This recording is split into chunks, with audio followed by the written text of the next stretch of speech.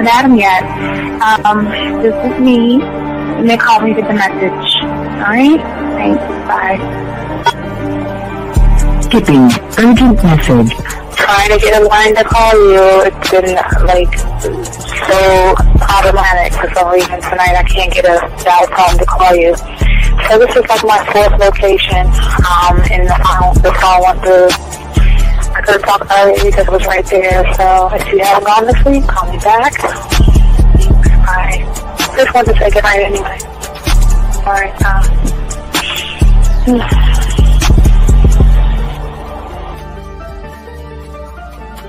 Urgent message. Hi. I hate that your phone keeps rejecting me. You must have a really bad connection. Anyway, I don't know. It's 11:42. It's not even late. So if you're not asleep, call me back. Right, bye.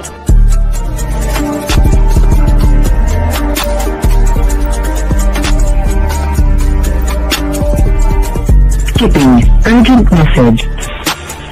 This is Bree. Please give me a call when you get this message.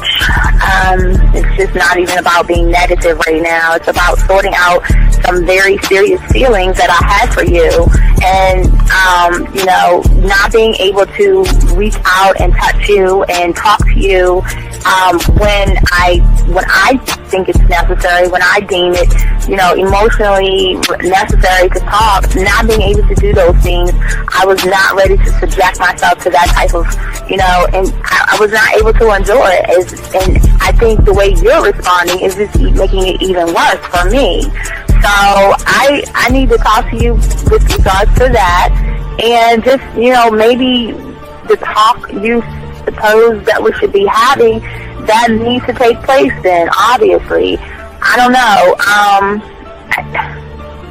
Your reaction to everything is really disappointing. And I need to talk to you. So call me and don't be acting like that towards me. That's probably the situation, how you normally deal with it, but that's just not going to work.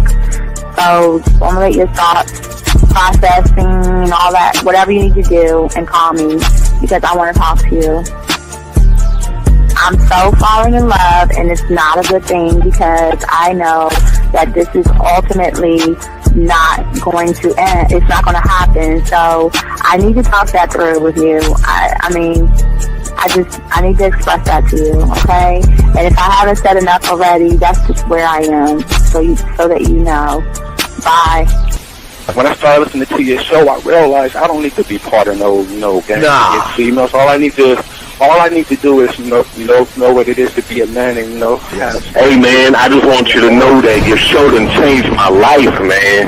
Man, I am serious. I was that nice guy, but then I went out on the block, man, and I was like, I just upped my game and was like being more alpha and being more of a stand-up guy and just taking care of myself. Yeah, now I know. Man, I listened to your show and I was like, what does it mean, Until I bought your products, understand, listen to all the diss you gave me, and yeah, that's what it is. Some people talk about, it's like they're 60 on the list. Man, I'm going to tell you like this, man. I just when you called me, I was listening to it now, and you get this natural high from it, He kind of sparks you up. It kind of gets you going, and it gets you to to feel good about yourself. Like it's about to be 160 degrees. You take your characteristics that you know about yourself, and you work on those, and you improve those, and you develop a belief system in yourself that nobody can tear down. And that's basically I can apply it to every aspect of my life, not just with women. You can do it with your employment. You can do it with sports. Basically anything you want to. And it gives you a strong belief in yourself. Dean, if I had your information a few years back, man, I would not have gotten a divorce. I promise you that. And I even say this much. With what I know now, with the mind state I got now, man, I've got texts from my ex talking about this is strange, and I didn't put these words in her mouth. She said, Ken, I really respect you. Robert Frank and you're listening to the manmindset.com dating help for men with your host, Steve the Dean Williams. I'm Tyrone, and you're listening to the manmindset.com dating help for men with your host, Steve Dean Williams. So get on board, long dick style. This is Debo. Steve the Dean Williams. Give me your chain, punk. Yeah, sleep with your lights on. I still got the bicycle. Much love, Steve. Do what you do. God bless. Yo, cupcakes. This is CT Fletcher, and you're listening to the Man Mindset Dating Show for men with your host, Steve the Dean Williams.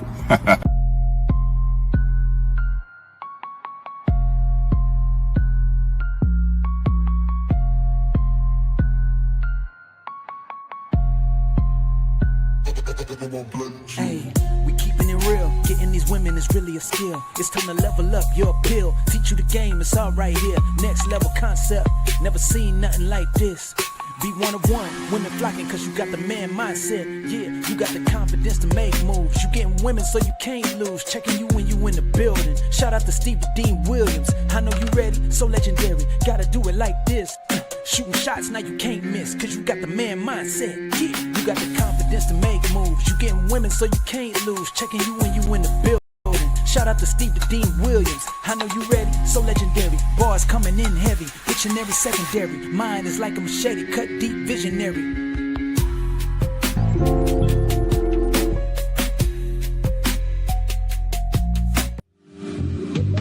I love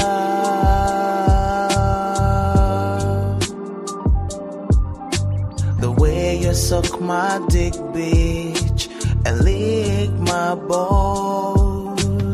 I know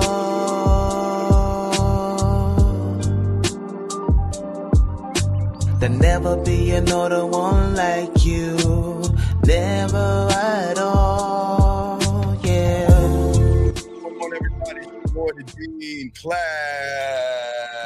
is in session. How you guys doing, man? Hope you guys, it's Saturday. Hope you guys are doing good, man.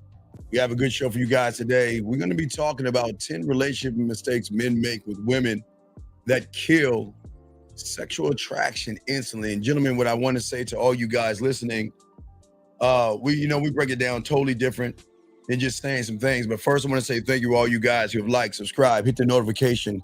Thank each and every one of you guys out there. I want to thank each of you, my chat room dogs out there.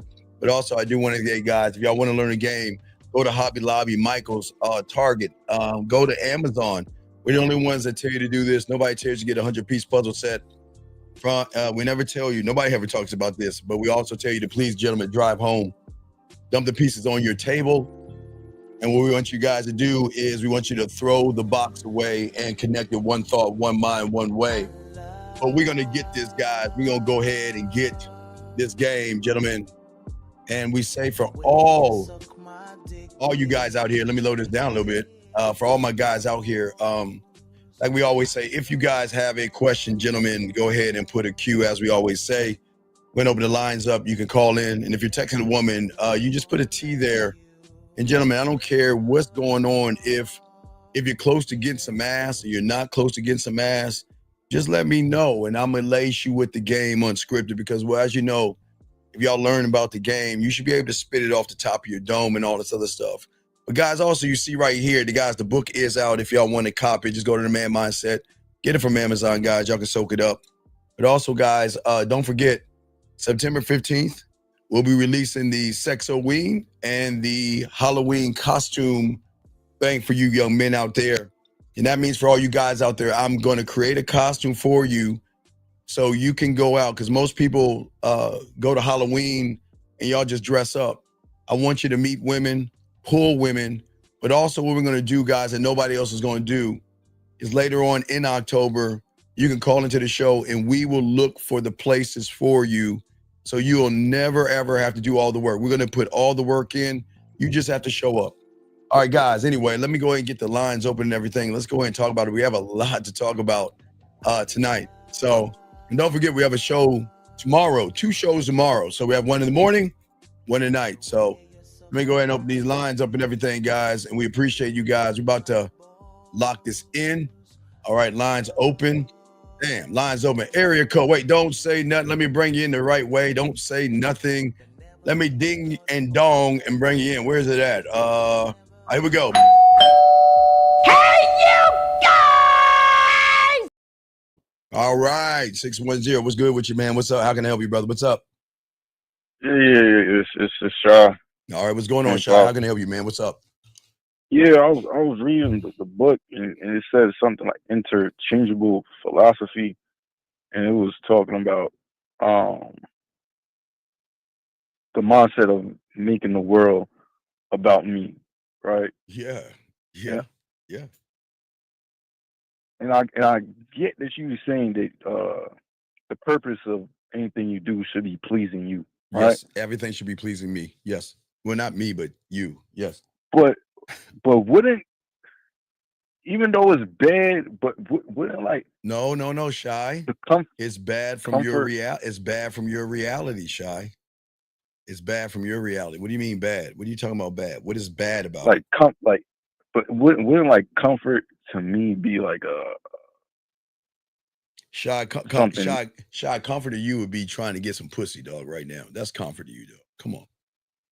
Yeah, but that shouldn't be comfort. But that's what I'm saying. That shouldn't be comfort. Comfort should be doling out your dick. You see the difference? Comfort to me is giving women orgasms. Comfort to me is making women hot and horny and think about you. All right, Shy, let me give you, I got a few of these, but let me give you an example of what it's like, okay? This is what you want to know what's comforting to me. This, when you get messages from women like this, check this out, Shy. Give me a second, brother. Check this out. So when women send you things like this, check it out. Listen. Hey, what's up, Daddy? First of all, I have to say that your voice is so fucking sexy. Oh my god, like, oh, shit. And when you call me sexy, like, oh, this shit just like, yeah. But I got you. I'll follow Daddy's instructions. And all right, so right there, you see what I'm saying, my brother? That's you see the difference? So you see what pleasure is? That's what pleasure is. So let me stop. So that's what pleasure is. Does that make any sense? Okay, so the pleasure. The pleasure is me. The pleasure is me allowing her to unlock things inside of her mind to make her feel sexy, to make her feel seen, to make her feel appreciated, to a point where she decides she wants to mess with me off of my honesty and not me playing games with her. Okay. All right, so go. We got to talk. Wait, just hold your thoughts. Let me start the show because I know you have a million questions. But you have any other questions? Let me do the show and you call back. But do you have any other questions? No, that one's. All right, well, call back because I'm sure you'll be calling back about this stuff. Okay, so call back. Okay, buddy. All right, gotcha. All right, thank you, Shy. All right, guys, lines open, guys. Let's go and get into the show, gentlemen. We got a lot to talk about. Appreciate all you guys here. Glad that you guys here to soak up the game and what we're about to talk about and discuss, gentlemen. Gentlemen, if you have a question, make sure you put a Q in there. But let's go ahead and talk about it. Let's be honest. For many of you guys out here, dating in 2025, unfortunately, is just about done. But it feels like to many of you guys, it's rigged against you. And it feels like that many of you guys are following a rule book that is sometimes out of date, okay? And I get it. As you guys grow and everything, society always tells you to be more masculine.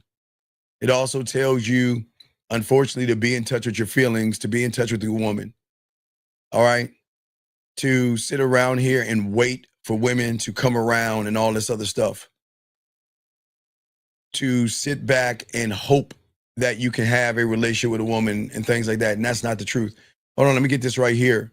A lot of women in bars or clubs are around other men. So how do you protect? Okay, sir, I told you this before. I'll be fast. If I see a sign for failed or a Martin type situation, it's like 3 girls and 2 guys or 4 guys and 3 chicks or some shit like that. I run the game, dog. I've told you this several times. Anytime I go and I see a woman that is in a group of people, you just can't go right into the group. So what you have to do is you would have to meet one of the guys at the bar, talk to him, buy him a drink, let him know the next time I come around, I'm gonna say hi to you. Then he invites you into the circle. You talk to the woman in the circle, you roll out. But there's levels to this, big dog. Anyway, guys, I got a question. Go ahead and you can put a cue. We got y'all. We'll continue this thing, man. Okay. No, Scary. He's on the spectrum, so don't leave him alone. He's fine. Just let him talk. He's on the spectrum. Don't worry about him. Don't worry about him. But anyway, guys, I was saying, okay, so gentlemen, we had a conversation Friday morning. You know, we did something overnight for you guys and everything like that, and we did take those things down. But we talked about some very, very important things, and I can share with you guys. I wanted to share with them first to give y'all an understanding of what's going on with yourselves. And gentlemen, the way I described it for you young men out there, and please guys, get your crayons out because this is very important because nobody's going to talk to you about this kind of stuff the way we are going to talk to you about it.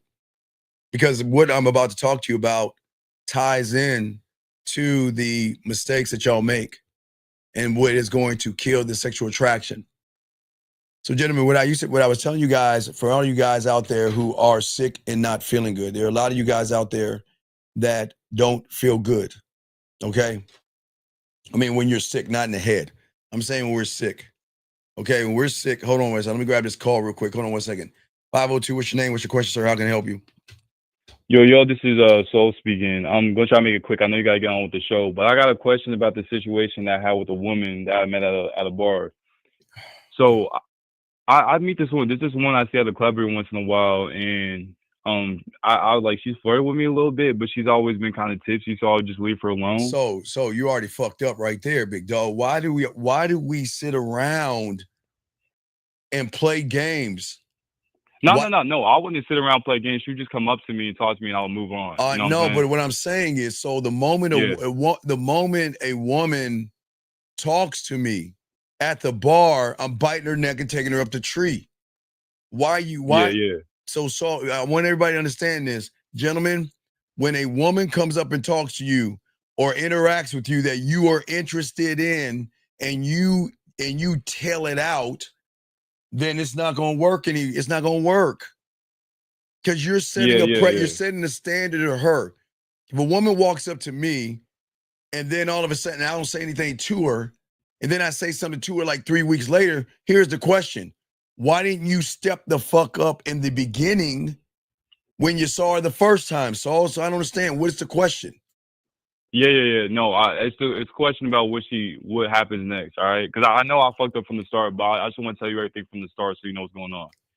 So I see her a couple of weeks ago, and she said something like, I want to get to know you, something like that.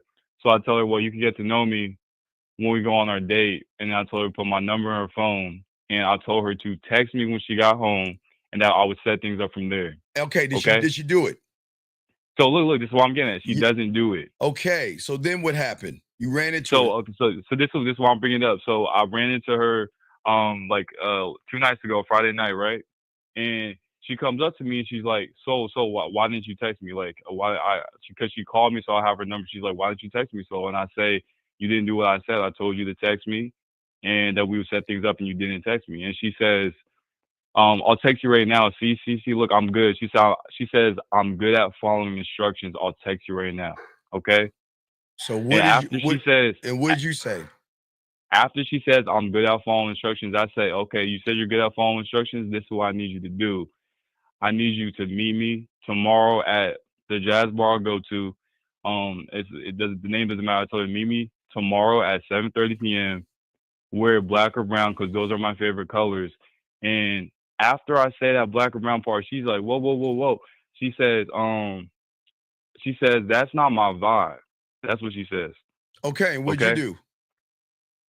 And she starts to walk off. I didn't ask that. What did you do? Yeah. So this is what she does. She says, that's not my vibe. I gotta go to my car. And she's walking off, and she says, I'm gonna text you. We can negotiate. Okay, she's walking off. That's what she said. And as she's walking off, I said I don't negotiate. That's what I said.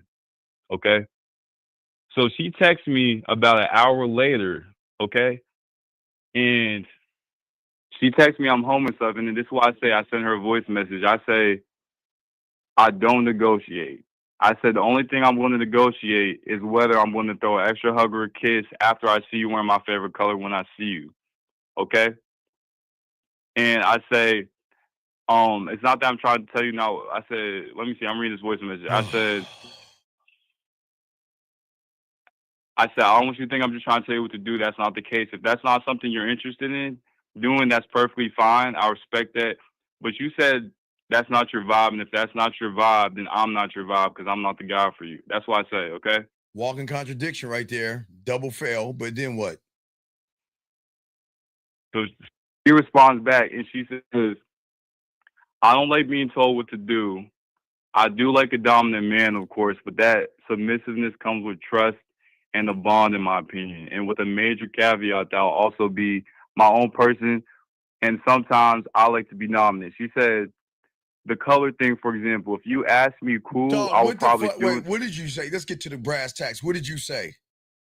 Oh, you didn't say I anything. thought, no. I responded back to that. I said, I respect what you're saying, but I'm not the guy for you. Stop. Too much talking, man. Take Yeah, care. yeah. Take care. Gentlemen, let me tell y'all something. If you tell a woman and have this conversation with a woman, yeah, and she tells you that's not my thing, we're done. And when you text me, I'm gonna tell you, I'm sorry, I think you messaged the wrong person. I'm not wasting my time with you. You're a nothing and a nobody to me as somebody. I'm not gonna grovel, and that's all you're doing is you're too busy explaining yourself, soul. You're too busy explaining yourself. Now she's trying to tell you terms, but see, this is where y'all go wrong, and I'm gonna talk about this. You've been playing on her terms, man. From the moment you didn't say anything, gentlemen, he's been in her reality. And then you've been doing all this shit from her reality. That's why you're talking all these terms. Gentlemen, let me tell y'all something easy. If a woman doesn't say it's my vibe, okay, hey, look, I want to take you to Lake Spread Your Ass Cheeks. I think, you know what, we can go feed the ducks, we can chill and enjoy ourselves. Well, I don't do the lake. That's not my thing. Then that is the end of the conversation. I don't need to explain myself to you. And then she texts me, hey, this is such and such, which I'm sorry, I think you said this is the wrong number. This ain't happening. This ain't working out. And I'm done. I don't want to hear all that shit. That's why I called it because when I first said it, I thought that I was just getting better articulating myself. But afterwards, I like you. No, I felt like I wasted my time. I like you. I like that you were articulating yourself. It was just the wrong time to articulate yourself. Yeah, that's what I was saying because that's why I wanted to call in because I was trying to see if I could handle it without getting coaching for it. Yeah, but the moment Saul, listen, what happened afterward? Get to the final point. What's up? What happened afterward? No. The final point is I told her I'm not the guy, and all right. Wait, look, this is the part. The final part. She says, when she sent her text, she says, she asked me a question. She said, would you wear my favorite color if I told you to? What's your favorite color? That's what she says to me. No, I'm saying, okay, look. I'm saying to you, this isn't about colors. This is about you telling me it's not your vibe. I don't give a fuck what you wear. Yeah. I'm not on the wear. You see, you're jumping to the B and not looking at the A. The A is she said it's not my vibe. Then I'm out. Yeah. Yeah, I should just wait. Just let her know this isn't about outfits. I'm just not the guy for you. Take care. No, it's already a wrap. Okay, then. All right. Yeah, okay. All right. I'll throw you back in. All right. Thank you, Saul. Thank you. All right, guys, let's keep going. Guys, let's get it. God, thank you, Saul. All right, guys, let's go ahead and chop this up, guys. Get your crayons out. As I was telling you guys, this is a very important conversation we're about to have here because it connects to everything that goes beyond. Because I know many of you guys, when y'all hear a list of everything, for a lot of you guys out here, is that it's not about the list. We're going to get deep into the game, and I need y'all to understand this. But to understand it, I need you to connect with what I'm saying. So, gentlemen, let me explain something to you that in a way that nobody's actually explained to you guys out here, okay? Please understand this, okay? Okay, hey, look, Matthew. Everybody leave the guy alone. He's on the spectrum, okay? Let him just talk, okay? Just leave young John alone. Just let him talk, okay? Just let him talk. Please, just leave him alone. Anyway, what I was saying to y'all guys is this. When you eat food, if y'all missed it, I know it's going to sound crazy, but follow me on this because this is very deep and very important because nobody's ever talking to you about this. So, gentlemen, when you eat something that doesn't suit well with your stomach, what happens is you then you get sick.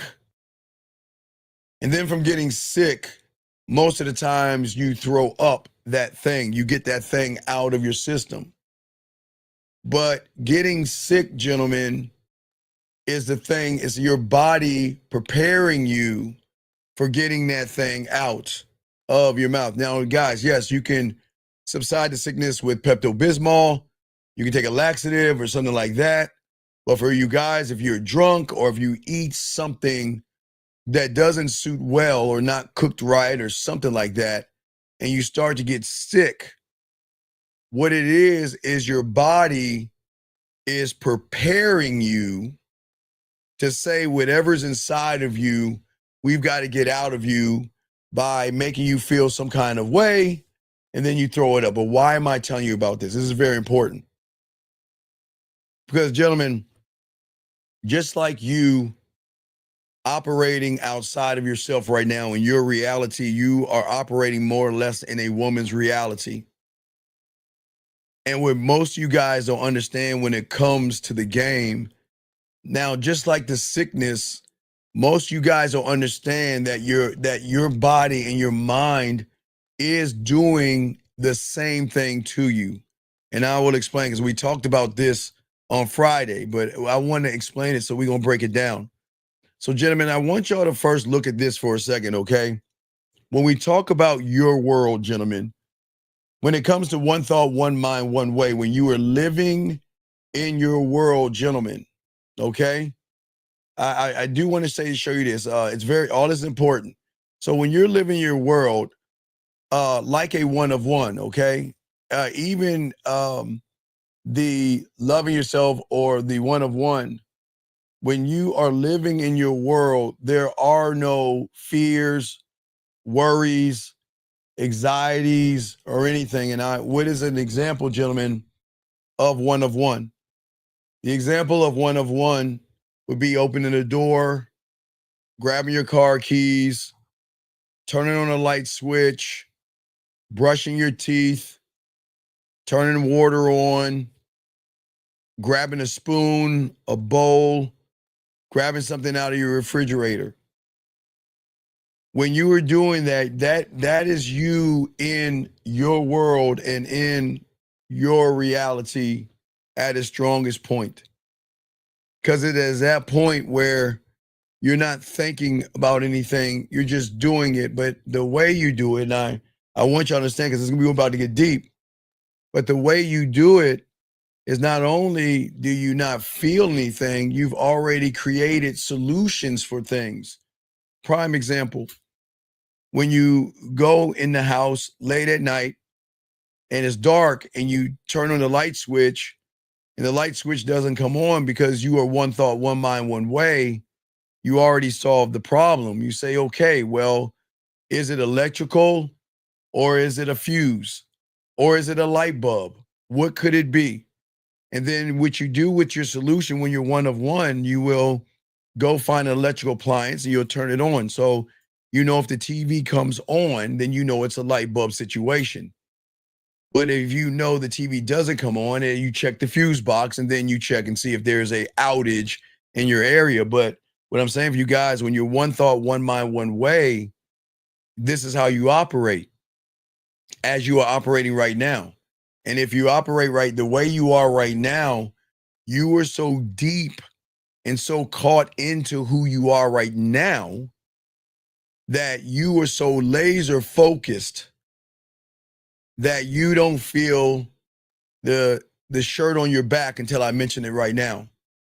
You don't think about the socks that are on your feet right now, or the shoes that you're wearing, or the boxers or underwear that you're wearing right now. You're not thinking about anything. Matter of fact, you're not even thinking about breathing right now until I brought it up, because you are locked in to a mentality and a mindset that is operating on its own, and that is one of one, okay? But why am I saying it? This is very important on everything we're saying, is we're about to break some stuff down and getting deep. Now, gentlemen, for many of you guys out here, this is why you're here, because it's my job to do everything I can to get you into this reality when it comes to women. Now, when you see a woman and you move outside of your reality, what happens, just like when you're sick, guys, remember we talked about being sick. Just like when you are sick, your body is going to trigger something in you to tell you something is wrong. Listen to what I'm saying. It's very deep. Listen to what I'm saying. 99% of your life, you got it. 99% of your life, there's no fear with your toothbrush. There's no anxiety. There's no worry. There's nothing like that. So your body, the only time your body will trigger is if you're not feeling good. Matter of fact, your body will also warn you when you get a cold. You'll start to feel it. You'll feel the fever. Like you know when you're getting sick, if it's a sore throat or something like that, your body already has mechanisms in place to get you locked in. Okay, that's what I want to say. But for many of you guys out here, when you operate outside of yourself, your body or your mindset begins to tell you something's wrong when you're operating the wrong way. And how does it do it? It makes you feel fear, worry, rejection. When you are not in your reality, when you're operating outside of your reality, what happens, gentlemen, gentlemen, this is so good about this. From this point on, for you guys listening who didn't hear it Friday, now you know where you're at. Because if you're operating from a woman's reality, that's where the fear comes from. It is your body and it is your mind telling you at that point. It's your body, it's your mind telling you that, look, check it out. We're not moving the right way. Something is wrong. You should feel the same thing you feel when you grab your toothbrush, just like when you walk up to a woman. But most of you gentlemen don't ever sit around and understand. I'm giving you understanding. Then I'm showing you guys how now you can gauge, gentlemen. You can actually be honest with yourself and know where you're at versus wondering why. Because the moment that you get into a woman's world, a lot of things happen, and that's what we're going to be talking about. It's going to get deep. We're going to get very, very, very deep. All right, guys, and I ask that you guys please get your crayons out. Please take notes. We want to make sure that we give y'all understanding this, because a lot of people don't understand what's happening and what's going on. Wait a second, real quick.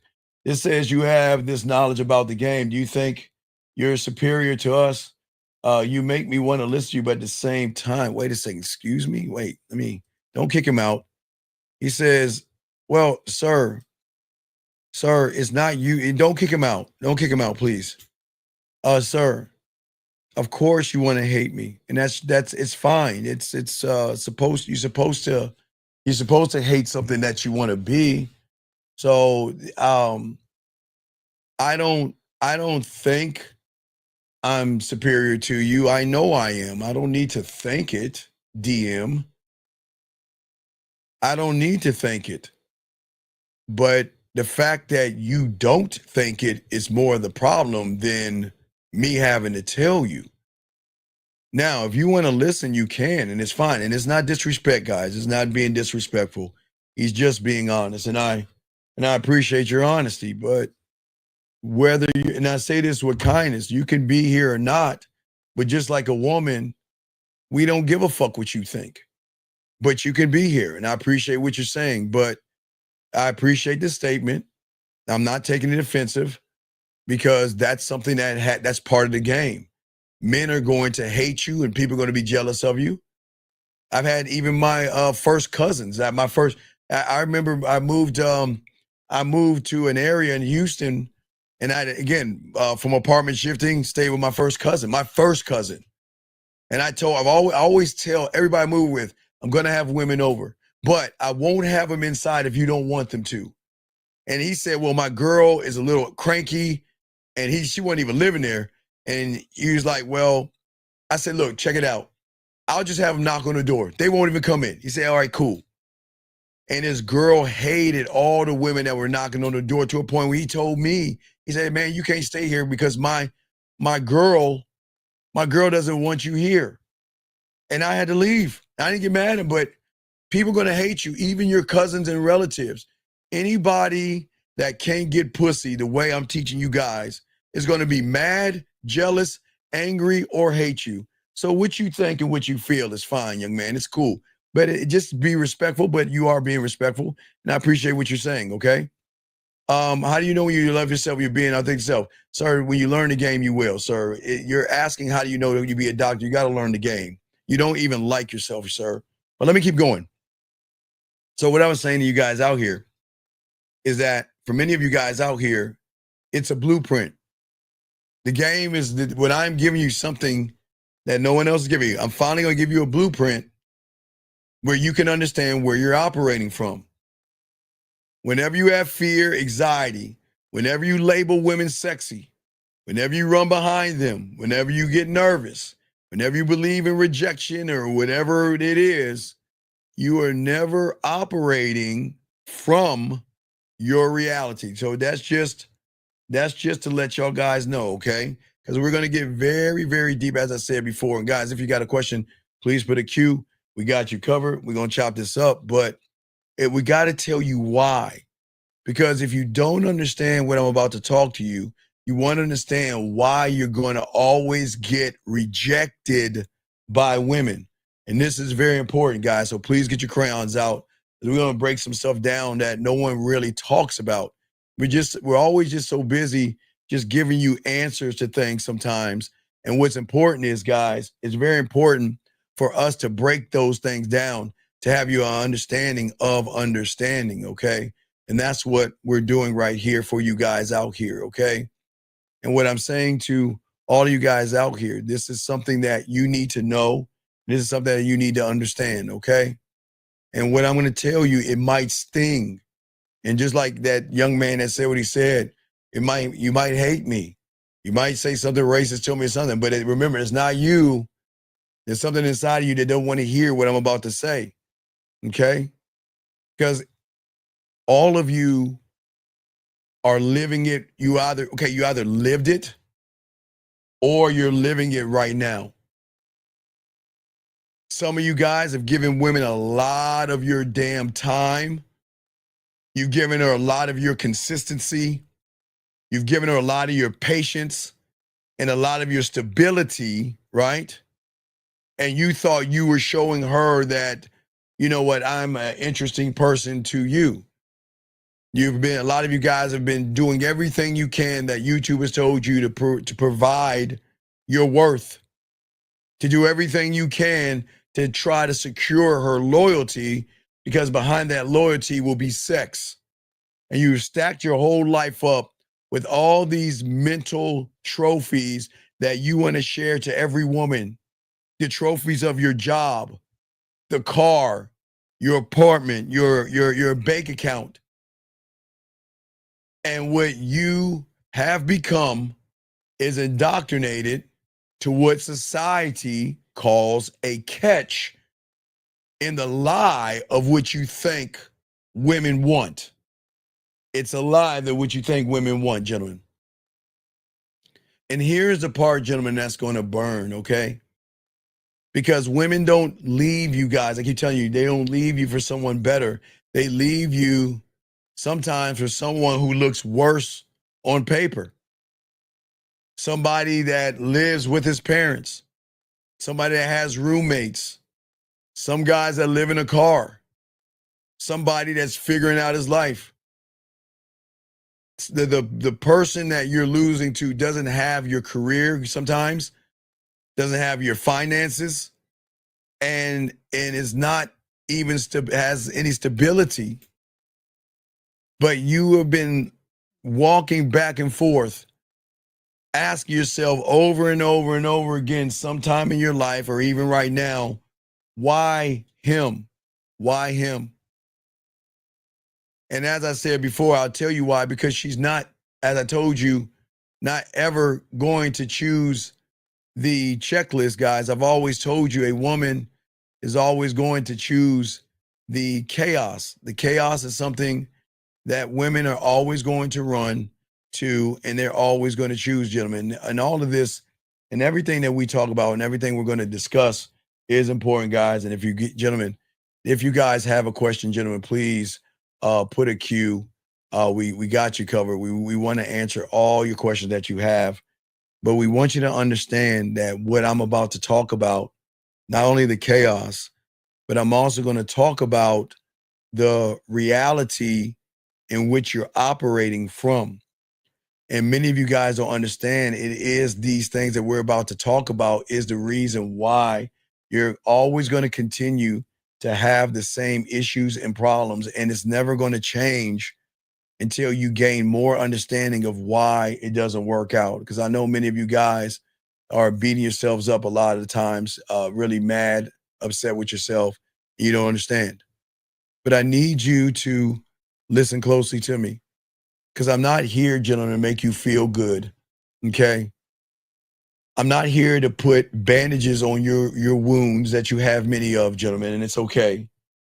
And I'm not here to stroke your ego. What I want to do is I want to take time to strip the illusions off of you to show you the edge of a truth that most of you guys are not ready to accept. And that's what we're going to be talking about, okay? Let me grab this question real quick. Wait a second. 610, what's your name? What's your question? Yeah, shot 25. Yeah, I heard you. I heard that you said that that it's a sickness when you have fear. Yes. And that's your body's trying to tell you. It's because that right, something. because you're out of order. See, when a man acts emotional or effeminate, it's out of order. Having fear is out of order. And when it deals with a woman, I didn't say a lion or a damn tiger in the woods or something. I'm not saying that. I'm saying anything that deals with a woman that triggers an emotional response out of you is out of order. So your mind and your body, Shy, is trying to tell you that what you're doing is wrong and you need to stop doing that, because you're not going to get what you want as long as you continue to do that thing. So I know that I'm the one that's doing it. No, you're the one that chooses to do it. You choose to do it. Yeah, I'm choosing to do it. Right, because I'm gonna get into that. I'm gonna get into your addiction. It's an addiction. It's addiction. Oh, we're gonna get into that. We're gonna get deep. Oh yeah. You want? It's wait. How much fucked up it is? It's not even that you choose to do it. You want to do it. You have no choice but to do it, because that's the only way. Okay, what you guys understand, because I'm gonna get into this, is that when you are grabbing your toothbrush, opening the door, or grabbing your keys, right? Yeah. You are one of one. You are aligned with yourself. And that is why you can do all the things that you're doing. You have trained yourself to that, okay? But you are in alignment with femininity and not masculinity, and you have become addicted to that feeling. Like Boxing said, it's a comfortable addiction. Absolutely right. You're comfortable being comfortable. You don't want to go to the unknown. You don't want to feel uncomfortable. You want to feel comfortable. But you're rejecting yourself. But yet you get shocked when a woman rejects you. But we're gonna get into that. We'll get into all that. But as I'm saying, Shy, it's not you think you think that you know, but you don't know. But isn't it? But doesn't being comfortable make you weak? Uncomfortable in the sense of makes you weak. The reason comfortable makes you weak is because when something uncomfortable comes your way, you cower. You're not prepared for it.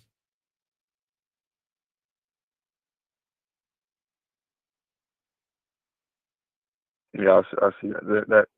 That makes sense. Well, I try to make sense sometimes. So, because I know you said that even if you try to prepare yourself and you have the wrong mindset, it won't. No, it won't. It never works. It never works. That's the trick that marketers and advertisers and people won't tell you. It will never work. Because Shy, Shy, you want to know why it doesn't work? Because where are you interpreting the information from? Are you interpreting the information from your reality or the one that you're stuck in? Her reality. The one reality. I'm stuck in. Right. And what you guys don't understand is you're splitting time between your reality and a woman's reality, and that's the problem. You're splitting time. So anytime you mess with a woman, see a woman, want to talk to her, you're jumping into her world and her reality. And that's why your body is telling you you're doing it wrong by giving you things.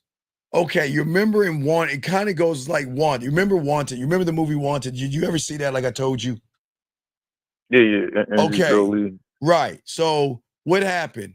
Well, every time he got those anxiety attacks, what did he do? He would take medicine to temper the feeling, right? Right?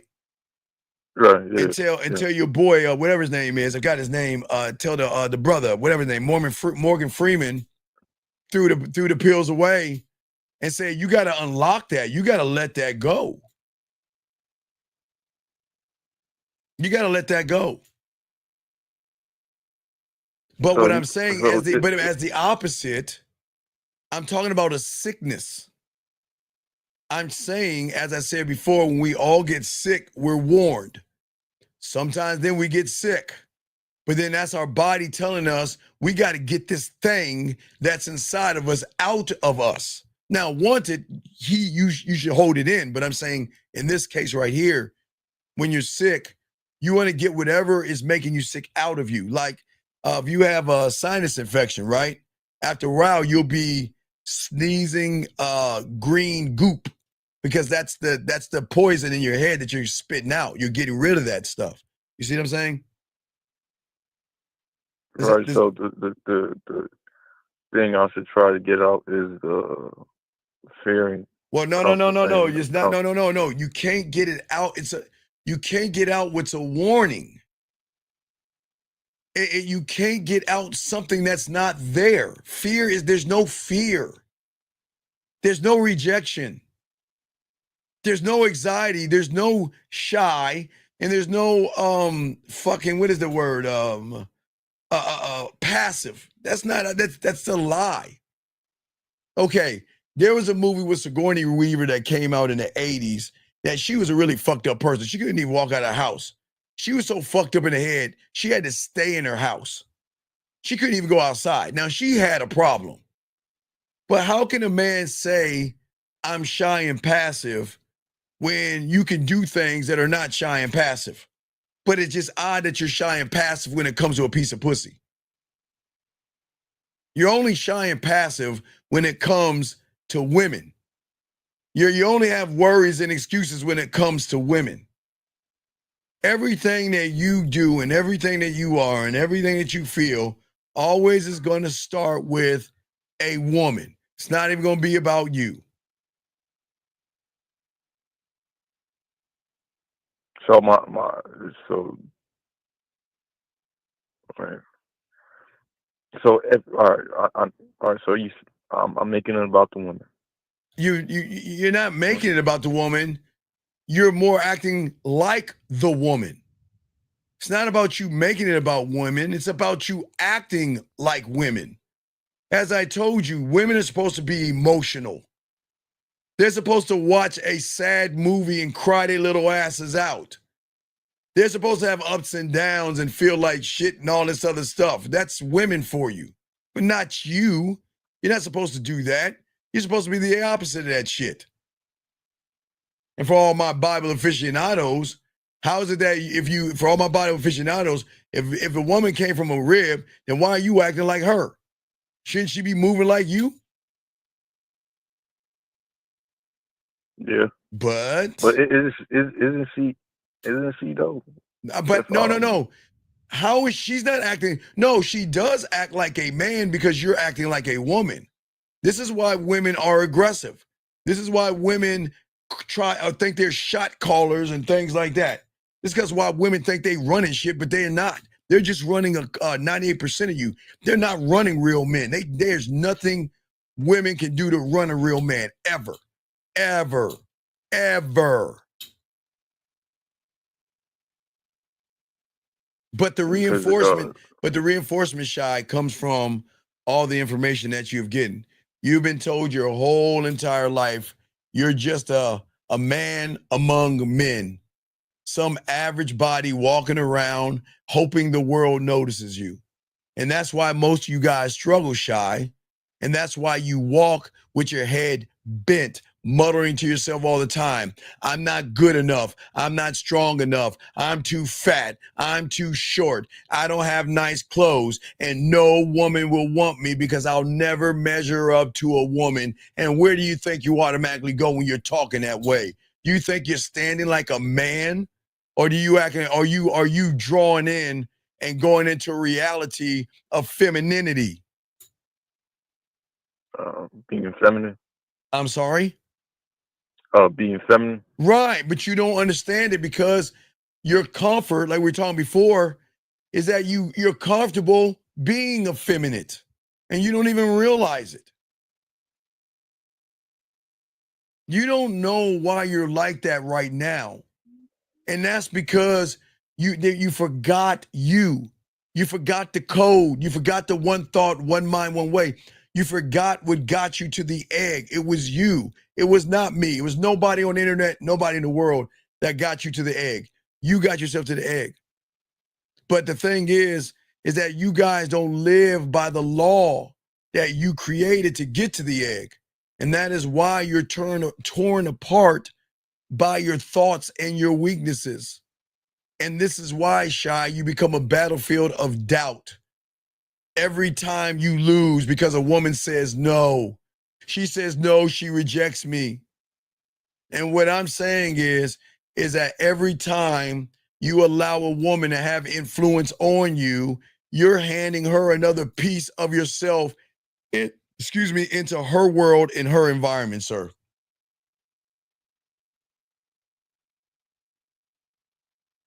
So all right. So what? All right. That's a bad question. All right, hold on. So since I'm marrying the woman, right, and No, you're not marrying. What the fuck is that? Shy, listen to your language, dog. Shout out Mouse Cunningham. Shy. I understand. I'm gonna let you listen to your language from your reality and listen to mine. I don't approach women to beg them to be with them. I put my bid in to give them an opportunity to get on my dick. You date women, they date me. You get in relationships with them, they're in a relationship with me. You live with them, they live with me. You're engaged to them, they're engaged to me. You marry them, they marry me. Do you see the difference? I'm never leaving where I'm at for a woman. I'm never doing it. ever. But yet you guys are doing it all the time. Does that make sense? Yeah, the fact that I'm not rooted In yourself, yes. I'm Yeah. Because you're already okay, you're rooted, but you're rooted in the wrong reality. You are rooted in her world. You're not rooted in yours ever. It's like, okay, if you look at the average person, Shy, the average person is like a soap bubble, you know what I mean? He's like bright for a moment, reflecting for everybody else, just guiding and floating in the air, and then pop, nothing, gone. Why? Because he never stood in his own way. You see what I'm saying? His own mind, his own reality. You guys are always chasing shadows of things that you think women want you to be. You are always comparing yourselves to what you think I need to be to get some pussy. And like that guy, you remember the guy that says he hates me? You guys are envious of people that get pussy. But then you try to get validation from the woman. And then what you guys do is then from that, in her reality, which you are not supposed to be doing, listen, women are supposed to gossip. Women are supposed to be drama filled and all that other shit. Women are supposed to look at other women and judge. Do you know sometimes when women go to club, Shy, they don't dress for other men sometimes. They dress to outdo other women. When you get enough women, you're gonna see women like just looking at other women. Hey, women will look at other women's titties.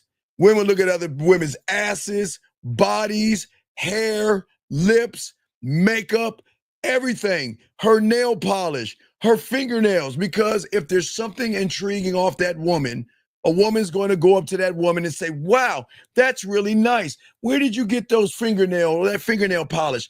Wow, that's a really pretty dress. Wow, you got pretty hair. Wow, where'd you get your hairstyle? So women are supposed to do all that shit.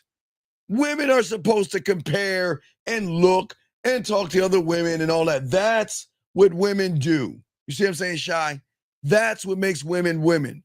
They sometimes measure themselves up against other women because other women measure themselves up against them. It's a cycle. The woman will measure herself up against some woman based off of something that she sees, but then she knows there are other women measuring her based off of what they see on her. So it's a woman's world in that, right, Shy? You see what I'm saying? But then there are you guys, Manosphere, Red Pill, pickup artists, seductive guys, incels, who are living in a woman's world. And what are you doing? Measuring yourself up against another man, looking at other men, asking about other men, talking about other men, worried about other men, want to get receipts from other men. Do you see what I'm saying? It's not from your reality. You are actually operating, okay? You're operating from a reality in which you shouldn't be in. Women are supposed to Shy. Shy, man. When you get some pussy, get a bunch of women, man. They're gonna be walking. Some women be like, "Hey, I had one woman told me the other day that you know what? I was working today and I was at the mall and I saw a woman who's, hey, look, I saw an ass that you would love." Say, damn, you looking like that? Well, sometimes women find things nice on women.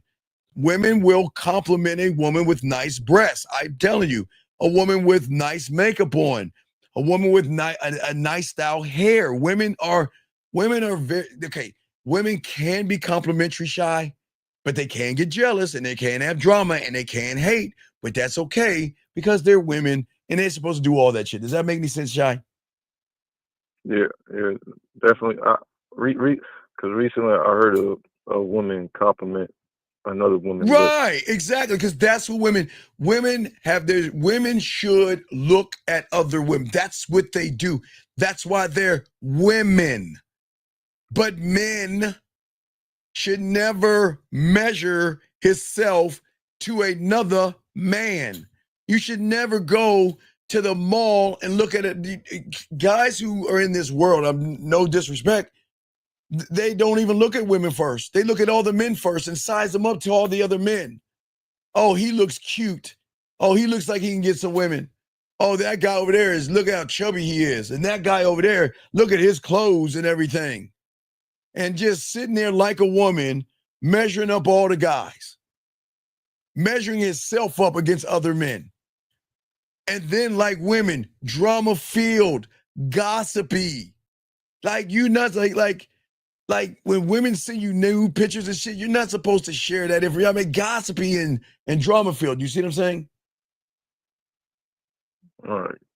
Right. And So dollars and cents. I'm saying women don't like women as well. That's what I'm saying. But that's women, though. Women can smile and talk shit about a woman as well. It goes hand in hand.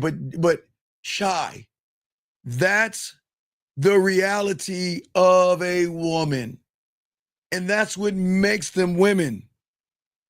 As I told you, Shy, two girls can be the best of friends, Shy.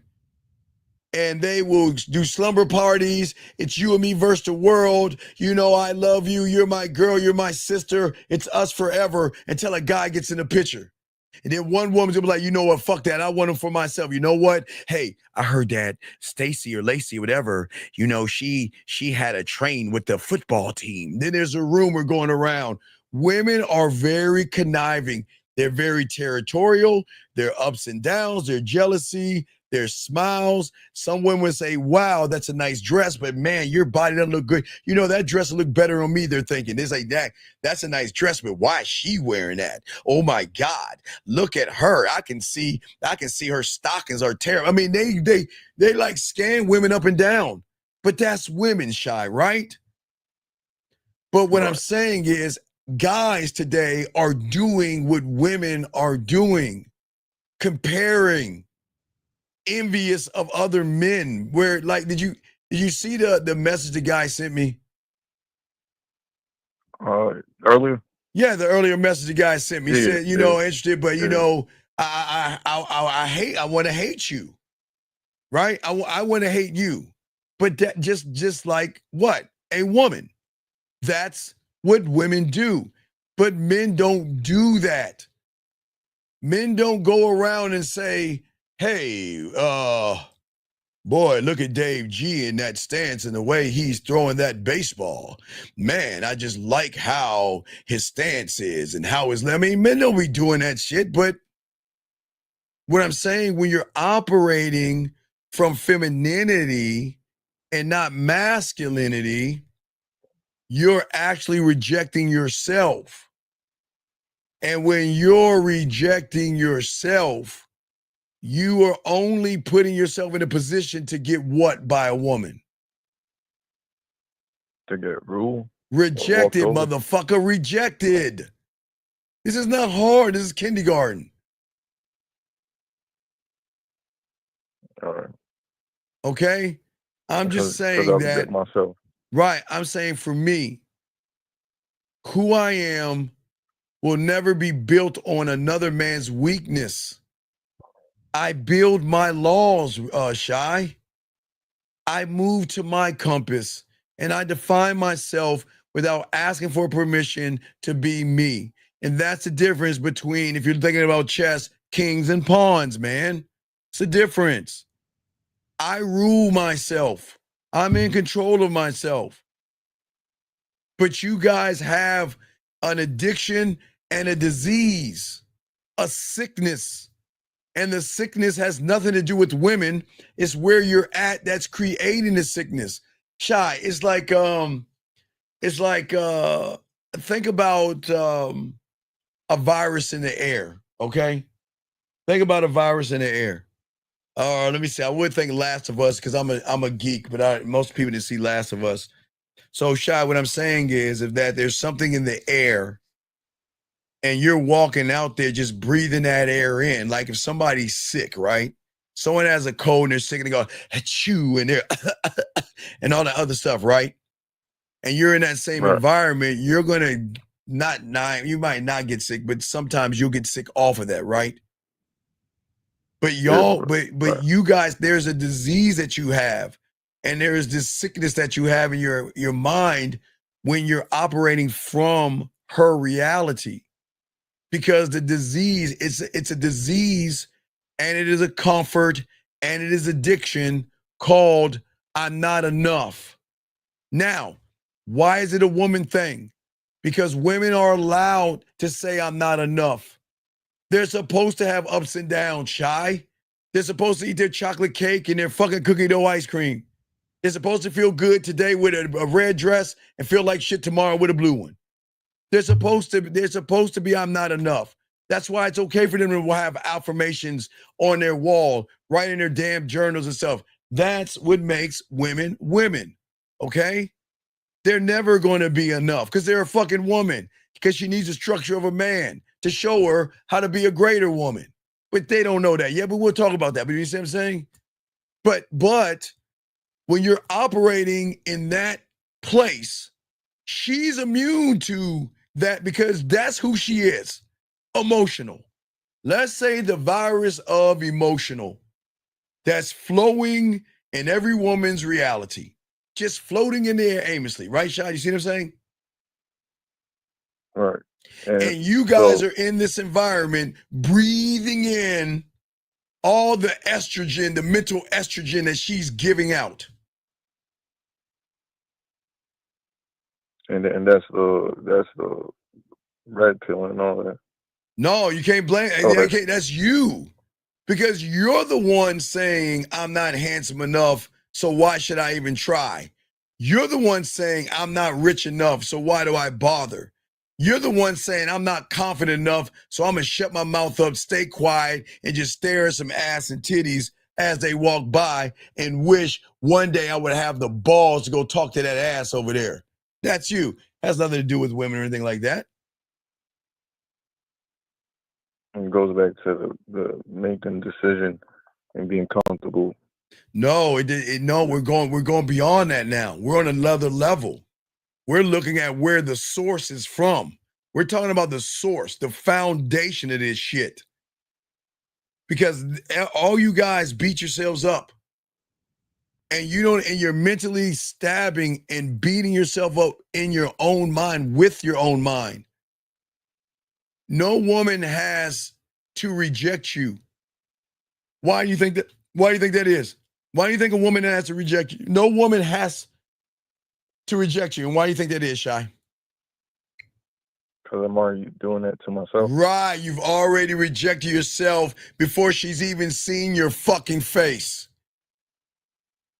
You've already rejected yourself before you walk up to her, before you talk to her, or before you swipe left to right. You've already rejected yourself. And see, what I'm saying is I don't suffer from that disease. And it's not because I'm perfect. It's because I never doubt myself. It's because I never entertain weakness. And my rule is simply this, Shy. I am who I am, and that's all I am, and that's all will be enough. I am fine with who I am. I am good with who I am. I love who I am. I love that I'm 5'7". I love that I'm 54. Hey, Shy, I love that I'm 54 and I can't fuck like you can at your age. I can't fuck like you, Shy. But guess what, Shy? I still love it. I still love it, Shy. Now, I can't fuck like you, Shy, but that's not a weakness. I just accepted it. I'm breaking down. I'm going towards my end. I'm going towards my death. But Shy, I'm fine with who I am. I am fine with it. I am fine. Some women are going to find me attractive, Shy. Some women are not going to find me attractive. Some women are going to say, damn, you're too old. You're like my dad. And some women are going to call me daddy. You see what I'm saying? Well, for 1950, that's dad. But does that make any sense, Shy? So it's like not to sound all like ancient, but like an inner peace that you get with No. I got a disease. I'm diseased too. I got a disease. Me. Did I not tell you I'm a crackhead? Did I not tell you I'm an alcoholic? Did I not tell you I have a gambling addiction? I've got a fucking disease. My disease, I got to keep going. It started off with the vape pen. No, the thing, it started off with maybe a vape pen of me, then maybe some pills, some ecstasy pills. Started maybe a little syrup of me. Then I tried to smoke a little bit of weed of me. That really didn't do it. Then I found the cocaine of me and started snorting that shit, and I wanted more of me. So I figured out I'd take the cocaine of me from powder form and turn it to a rock and started smoking that shit. Yeah, it made me cracked out. That's what made me the crackhead. But now I'm like, fuck, I'm Percocets and fentanyl in me. I'm keep going up. And the alcoholic of me, I started with some water and then some Kool-Aid and then some, I don't know, soda. And then I had a beer. And then I tried something heavy, some rum of me. Man, I started drinking so much, man, I like, fuck, I'm a fucking alcoholic. All I do is drink me, Shy. I'm all fucked up. Then for me, gambling on me, it didn't start light. It just started, well, you know what? I place a bet on me here and there, and I win. And I'm like, damn, this feels good. Let me try it again. Hey, Shy, I go up to a woman. She turned me down. Cool. Man, let me keep betting on me again. I'm going to keep going. I'm not going to hide and tuck under the bed until the point where I every time I get the money of me, I gamble it on me. Anytime I see a woman, Shy, I push all the fucking chips in the middle of the goddamn table. And I don't give a fuck if I lose it or I win it. I'm always going to gamble on me. So I have a disease, Shy. So we both have diseases. It's just my reality are my diseases. Your reality are her diseases. Does that make any sense? Or your reality is more focused on you. Wait, I got a question right here. Hold on. Let me see here. Wait, 2 questions. Hold on. Wait. I mean, she asked me, how can we be lovers if we can't be friends? What do I say? Say to her, take care, because you don't know the game, dog. This is what I keep telling y'all, man. Y'all guys, okay, see, Shy, you know what that disease does? It makes you steal shit from motherfuckers that win to a point where you talk shit, and then when they challenge you on the shit you say, where do you come back to? Me. You see what I'm saying? So let me tell you what Shazam did. Shazam tried to play man. Shazam stole some stuff, probably from me, said the shit. The woman challenged him. Now look at him. What do I say? Do you see, you guys, you can't, Shazam, you can't cheat the game, sir. You can't cheat the game. You're a fraud. The woman's challenging you. Because I would tell you, Shazam, and you're going to steal it anyway. Let a woman tell me, I've heard, hey, Shy, I've had tons of women saying, hey, we need to be friends before lovers. You know what I say, Shy? I don't have women friends. I will never be your friend, ever. Now, after we get done fucking, or you suck my dick, then I could be your best friend. You can talk to me while hey, after I bust that nut, you can talk to me about your dreams, your aspirations, what you like to do for a living, all that shit if you want to. I'll listen. I'm cool with it. We can hang out, but we're going to be fuck friends. We ain't going to be friends. I'm never going to be in no friend zone. But I don't believe in being friends with a woman. Why the fuck would I do that? Right. Wait, so not even cordial. All right. What the fuck is cordial? Wait a second. Time out. If you wait, hold on. If you ain't learned nothing from me, then why the fuck? Wait. Let me. Hey, Jillian, can we? Jillian, can we? Okay, wait a second. Wait. No, Rogue. Nope. I don't have women. Rogue. Nope. No women friends. Shazam. You ain't learned nothing from me. Then what the fuck are you doing here? Then Shazam, I'm gonna time you out and let you think about that. You're timed out. This night might not be for you. You might have to get out. Nah. Rogue, with all due respect, I'd be honest with any of you women. Y'all gonna be my friend. Wait, hold on. Excuse me, Rogue. Wait. Hold on, Shy. I need to talk to the guys for a second. Give me a second, Shy. Shy, give me 1 second. Ladies, please. Ladies, real quick. Hold on, Shy. Give me a second.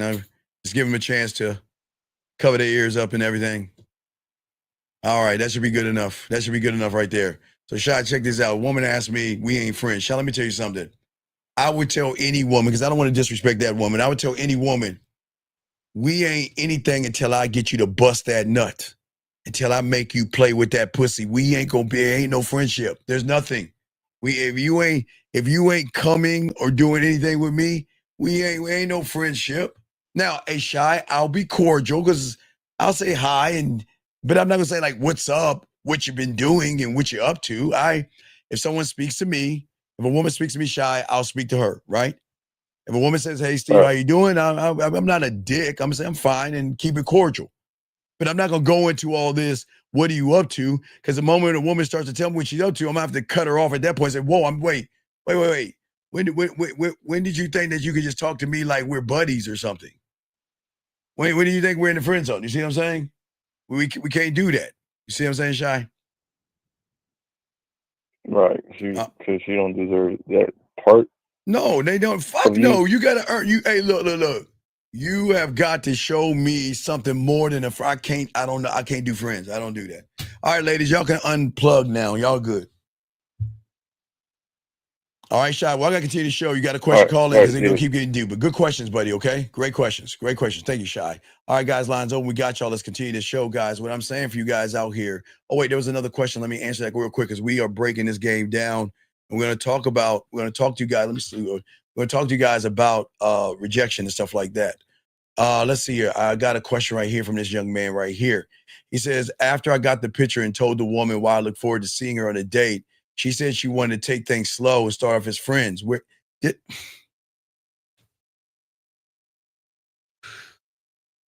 right, everybody out here, is this man operating from his reality or two, the woman's? Everybody in the classroom, is classroom participation. Is this guy operating from his reality or two, a woman's reality? Let me know, chat room. Where is he operating from, gentlemen? Because this is the problem, motherfucker reacts. If you're operating in her reality, you might as well be her buddy. You might as well do everything she's saying because she's calling the fucking shots. So guess what? If she needs to move, help her move. If she needs a picture put up a picture. If she wants to go out to eat with her and not get any pussy. If she wants to talk and cry, be a shoulder to cry on. Because you are like the group of guys that are in her reality, running behind her, trying to kiss her ass to get her ass, young man. And I'm just showing y'all, guys, please understand, as I said, I appreciate the question, but gentlemen, remember, guys, this is the beautiful thing about the game. I'm trying to show you don't believe me. I'm trying to get you to see it for yourself. If you could see it, that's why I'm trying to show you guys what I'm talking about. This is not me talking down on you, young men. I'm trying to get y'all to see where you're operating from. Most of you guys are already operating from a feminine point of view. And this is the problem, gentlemen. Gentlemen, this is right now, okay? Listen, all right? I want to ask you guys a question, and y'all, I want you guys to just talk to yourselves real quick. Don't answer the question. Don't answer it out loud. Just to yourselves, guys, okay? To yourselves. Gentlemen, how many of you replay conversations in your head? A woman laughs, you replay it in your head. She doesn't text back, you replay it in your head. She gives you a cold look or rejects you or says, I got a boyfriend. You play it in your head for days and days and days like it is a song that is a hit on the radio. And for many of you guys out there, you whisper to yourselves, she doesn't like me and I'm worthless. And you spiral into your own undoing. Let me grab this question right here. If you have ever been in her reality if you have been in her reality from the beginning, how do you shift your reality? Rich L, be a student of the game and learn the game, sir. You have to learn the game. You have to learn the game, sir. Rich is, okay, Rich, I'll simplify it, Rich. I think you knew, but I'll simplify it. If I want to be a doctor, the only thing I can do is go to medical school. I can't be a doctor anywhere else and do surgery. I've got to get certified and all that. I got to be a student of something. Let me grab this call. 857, sir. What's your name, sir, and how can I help you? Hey, my name is Arvin. I was the guy. I'm on Dogs React. So I asked you that question because what I ended up doing was letting her go, and I wanted to know if that was the right play or not. Okay, but hold on, dog. Wait, let me get back to you real quick. What do you Sure. think? What do you think your problem is, and why I don't believe you? My problem, No, I'm not. And I'm just saying. What do you think your problem is, and why I don't believe you? I guess my problem would be, I Because don't you know. I'm just not you just certain told on you no everything. no you just told me you acted on it, right? Yeah, I did. And So I then, thought, no, I'm gonna tell you why. no, wait, no. Yeah, Then you're full of fucking guys. Wait a second, time out. I'm gonna read what you said. yeah. Go You ahead. just fucking lied in my face. You just wrote right here above me. You said, after I got this picture from a woman, I look forward to seeing you on a date. She said she wanted to take things slow and start as friends. You said, Yeah. should I let her go? You didn't say Yeah, I I said let her shit. go. No, Yeah. stop. You said, should I let her go? You asked a question. Then you want to come on the show and fucking lie in my face, acting like you let the fucking woman go? Yeah, I Come on, asked that dude. question because I was getting to the word limit.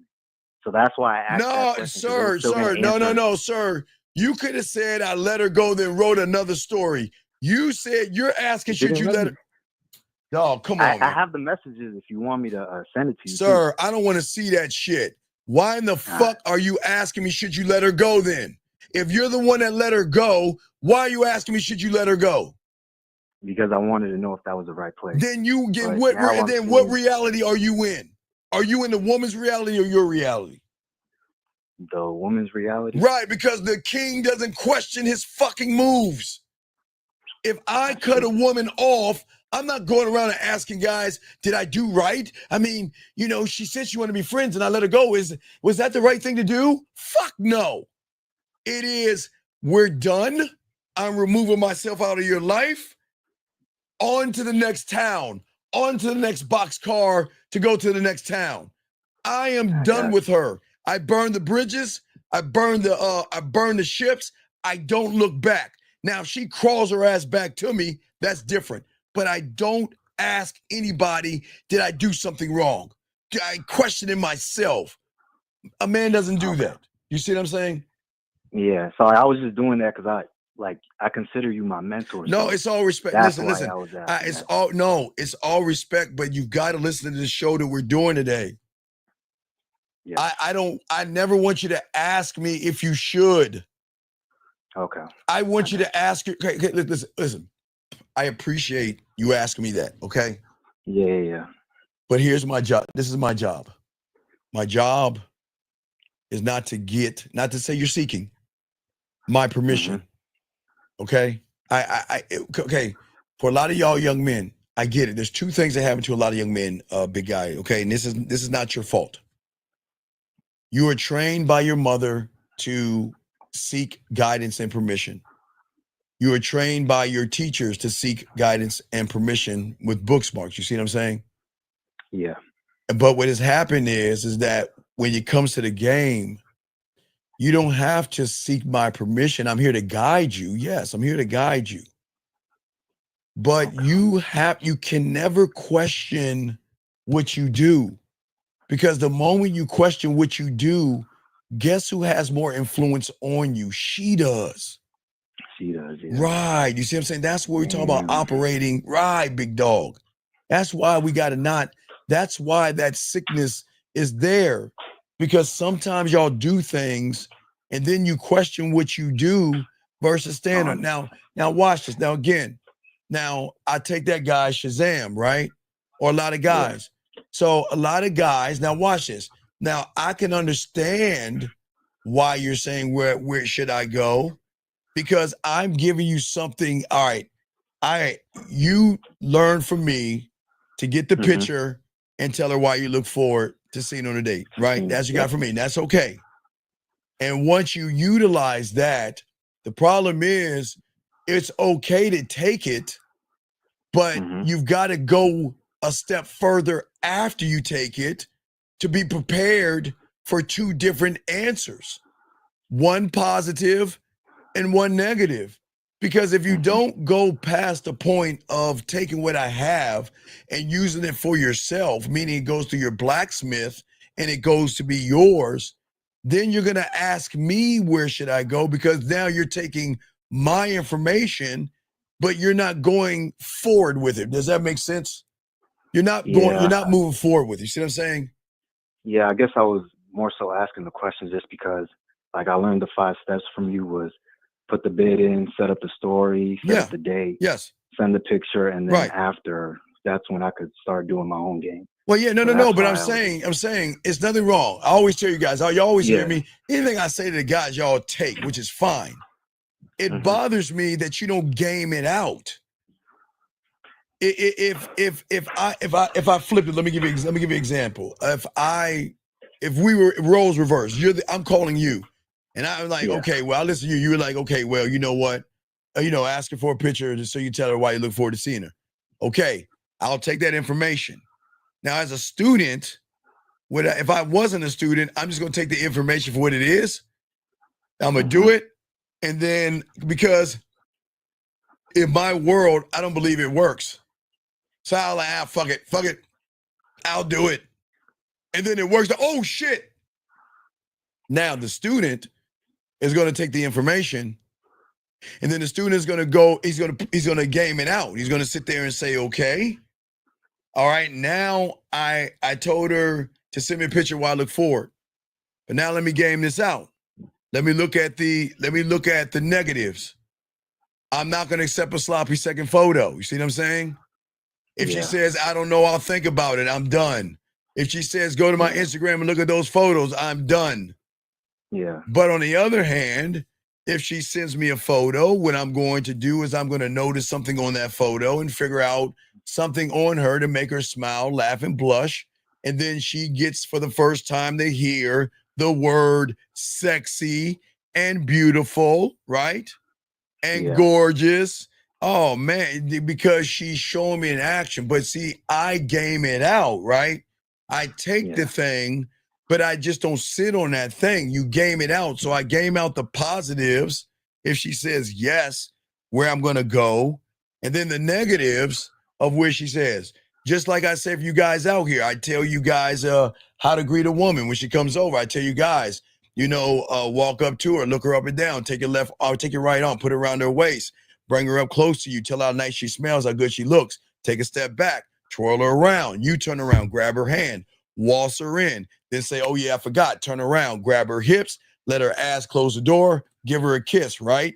Now, they do all that, but they don't game it out. It's like they'll do all those steps. Like, but what do I do next?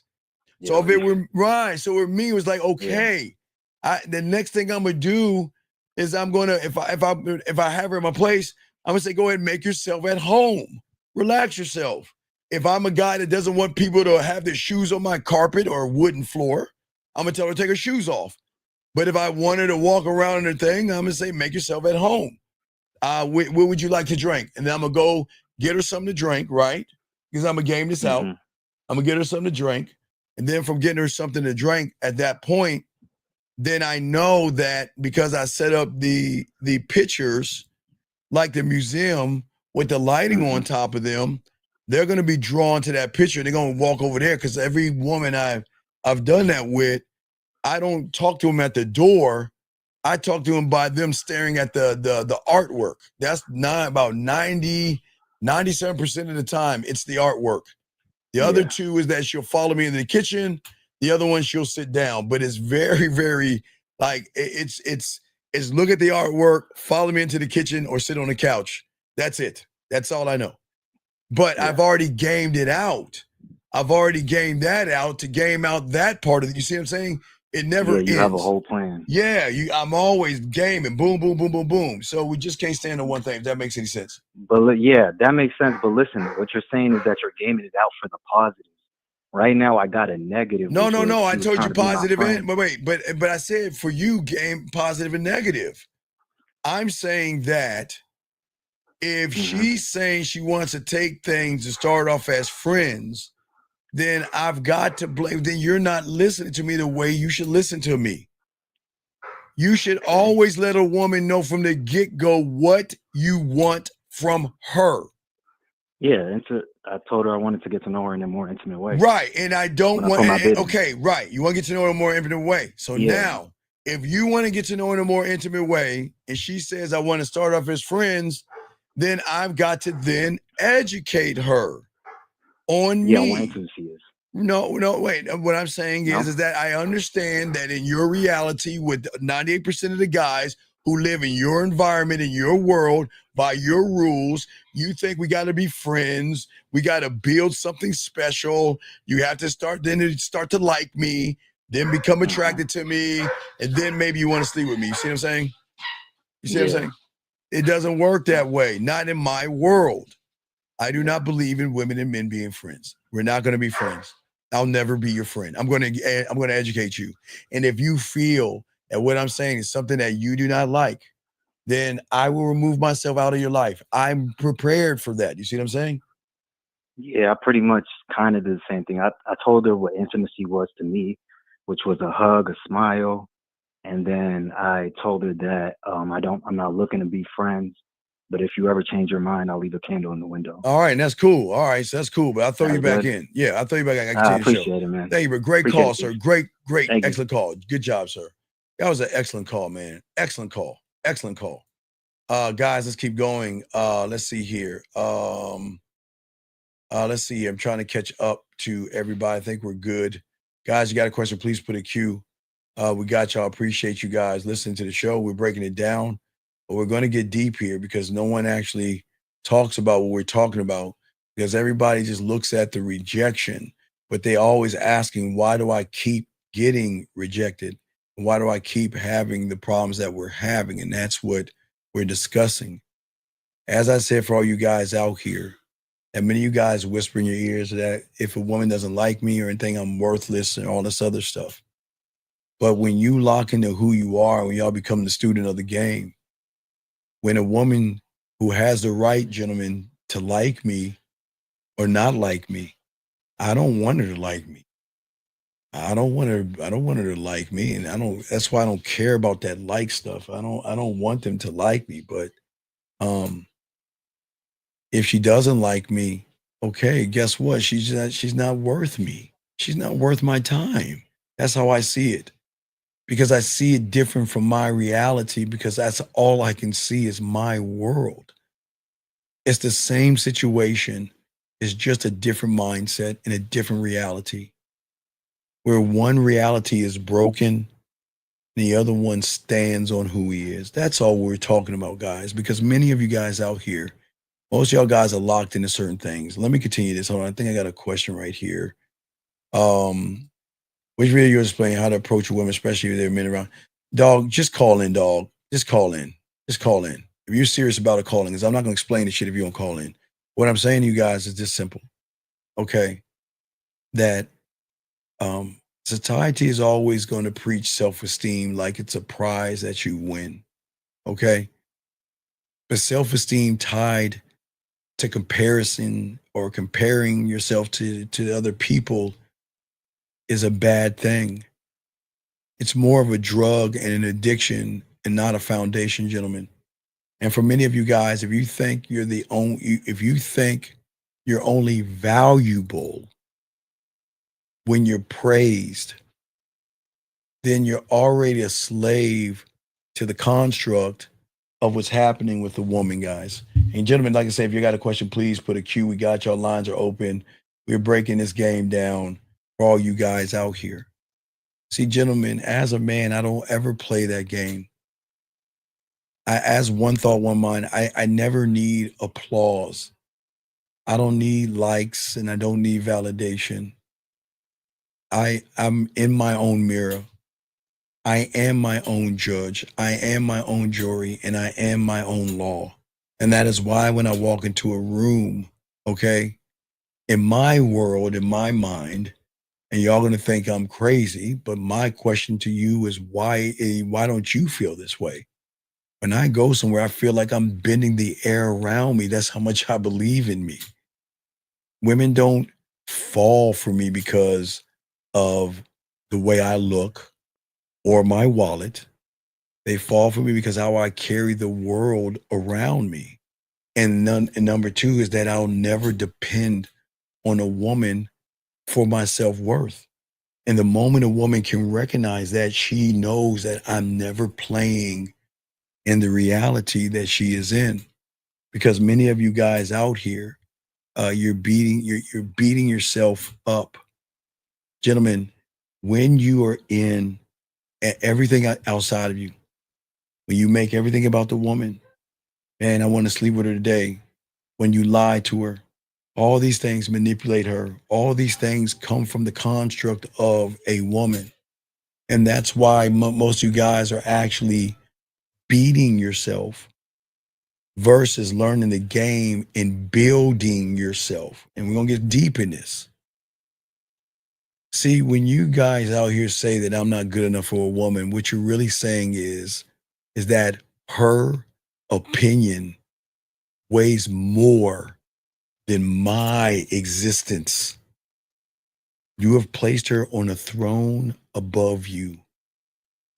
The moment you call her sexy and beautiful without her doing anything, the moment you lie, the moment you manipulate, the moment you deceive, the moment you beat around the bush, the moment you walk on eggshells, the moment you do anything like that, you are placing her on a throne above you. And then you wonder why they're so disrespectful to you. That is why she laughs behind your back. And that is why she will choose a man with less money, less stability. But as long as he is more about himself, she'll always take him. Because this is the thing that the red pill people don't teach people. This is remember the red pill moniker that they have is I've got the looks, the money, the clothes, and the status, but she's always going to sleep with Boom Boom, Ray Ray, Day Day, or whoever that person is. Y'all have heard it before. The reason why he's more about himself and you're not. See, a woman is going to say the same things to us. We're not impervious to that. They're going to say the same thing to us, okay? And what I'm saying to you guys out here is that she's allowed to say it, but in my world, she's just not good enough because remember, she's got to prove herself to me. She is not good enough for me until she proves it. And that's law. That's law. You see what I'm saying? And the thing is, y'all don't understand that reversal. Y'all don't understand the electric connection a woman will have. Okay? Because at the end, okay, most of you guys just evaporate. You just go and there's nothing about you. You guys, we're all going to die one day, but what is the world going to say about you? You always talk about the graveyard, but look how many people have just gone and they're not remembered and they're not thought about. You should be remembered by something. Hopefully one day you'll be remembered by your bloodline that carries you on. But whether you want to have kids or not, that's fine. But I'm just saying that most of you guys, we're all going to go away one day. The question is when you go away, most of you going to go away never having lived as your true self. You're going to live as a series of fake people, fake masks, fake insecurities, and borrowed identities from everywhere and everything, okay? And gone.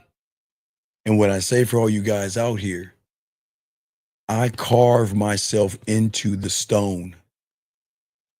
I'm going to make sure I'm gone. Okay, gentlemen, as I told you before, even in relationships, what do I tell you?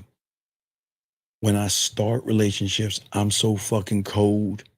I set up the end when I'm gone. She doesn't need to mourn me because she will have access to me in a way that you guys will never have or do it unless y'all learn this game. But see, a woman will walk away from me and a woman will walk away from you guys out here. But what I say for all you guys out here, a woman may walk away from me, but she'll never forget the weight of the motherfucker she's walking away from. Men may envy But guess what? They'll never ignore him. See what I'm saying for you guys out here? You've got to live for yourself and get out of the world that you're in. And this is what's so important we're talking about. But you have to ask, gentlemen, you got to start challenging yourself. You got to start thinking things about yourself and trying to figure out how this world is going to work for you guys out here. Because we got to get deeper. We got to get deeper. Okay, guys, we're going to get deeper. Don't drown on me. I got you. Got a question to ask? I got you. Call in, I got you. Okay, listen. The thing that y'all don't understand, and this is not knocking your parents, grandparents, or anybody. The world doesn't teach you the stuff that we talk about. The world doesn't teach you this, okay? But what you don't understand is the world will be happy selling you tickets. It will hand you from her reality. That world will hand you affirmations, slogans, pills, YouTube guys that tell you a theory, people that tell you that's growth. It will whisper to say, guess what? Say you're good enough. Say you're getting better. Say you're a man. Say you're this. You know, guys, there was a time years ago, you remember, there was this influx of guys growing beards because they were like, if you're a man, you have to have a beard. And they take a lot of these young men sometimes out into the woods and play like Boy Scouts and chop down trees and take their shirts off and dance and act like warriors and think that I can be a man in a day by going on some excursion and running around the woods with all these other men. What I'm saying for all you guys out here. Very important to what I'm talking about for you guys out here, okay? But I'm saying for all you guys out here, they're always going to say things to you. They're always going to tell you simplified answers. But the reason that you're going to accept the simplified answers because of the reality that you're in. Let me get this question right here. He says, we're talking about being music in your live the other day. So when you were writing and rehearsing new songs, how was it you were consistently making new songs? Well, Limitless, because of the Limitless, in my mind, I've got seductive songs that I can write, sensual, sexual, smooth, kinky, seductive, nasty, dirty, naughty, freaky, combination of both. How you gonna miss me? How you gonna come with me? I mean, it doesn't stop. The music is always in my head. I just don't have time to put that shit down. It never cuts off. Your imagination never shuts down. So you're like, how are you consistently making new songs? What do you mean consistently? Because I'm a consistent motherfucker. Because Limitless, my reality is not yours. Once you can come over into your reality, everything's going to change for you. That's what I'm saying, okay? That's what I'm saying, okay? That's what is so important about what we're showing you guys out here. But for you guys out here, I know you hear the affirmations of other men telling you you're a man. I know it sounds good because here's the problem. A lot of y'all go around, I'm a man. How does a man? What is a man? And a man this and a man that. But you see how you even reject yourself? Because if you put yourself on this high pedestal saying, I'm a man, and then get dog walked by a woman, what does it do to your mindset? Area code 647, what's your name? What's your question? How can I help you? Oh, this is Matthew. What's up, Steve? What's going on, Matthew? How can I help you, buddy? Yeah, real quick question about the obedience show that you did with Fifth. You said that loyalty builds safety, safety creates trust, and trust gives permission for it to open up. But I didn't understand the first part where you said loyalty builds safety. Could you elaborate on it? Because I'm loyal to me. I'm loyal to me. And the reason I can build safety with her is because I'm not lying to her like you motherfuckers do. She might not like what I have to say, but she can never say he made me feel uncomfortable with his lies. Now, I told you I'm going to make her feel safe, but also I'm going to make her feel unsafe as well. Unsafe. Right. Right. But that's from my reality.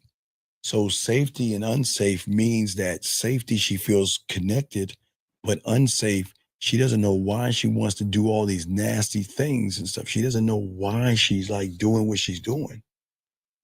Like, why do I feel so connected to this guy where I can do just about anything with this guy?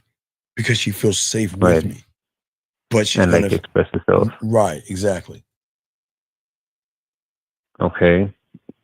Okay, I was looking at it the wrong way because Yeah, you I was always thinking to myself. yeah, I know. Yeah, It's yeah. okay. It's okay to, but remember, you got to look at where you're looking at things. Are you looking at them from reality 1 or reality 2? Reality like 0 at this point, Well, but yeah. reality 1. I don't know reality, a woman's reality. Yeah, you're still looking at things Right. in that reality, okay? Right. Then I don't know if I heard what you said correctly, but I think you also said that women like to be claimed and not possessed. Mhm. What's the difference between the two? It's honesty. I'm giving you an opportunity to get with me. Claim. Possessed. You can't go nowhere. Where are you going? Who are you talking No, to? but claiming something is like saying this is mine, right? Only thing I can say is mine is me. And that's all I'm introducing her to is me. Hmm. Okay, and I understand your point of view. All right, well, I'll throw you back in. Have another question, let me know, All right. okay? Thank you, Matthew. All right, thanks. Good call. Good call. Excellent calls, gentlemen. Area code 61. What's your name, sir, and what's your question? 61. Hello, going once. 61 going twice. All right, call back. Anyway, like I was saying for you guys out there, get your crowns out. We chopping up this game. That I was saying for you guys out there that where you guys go wrong is at the lies that you tell yourselves. Now sit around and say, okay, I'm a man, I'm a man, I'm a man, I'm a man. But then when you get treated like a woman, it kind of messes your psyche up. When you start thinking like a woman, you're saying I'm a man. And as a man, you should hold on a second. 61 is the last time I'm going to ask you, hello, area code 61. Hello, Coach. What is your question, sir? What's Hi, up? it's Haj. What is your question? So you were talking earlier about, the blacksmith and that everything you teach, we have to put it through our own blacksmith and make it our own, right? Yes. So my question with that is that something we would do like on our own? Or is that something that like You we don't have to you don't do, even like, know with you have a you? blacksmith on your own. How did you know you had a blacksmith? Did you know that on your own? Did you learn that on your own? No, I didn't. Well, Exactly. That's the whole point I'm trying to make. You got to be a student of this. There are things you know, then there are things you don't know, then there are things you don't even know that you don't even know. So you don't even know what you don't even know. You only know what you do know, but you think that's all you know. You think that's all you are until you learn things that you don't know. And hold on, wait a second. Stop right there. Stop. Wait. Watch. I give you an example. Let me show you a fraud right here. See that? See that? This is why y'all got to stop being fake. D Kids TV, with all due respect, you're not a student of the game. You're doing what Shazam did. You're doing what the other guy did. Y'all guys are just taking shit and running with it, and you don't even know what you're doing with it. You're not, hold on, caller. You see what he's saying? How do you handle when you give a woman free will, but they think you don't care? Then see, you're not giving them free will because you shouldn't give a fuck if they care or not. That's the whole point. So you're not giving, see, your mind thinks dog, you're not in the game. You're not a student of the game. I appreciate the questions. Great questions, young man. But hold on, not you, caller. But young man, what you're doing is you're just taking word play. You're taking words and just using it as word play. Because why don't you tell us how you're giving this person free will? So I'll give you 3 minutes to type something up to explain to everybody in this room of how you're giving this woman this so-called free will. Let's hear this bullshit. Now back to you, young man. What I'm saying is that for many of you guys out here, okay, for many of you guys out here, you don't know what you don't know. But see, you can't fix it. Okay, how old are you, young man? 24. Okay, how much red pill stuff have you listened to? Just be honest. There's no judgment here. I used to. Right, you used to I listen. used to listen to a fair bit, but I haven't in like the past, 2-3 years. I know, but But it's still, I'm but assuming it's still inside of but me. it's still inside you. Right. That's what I'm saying. So look at this. Yeah. Look at this. Why aren't you listening to it now? This is a very teachable moment. Why aren't you listening to the red pill now? Well, because I heard the stuff that you were saying, and it just makes more sense because you're like they just teach you to look at other stuff, outside of yourself, and you're teaching not even anything about women, but it's just about loving yourself. Right, And but when that sort of clicked in my head, and when I realized that, that's when I stopped listening to them. right, but you see what I'm saying is that when you are in a woman's reality, you're going to be blinded by that information. Okay, let me tell you, okay, when you're locked in yourself, okay? When you were a kid, what did your parents teach you about a stranger asking you to go in this van? To do what? They know, obviously. To run, Same right? danger. To run, right? Yeah. Because you sense what? Stranger danger, right? Yeah. Right? You notice something. When you touch the stove for the first time, right? You wrote a script in your head that whenever that stove was on, I can't touch it because I'm gonna get burned, right? Yeah. So you have these scripts in your head from one of one. But because you wanted women so bad, or something happened where you wanted pussy so bad, you started operating outside of that person that can run from a stranger and won't touch a stove twice. Does that make any sense? Yeah. Right? But what I'm saying is that if the reason why you were blinded from it was because of what your influence was, and it was always women. And that's why you couldn't see what you saw when you saw, if you ever saw a stranger come up to you, or why you didn't touch a stove twice. That's what I wanted to show you. Yeah. So like with these scripts that you're talking about, right? Yes. Are those just like, I guess, like belief patterns and like belief systems that you've developed from like experiences? No, they're you governing yourself based on believing women are better than you. This is y'all make everything about women as well. Greatest trick your mind plays, young man. It convinces you to look outside yourself for the answers that were never there to begin with. It pushes you to search for solutions in books and YouTube videos, manosphere videos, red pill videos, communities, red pill communities, manosphere communities, because all that is invalidation, because all those people, you're like, well, I feel like I'm at home because I'm around a bunch of people who think like me. But you should not feel at home anywhere but with yourself. Does that make any sense? You look everywhere for the answers except in the mirror. You see what I'm saying? Does that make sense? Yeah. And see, that's why a lot of young men, they get addicted to this thing called I need to fix myself. They will scroll on YouTube. That, you remember, their rabbit hole. The red pill and manosphere is a rabbit hole that is very deep. And you could be on YouTube for hours and hours regurgitating the same information over and over again. You see what I'm saying?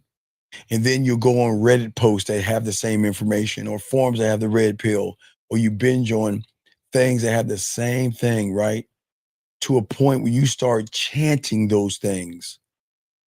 But deep, deep, deep, deep down, nothing ever changes because your mind has tricked you into thinking consumption equals transformation. Consumption is the only thing that you consume. It doesn't mean you're going to change. How much red pill? You say you were watching red pill stuff for how many years? I would say 2-3 years. 2 or 3 years with that consuming, thinking that I'm going to know about female nature. Who gives a fuck about female nature? I don't give a fuck about female nature. You see what I'm saying? Does that make sense? Yeah. Sorry. Can you just slow it down a little bit for me for something that you said? So you're saying that like the reason why I was consuming red pill content was because I wasn't looking at the person in the mirror and I was Okay, looking at, you're like, okay. women. Is that what you're saying? You're okay. You're not a woman. I'm saying you move like a woman that will always chase dresses, purses, shoes, and shiny shit. A woman will always keep chasing that perfect dress, or that fall fashion thing, or that spring, or that winter. They're always chasing and change. That's why they're the greatest consumers, because the world knows how to market to women fashion, and they know they get tied in this securities and insecurities, right? So the women are allowed to chase that ghost because that's what women do. You shouldn't be chasing a ghost, because the ghost you're chasing, if it has something to do with women, then are you actually chasing the thing that you should be chasing? No, just because the one would be the woman, right? Right, exactly. Okay. You get caught in that rabbit hole, you get consumed by that thing, man. But then it's this illusion. Like, okay, for women, listen, they'll never get it until they're with a man. They're always going to chase happiness. They'll be it'll be a red purse today, a black one tomorrow. Women are always going to chase that fucking ghost of happiness until they meet a man that can show them where happiness is. You see what I'm saying? But for you guys, you're chasing somebody that's chasing and doesn't even know themselves that well. You see what I'm saying? You're chasing after them. You're chasing somebody that can, again, watch the fucking Notebook and start crying. You see somebody save somebody and put her hand on her heart and welled up in tears. You see what I'm saying? You're chasing after that. You're chasing after somebody that will put on makeup to cover up her blemishes or whatever, which they can. But I'm saying you're chasing after that. You see what I'm saying? Not only nobody listen, young man, not only chasing after that, you're hating that. Not only hating that, you're being told that you need to be 6 foot tall for that. You need to have muscles for that person. You need to have clothes and status so that person can recognize you. Do you see someone who can't even recognize themselves? But they're telling you you have to have all these things to get them to recognize you, but they can't even recognize themselves. So make that fucking make sense, please. Because the math is not mathing. Make that understand, okay? Yeah, that sounds crazy when you put it like that. Well, you put it the only way you know, from another reality. I'm not in that reality. So I'm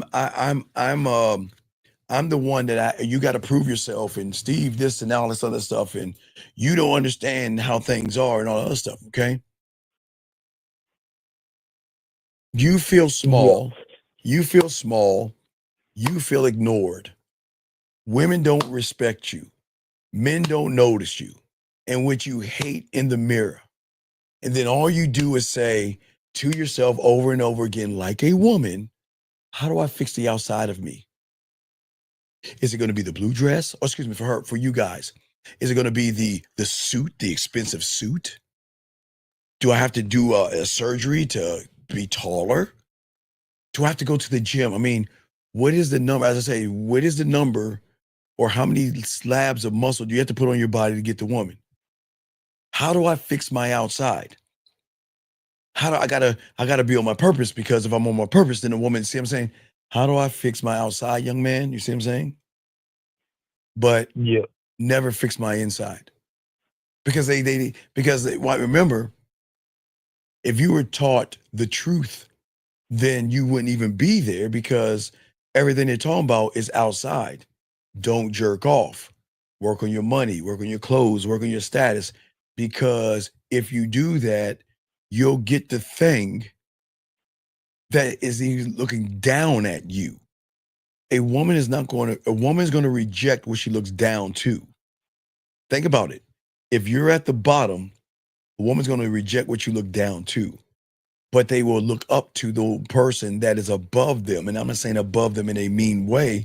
I say above them because I don't have insecurities, low self-esteem. I can watch The Notebook and be like, man, that's the stupidest fucking, man, you know what? You want to know why women don't watch shows with me? Because they know I'm always critiquing and telling her, see, that's a bitch right there. You know what? If you were in that situation, instead of just looking at you, I'd be fucking you right there. I mean, that's how I talk to them, Carl. I mean, I'm talking that shit to them, you know, and they hate that. That's why Yeah. I can't watch a movie with you. And that's why, they never add, I would say, no, I would never watch a chick flick. Now, what is so cool is that they don't, because they know I'm not judging. I'm just saying I wouldn't look at that bitch ass shit. I say we'll watch a show and be like, let me ask you a question, because like there was a show called Friends. I guess I never watched a Friend episode. I never watched one episode of Friends because I never understood why men and women are hanging out with each other and they ain't fucking. So I wouldn't even watch the show. I never understood that. But someone was watching one day and I asked, I said, is he trying to fuck her? She said, yes. They just have this chemistry where they just haven't met themselves. I'd say, wait. Hold up. You telling me that he wants to fuck her, but he's acting like he don't want to fuck her, but then he want to hang out with everybody and pretend that he doesn't want to fuck her? I said, what the fuck is this? What is this bullshit? Stop, Steve. I like the show. Why? Because it's romantic. It has that romantic element of building up to them getting together. I said, let me tell you something. If I was that motherfucker and you wasn't giving me no pussy, I wouldn't be look, first off, I wouldn't wait. First off, I guess I wouldn't be on that show. First off, I wouldn't be hanging out with y'all motherfuckers. And if I was hanging out with you, I'd be fucking all them women. If I was hanging out with you, hey, I would be fucking all those women. That's my friend. That would be my show called Friends. I'll be smashing all those women on them motherfuckers. I would be hanging out, chit-chatting and all that shit. About what? Knowing these guys want to fuck them women. But you see what I'm saying? I'd be totally different. You see what I'm saying? Yeah. So what I'm saying is that when you were young, you had thought about the gym not because of a woman. It was the desperation to get a woman. For a lot of you guys, you buy expensive clothes hoping that fabric will be something a woman will notice about you, because you know women notice, the women love outfits. I mean, that's what women do. They like fabrics and all that other stuff. That's why if you ever notice a woman, if you see them at a fabric store or something like that or anything like that, they're always touching fabric. They love the feeling of a fabric on their body and all of this stuff.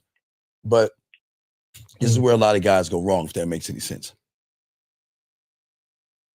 Yeah, no, that does make sense.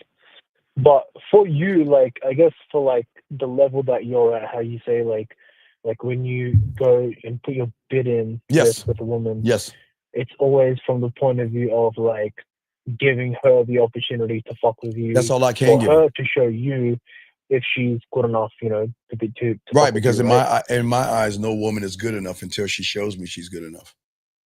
But But here's the kicker. See, y'all guys accept good enough for now, and then when that shit dips, you keep the fucking woman around. That's crazy to me. Listen, if I'm good enough for me 25 hours a day, 8 days a week, and even on Sunday, then I expect her to be good enough for me 25 hours a day, 8 days a week, and on a Sunday. Watch your eyes. There could be a little dip, because they're not used to our kind. They're not. Remember, women aren't used to working. You know what I'm saying? Not their work environment. If you never had to work and you got everything you wanted from a bunch of guys, you wouldn't work for a motherfucker like me, or you would think you don't have to until you realize you have to work. Now, that's what I'm saying. There would be a dip. You see what I'm saying, big dog? That's to be expected because women aren't used to realizing that, wow, I finally met someone who doesn't look at my ass and titties and is hold me to a higher standard. So then I've got to jump out of that world of just standing on my body, and I got to be a fucking woman. I got to show him that I'm worthy enough to be with this person. So it will be a dip. But if it's a fall, I'm dropping her. If it's a fall, I'm dropping her. I'll accept a dip. But if it's a fall, she's gone. I'm not wasting my fucking time whatsoever. Period. I'm out. I'm gone. Does that make sense? Yeah. Period. And that's not being moody. Yeah, I'm but dead serious. I'm dead ass serious. That's what I'm telling you. See, I this is why the rejection thing, or this is why we'll get into it, but I got to keep going to get y'all to understand what's happening, because most of y'all are looking at everything the wrong way because you're in the wrong lens. You're looking at everything from a woman's standpoint versus your standpoint because of the thing I'm about to talk about, and that is your addiction. Your addiction. You guys from the woman's environment are addicted. Now, women can be addicted to affirmations. They can write in their book and all that other stuff. Diary journal, they got different names for it. But women can do whatever they want because that's what women do. But we don't do what women do. You see what I'm saying? yeah, no, I do. But like the question that I wanted to ask was, like in order to like do that, I guess like to be the guy that's like, views it as, she has to, I guess show me that she's good enough. That would require like a very high level, obviously, of like self-worth and not having any No, it is insecurities just whatsoever, operating, right? as I showed you, operating from your reality once you learn the game. You don't have to, okay, what y'all don't understand is women know the ones that can fuck over, and then they know the ones that can't fuck with. They know. They know. They know that and wait, hold on, caller, because I don't want to blow their heads up. Wait a second, caller. I gotta start doing this. I won't blow their heads up. Ladies, ladies. Give me a second. Let me just gonna make sure they just a second. Sometimes ladies take a few seconds here, lady. Please cover your ears and all this other shit. Okay. What I'm saying to you, big dog, is this. These motherfucking women, think about it.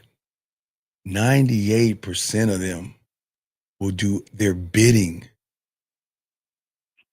They know they can get whatever they want from 98% of these suckers out here. Whatever their heart desires. And young man, without giving up no pussy. Without giving up any pussy, she can get whatever she wants from 98% of motherfuckers. So she knows what she can do to them, yes? Yeah. But when she get with a real motherfucker, she this is what fucks her up. She knows her value ain't shit to us until she proves it. And we ain't doing a motherfucking thing. Fuck no. It's crazy. You see what I'm saying? Yeah. Yeah, I see what you're saying. It's just like my question, I guess, is more about like insecurities and stuff, and like I guess But having there's like no, so there's low no, okay, self-esteem listen. and stuff. This is my point. Your insecurities are coming from an environment outside of yourself. You are still in the world of women. And that's why you have the insecurities, because you're not secure in Oh, yourself. You see what okay. I'm saying? What I'm telling you Yeah, guys is okay. something. You always know where you're at by how you feel. It's that simple. Okay, when you brush your teeth, are you insecure? No. When you eat cereal, are you insecure? No. Pick up your car keys or your wallet. Are you insecure? No. Where you are? Where do you think you're operating from? Your reality. Yes. Of like Yes. of women. Because you're No, secure. that makes sense now. Well, So 'cause like the only reason I have insecurities is because it's just all about fucking women. That's all it is at the end of the day. Right, but because like but that's the insecurity because your problem is you want to fuck women. What rule does it say that we got to run behind pussy? We don't. What rule? What world are we in that we think we got to run behind them? You can make them run behind you. That's what I'm saying. Okay, watch this. Watch this. Watch this. Yeah. Watch this. Going. I'm throwing another layer on this. Watch this. Watch this. When you turn on your TV and you see a toothbrush commercial, who's running behind you? The advertisers are marketing to you. They're running behind you saying what? Buy my toothbrush, yes? Marketers, advertisers saying, buy my toothpaste, yes? Buy my jeans, buy my clothes, buy my watch, buy my stuff, yes? Yeah. So why can't we say that to a woman as far as buying my dick? Why do we have to say what's the cost of your pussy? Why would you do that?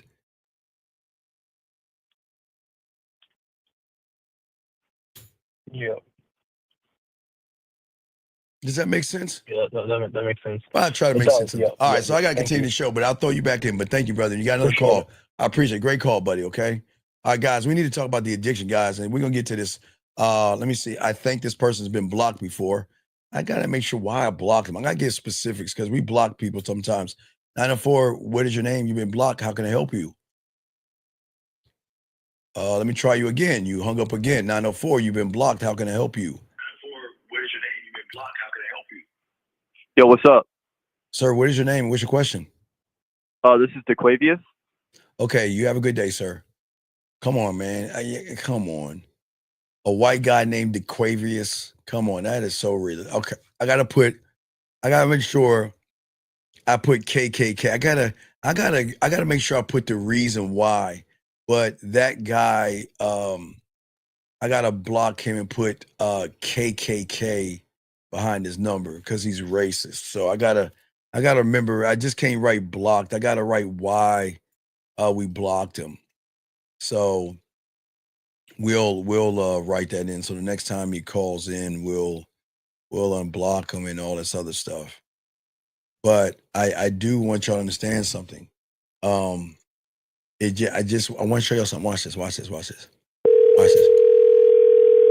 And he's still listening. Yes, sir. Yes, sir. How old are you, big guy? Old enough to whoop your ass. Why is it that you listen to me? Why waste your time? Why waste Hey, your I time? don't need a lecture from you. No. You waste your time. I hung up on you. I'm just asking. Hey, for y'all people out there, remember I told you envy? The motherfucker has a lot of problems and the motherfucker needs help. Why would you listen to someone that you hate the color of his skin? But don't worry, I got him down as KKK. I got to make sure I got him down because I got to start specifically writing why we blocked these people. So they blocked and everything. But he's going to continue to listen, but he'll listen. We will never be able to talk to him again. But anyway, as I said before, for you guys out there, lines are open, but let us continue. But let's get back to what I'm saying. So let's get back to something that's going to be hard for you guys to understand. And it is it's an addiction, guys, most of you guys get addicted to this cycle. You binge on affirmations like women. You binge on YouTube videos like women. You binge on dating hacks to manipulate women. You binge on things to lie to women. You binge on things to deceive women. You binge on things to walk around on eggshells with women and everything like that. And you also binge on tips, fashion tips, not because you're into fashion. It's because you think that if I wear something nice, I'm going to get some kind of a woman. So you binge on that like it is a drug itself right there. Let me see here. Let's see here. Let me get some of these questions in here real quick. Let me see. Did I grab a question here? Let me see. So guys, if you have a question, go ahead and put a Q. Let me see here. 401, what's your name and what's your question, sir? Hello. What's your name, sir, and what's your question? My name is Nate. I've been in the comment section. What is your question, sir?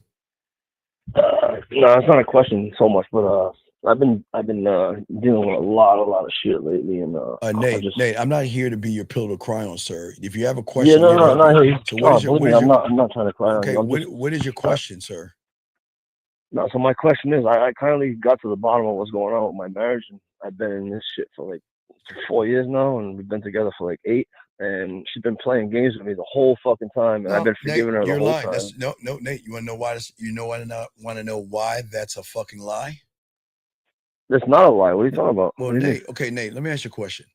You called me. Did you call me for me to hear your fucking crying, or you want to hear the truth? What do you? I'm asking Well, no, you. yo, What you do know you what's want to crazy know? though? I've been watching No, you, and I Nate, fuck with you, and I Nate, respect you, and like I feel like you're coming at me like all crooked right now, and I'm trying to vent to you. I'm coming at you crooked. I'm coming at God's honest truth. Nate, You know what I'm saying? Nate, I'm coming at you crooked because you need to be broken and out of the fucking reality that you're in, and get out of your Well, panties. that's what I'm No, doing lately, you're and not it's doing like that. she want Nate, nothing to do with it. You're And she's not. like, Nope. oh, like, Nope. you know what I'm Nate, saying? Like, nope.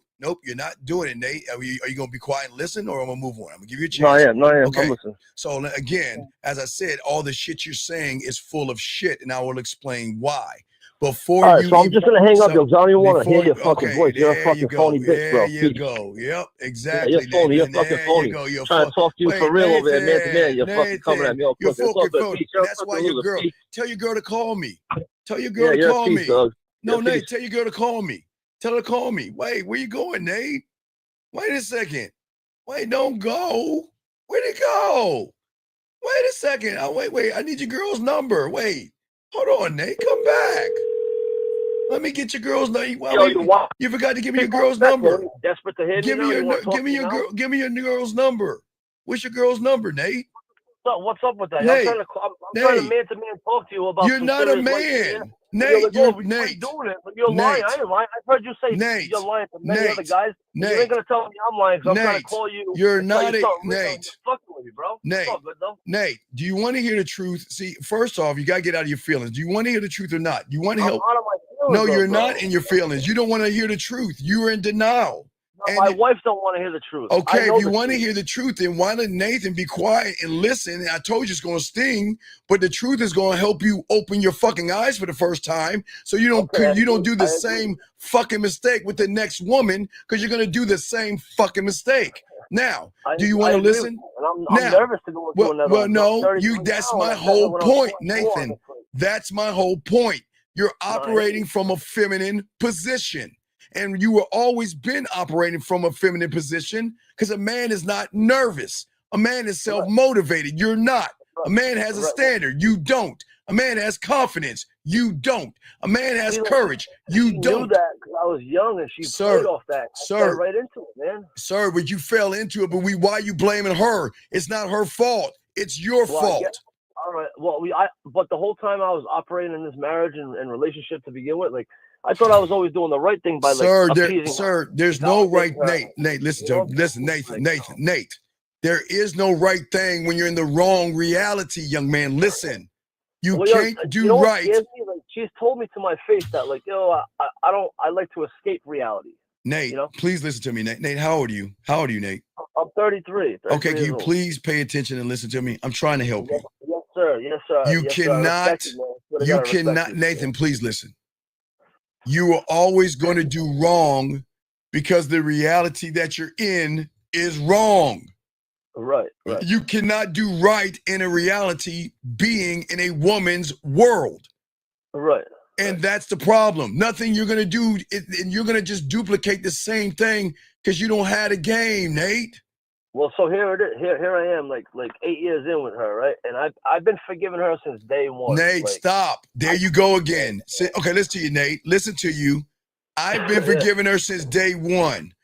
And no, Nate. No, I'm not, Nate. I'm not calling you a pussy. I'm saying a pussy. I'm calling myself a pussy. Well, then, Nate, then you see you can't blame her. There is no forgiveness since day one because you're, as a man, there's no problems with men. We don't have problems with women. Right. We don't have issues with women. And Right, she's right. allowed to do it, but that's what I'm saying, Nate. You're So I feel always like- operating from a wrong construct because you're operating from femininity. You're not operating from masculinity. So like now that I put my foot down, right? And There- I like you now, can't- now she's always had expectations, wants, needs.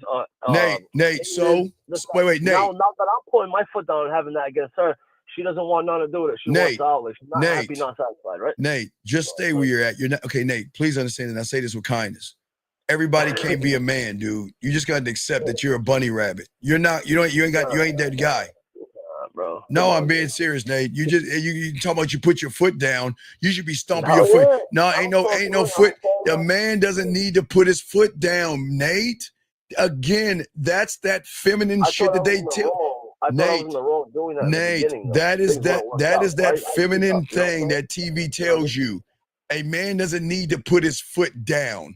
A man just removes himself from a woman. I don't need to put my foot down from a woman. This is my first serious relationship. Though. I was 23 years old when I met her. 24. You know But what I mean? it doesn't matter. I'm 33. Okay, Listen, sir. Now this is the crazy part. I'm 33 and she's 41. Okay. She's been through 2 divorces. Okay, Many Nate, other Nate, now you relationships. sound like Nate. Now you're gossiping like a woman, Nate. See what you're doing? That's what women do. They gossip. All right, so I'm calling you to tell you my problem. You don't want to hear it. Nate, I'm you're gonna go. they're not your problems. They're your words Nathan. and shit, your comments, Nathan. Yes, Do you yes, hear the yes. voices? Do you hear the voices, Nathan?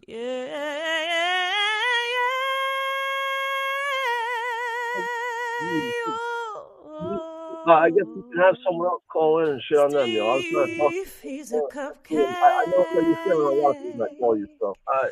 Have a He's good nothing but a cupcake, cupcake.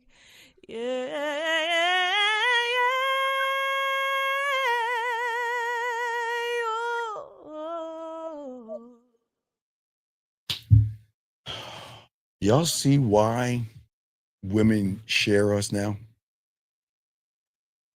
I hope y'all understand why women fuck with us knowing we have other women.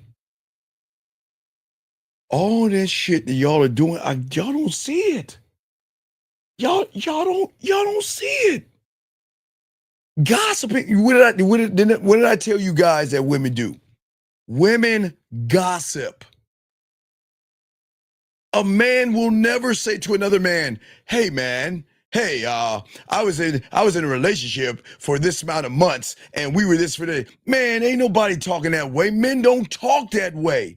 Men don't gossip about their problems like a bunch of fucking women. They don't. And gentlemen, I'm not saying as far as it's okay if you're trying to get help, but he's not trying to get help. He just wants to be heard because he's in a world. Oh, wait, I'm sorry. It's a leg. I'm sorry, my bad. He's in a world. I'm sorry, it was a leg right there. He's in a world where he's not being heard. I'm sorry. Excuse me. I'm sorry. I was doing something. Anyway, so he's in a world where he's not being heard. And he wants to vent like a female. This is not a venting place, man. This is not a venting place. You can't blame a woman when you're living in a world and an environment of women. But gentlemen, this is hard for you guys to digest because many of you guys don't understand the addiction that you have. You are addicted to being rejected. You are addicted to this fucking fears and insecurities and stuff like women. And Spitnuff, his heart is not broken. Because if he had the game, he'll realize you don't put your heart in this motherfucking game with a woman. That's what I'm sorry, man. All y'all guys sitting around, man, look at y'all, just hold his hand. Hold his hand. Y'all hold his hand and cry with him. Go ahead. My God. Eric Code 516, what's your name? How can I help you, sir? What's up? What's up? It's Frankie. How you doing? How can I do it, Frankie? How can I help you, sir? What's up? All right. So basically, is your thesis? Well, Nate was really he was very Frankie, Frankie, please stop that. Don't do that. See, now you're doing it, Frankie. I felt Come on, bad. I dog. felt bad Why? for Nate, but is your thesis based on, do not allow someone, or we're talking about females here, do not allow a female to do to you what you don't like, and just like cut it right from the start? Well, no. I allow a woman to do whatever she wants to do. Is when she crosses a boundary, she will get notified and have a little conversation. And if she doesn't So if want something bothers you, nothing. But no, it doesn't. A woman can't do anything to bother me. She doesn't have that kind of weight on me. Okay, listen. So you're unfazed, in other words. Well, as a man, what should phase a man? You tell me a woman. Respect and loyalty is what I require. But you can't ask for respect and loyalty if you don't know if you don't respect and you're not loyal to yourself. Well, that's true. So that means you guys come. Okay, honestly, listen. You guys don't respect yourselves. You guys are not loyal to yourselves, and you guys don't love yourselves. But yet you demand women to do all the shit that you're not doing for yourself. It doesn't make any sense. You see what I'm saying? Right. So we have to set an example, in other words, in order to be received the correct way. Yeah, because it's all about you, buddy. It's about you, young man. But see, you can't see it until you learn and be a student to realize that where I am at is I'm not in the right place. Okay, what's your name? I want to call you young man. What's your name? What's your name again? Frankie. Frankie. Okay, Frankie. All right, Frankie, check it out. You're operating in two realities, Frankie. I'm gonna give you an example. When you go brush, as I told the other guy, when you brush your teeth, you're in your reality. You grab your keys, open the door, turn a light switch on. Do you demand anything from your keys? No, it's just habit. Right. It's a habit that you created, right? But you've also created a habit of low self-esteem and self-worth to place a woman above you. And the moment you place a woman above you when you were young, something happened and something triggered in you that you placed women above you. So once you've done that, now watch this. Now again, Frankie, when in 99% of your life, you are all fucking man when it comes to what it is you want to do. When you want to get out of the bed, you get out of bed if you can. When you want to turn the remote control, you do it. When you want to eat something, you buy it or you fix it or you eat it. But when it comes to a woman, you jump into her reality by the way you feel about yourself. Does that make sense? It makes perfect sense. Now, as a man, okay, so I had a horrible upbringing. My mom rejected me. Okay, wait, stop right there, Frank. As a man now, Frank, okay, do I use that? Frank, we can't. No, we can't, because that's a female god. Okay, we Frank. just have to forgive her, and that's it. Well. All you have a choice. You forgive and move on, or forget. Or move on, whatever. But what I'm saying is, it's hard to forget. No, Okay, and I'm not saying it's not hard to forget, because I'm not. No disrespect to you or your mother. What I'm saying is that when you're not operating at 100% man, you just did something that gossip. My mother never loved me, right? And there's no knock on you. Listen, I'm not shitting on you because your mother was a bad person. What I'm saying who knows is, what you went well, through, no. What I'm saying is that is information that guys use to tell women, and they lose respect. Sometimes women are going to tell you, talk to me, tell me things. I want to know you. And the moment you show her any sign of weakness, she's going to recognize you got a tight pussy, and they're not going to respect you. They're going to sit around there. I know, listen to me, Frankie. They're going to, the greatest trick, shout out to the women out here. They're going to sit around and say, you know what? I want you to share your feelings.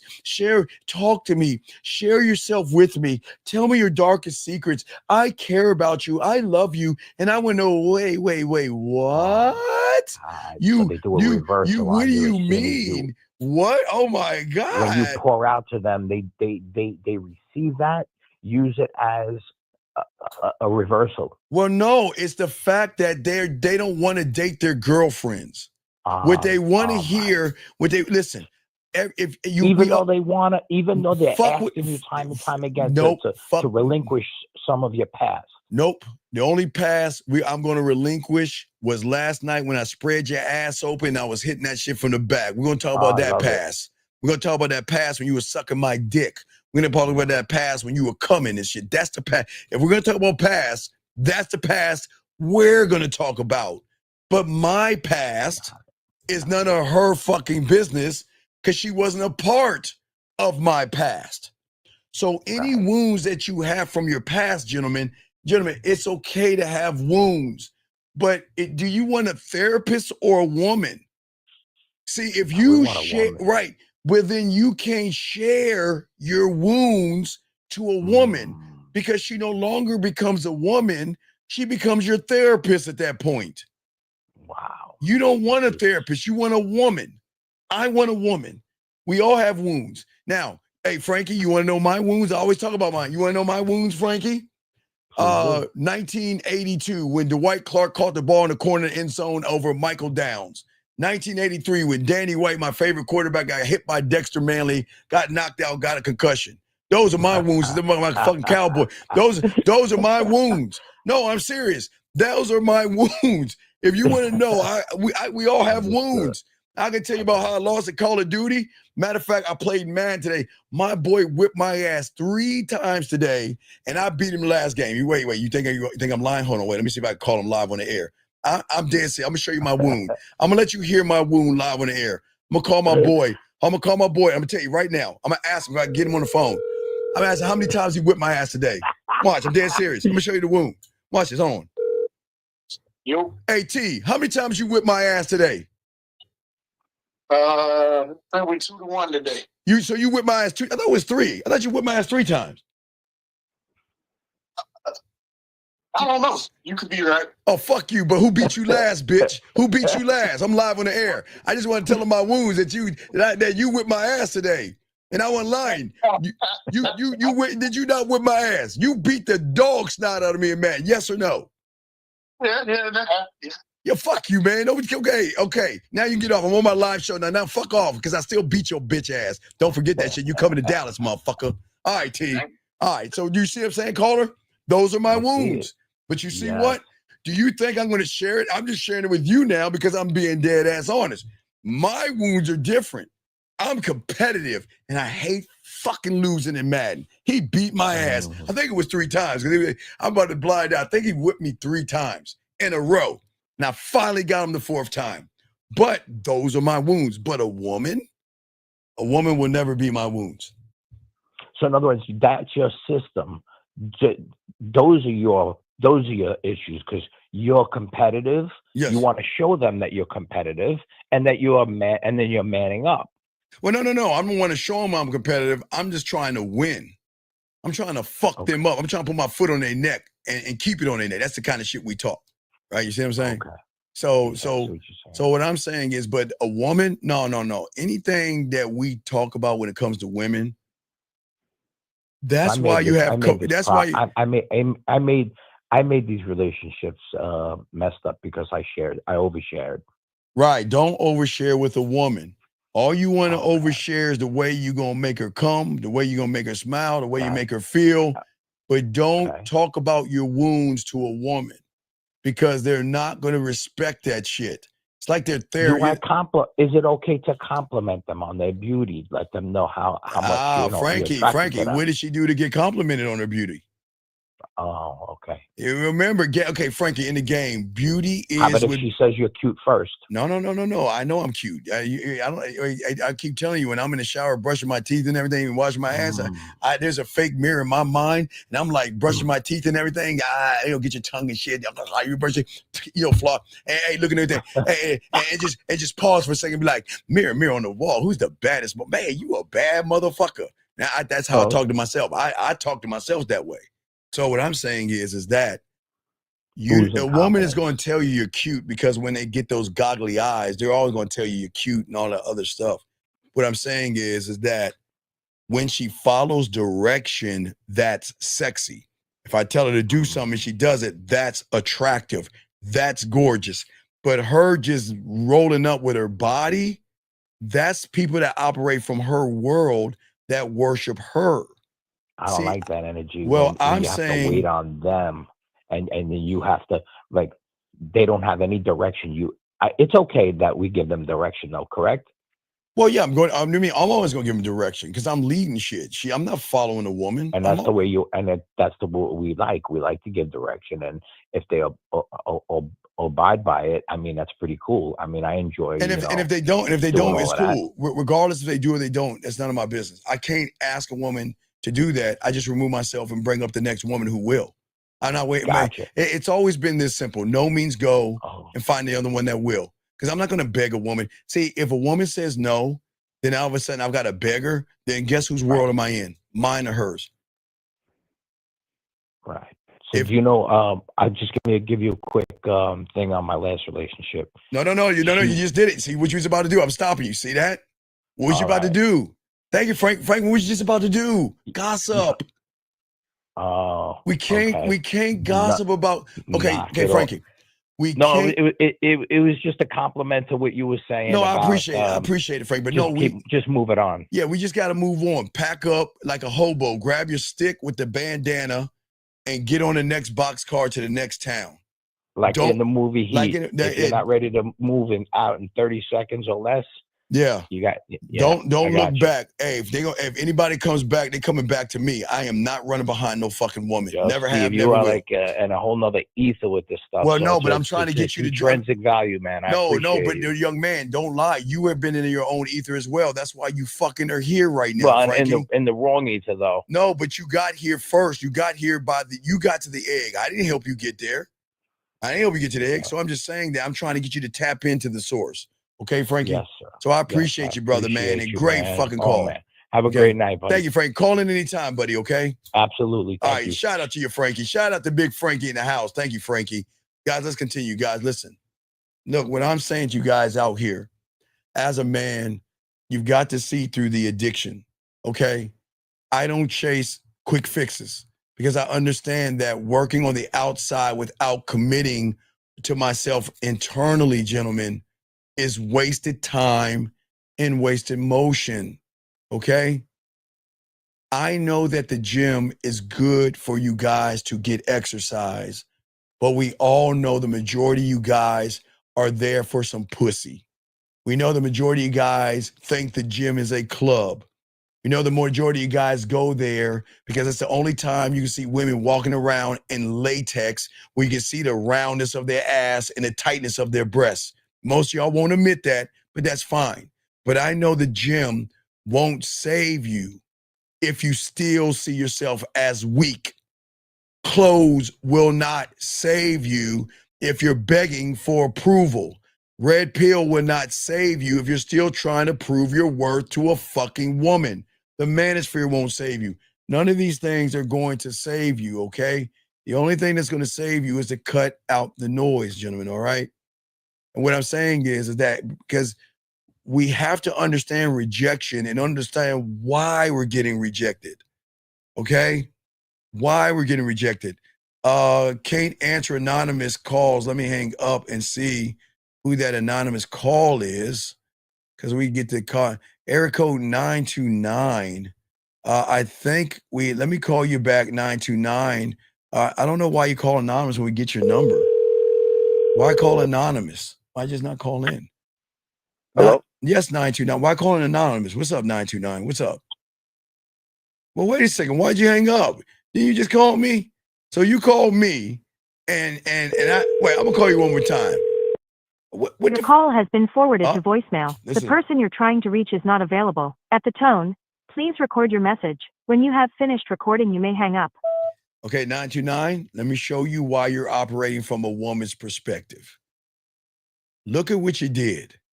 Number one, you called in anonymous. Calling somebody anonymous. I'm trying. Hello. No, I'm trying to teach you a lesson since you don't want to answer the phone. I'm trying to teach you a lesson. Hold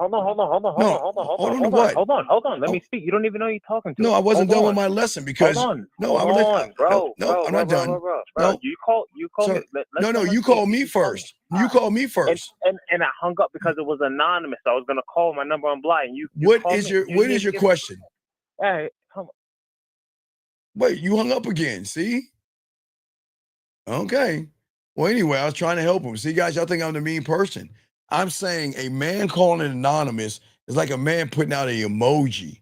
Y'all need to learn how to stand on who you are. Even the racist guy didn't call it anonymous. God damn. And I got to give him credit. And he's racist. And he didn't call it anonymously. Isn't that amazing? Wow. Anyway, so as I was saying before, guys, is that for most of you guys out here, is that I know a lot of you guys think about if I get stronger, women will want me. If I dress better, women will respect me. Because a lot of y'all guys have seen TV shows where they tell you, you know what, you get respect by dressing nice. You'll get respect by getting muscles and all this other stuff. Or let me give you a few lines to use so you can win in this. And this is not how it works, guys, because listen, always remember, nobody's going to tell you this. The question that you got to ask yourself is, where are you operating from when you hear the information? And this is the most important thing, guys, is y'all all going to miss this. If all you are doing, if you're in the woman's reality right now, meaning, guys, if y'all are just joining us, that means fears, anxieties, worries, insecurities, and everything. You are operating from the construct of femininity, which means anything that you're trying to learn, anything you're trying to grow on is not going to actually work for you. Let's see here. This person said, I have a girl at the gym that me and her are close. How do I get out of the friend zone? First off, can you write like a adult? I have a girl at the gym that me and her are close. How do I get out of the friend zone? Okay, big brother, I'm gonna rewrite it. Rewrite it, okay? Rewrite it. Because this might be the reason why she's not talking to you. Can you clean that up? I'm act like you didn't write it. I'll keep going. What I'm saying to you guys out here, that many of you guys out here don't understand what you're doing when you guys don't understand yourselves. You are reinforcing the negative, okay? And here is the problem and the poison and the prison that you're living in. When you are living outside of your reality. Now, remember, gentlemen, as I told you, you are living in two simultaneous realities right now as the world is spinning, that's revolving around a sun or a fire fuck ball that is floating aimlessly in space. That's how deep the game is. But you guys are in two realities. 99% of you guys out here can do everything. You're locked in, gentlemen. As I said before, there is nothing wrong with you, because let me show you guys, as I'm showing all you young men out here, okay, that it's very, very important for you young men to see exactly what I'm saying as far as the realities. So for many of you guys out here, as I said before, when you are, like I showed y'all earlier, when you're one thought, one mind, one at one, this is you 99% of the time. This is you 99% of the time. But like I was telling you guys, as a sickness, your body will push out what is ever sick inside of you. Well, what's happening is that when you operate outside of yourself and you have fear, and this is all about a woman. It's that 1%, that woman. Anything that deals with a woman that triggers an emotional response from you, you're always going to be operating from her outside of her. So I just want y'all to understand where I'm coming from with this. So what I'm saying is that when you're operating from the construct of a woman's reality, you'll never fix yourself, because you're fixing yourself from a place of weakness. And that's why the red pill guys are so tantalizing to you guys. That's why y'all love the homosexual talk. That's why you like women. Y'all like to talk about other men. Like women, y'all like to look at other men. Like women, y'all like to judge other men. It's just weird how y'all do that, but it's okay. Hey, gentlemen, if y'all have homosexuality or bisexual, that's fine, but this is not a place here for that. But I'm not here to knock you if you think about men, you want to look at other men and gauge yourself to other men. I'm not knocking you guys for that. I'm just saying, all you guys out here, I'm saying for all you guys, that's very important, is that you can't build yourself from a weak place, okay? And see, every attempt that you try to prove. Now watch how fucked up it is. How many books is it going to take to realize you need to learn the game? How many guys telling you theory and lies and telling you to wear clothes and outfits and work out at the gym and go get surgery to be taller and all other stuff? What it does is it reinforces the addiction that you have. And a lot of you guys don't realize this.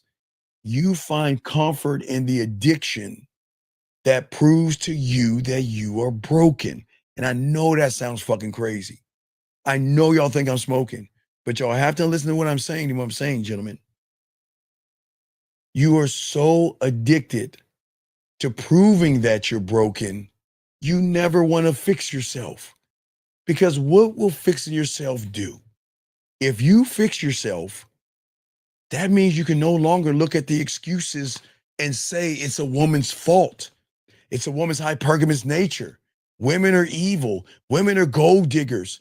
Women, she's an OnlyFans model, or she's a single mother, or she's old, or whatever excuse that you live in your comfort zone. You know, if you step back into that reality that you're in control in, okay? Then guess what? You're not going to leave it because you're too broken to leave that. You go to the gym, and instead of thinking, I'm strong, you think, I need this to hide how weak I am. You buy clothes, and instead of thinking, I like my style that I have right now, I like my style, I like what I wear, you're thinking to yourself, maybe people won't laugh at me or judge me because I saw this girl that I really want to sleep with or give my cock to on some reaction video, some woman I'll never see ever in my lifetime, but she said that she is only going to date a guy that has a nice outfit on. So in order for me to get a woman like that, I've got to wear this outfit. Guys, I'm not lying. A lot of people think that way. Listen to me. This doesn't make you bad people. Please understand. I'm not saying you're bad. I'm just trying to wake you up, gentlemen, because this is why it never ends.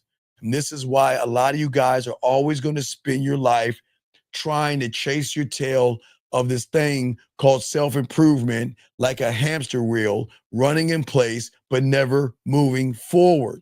Because that's the thing the game is going to teach you young men out here. See, the thing is why when you learn the game and a student of the game, one thought, one mind, one way, we not only flip the script, we are the script. If I were to go to the gym, I would say, this is going to be my regiment. I'm going to get on it and I'm going to work out and do this thing and I'm going to go home. But because I don't want to put money in it, I can go to the gym at my fucking apartment building. I can go to, I can work out on the monkey bars and do pull-ups on the monkey bars at the park or something. I can do push-ups and sit-ups from the comfort of my own home. I don't have to go to the gym, but I'd like for you guys to save money. You know, you can do those kind of regiments outside of the gym if you choose to, or go buy some gym equipment in your house. You can do that as well. But what I'm saying is I'm never begging for respect. The clothes that I wear, I'm simple. I never had nice clothes. I couldn't afford nice things. So I'm just a basic guy. I'm a basic Nike, Dallas Cowboy, solid color. That's just me. I'm a basic guy, but I'm never going to do anything for a woman. I'm never going to dress up for a woman. Never, never will I do that. I will never do that. I will only do it for myself because I'm not desperate for a woman's approval. Okay? And I will listen and learn myself, and I will grow as a student. But I will never put at myself in a place of not believing in myself. And this is why women bend to us and fuck with us. And this is why guys hate us and envy. Guys, even the racist guy who hates me still envies me. He just hates me. His reaction of his envy is hate, but he envies me. Because you remember we called him and you could hear in the background me in the background. So he still envies me, even though he hates the color of my skin, if that makes any sense, everybody. 661, what's your name and what's your question? How can I help you? Hi, my name is Emmanuel. Yeah, so you mentioned today that so the women's world, right? And then the addiction. So is the addiction being addicted to being like in the women's world and being feminine? Is that what the addiction is? No, the addiction is the safety and comfort of being in the woman's world, because in the woman's world, like a woman, I can blame the woman for everything that's going wrong in my life. I can be the victim. I'm the victim in her world. It's not fair. Dating's not fair. It's not fair that women get to have all these guys. It's not fair that I got to work extra hard to get a woman. It's not fair. So it's just victimhood. So it's comfort then. Well, no, you're addicted to the comfort of being, okay, you're addicted to the rejection. You're addicted to the comfort of not doing anything and working for yourself. Oh. See, the greatest, the greatest trick the mind does, it convinces you that red pill rhetoric, okay, money, clothes, and status, get your money up, be tall, have nice clothes, go to the gym, hey, buy women dinners, kiss their ass, take them wherever the fuck they want to go for some pussy, I guess, all that stuff. Okay, what people don't understand, it's convincing, but it's not. It's not. They think they're fixing what's wrong. They're not. When you have the game, okay, when you had this game, the true power one person has is not in fixing, it's in claiming. Okay? It's not in trying to patch shit up. It's in standing on that. And like a woman, it's not in her doing no fucking affirmations and shit. That's what women do. You got to live in your truth. So you got to stop feeding that loop. You've got to stop worshiping the altar of her. Okay, you're in her world. So she's on this altar and you're worshiping and rolling fruit at her pussy and her ass and titties, and you ain't fucking. Doing that, thinking that it's going to fix me, basically. Well, what you're doing is that you guys want sex so bad, you go to quick fixes. You got to stop scrolling for answers in the mouths of males who don't even live on their own words. Do you hear what I'm saying? You have to stop scrolling for answers in the mouths of males who don't even live by their own words. What are they doing? Regurgitating the same shit. Saying the same regurgitated words. Looks, max, and money, clothes, and status. Man, hypergamous nature, monkey branching, female nature. Man, men don't talk that way. Men don't talk about all that shit. You know what men? You know what men? Hey, you know what men say? Men say, "Hold on, let me check something." Oh shit! It be like men be like this. Hold on, I gotta check something. Oh damn! Hold on, let me see what she got to say right now. And then you just press play and you hear this. Oh, and by the way, when I'm playing with this pussy, and right before I come, I say your name. Oh my God, let me stop right there. See that? You hear that? I mean, hey, but those are man problems, right? Right before what she say? Right before I play with that pussy, I'll be turning down. You don't need to hear the noises. But right for that pussy, I say your name. Well, what? I guess that's our problems, huh? I guess we got problems too. Those are our wounds. Those are our problems. I mean, the question is that when you get a message like that, the question is, what do you want to do with that? Like, I mean, what do you do with that when a woman sends you messages telling you when she plays with her pussy, she says your name? What is one to do with that? You see what I'm saying? Versus women are bad and women are evil. I mean, do you see the difference? There's differences in that. And y'all guys should, I don't understand, you guys should have tons of women saying this kind of shit to you. talking yak. Matter of fact, I haven't got this one right here. Client, right here. Guess what he made her do? Right? You want to know what he made her do? You ready to hear this? Ready? Yeah. Hold on. What's up, Daddy? So, I had to go and get it. Yeah.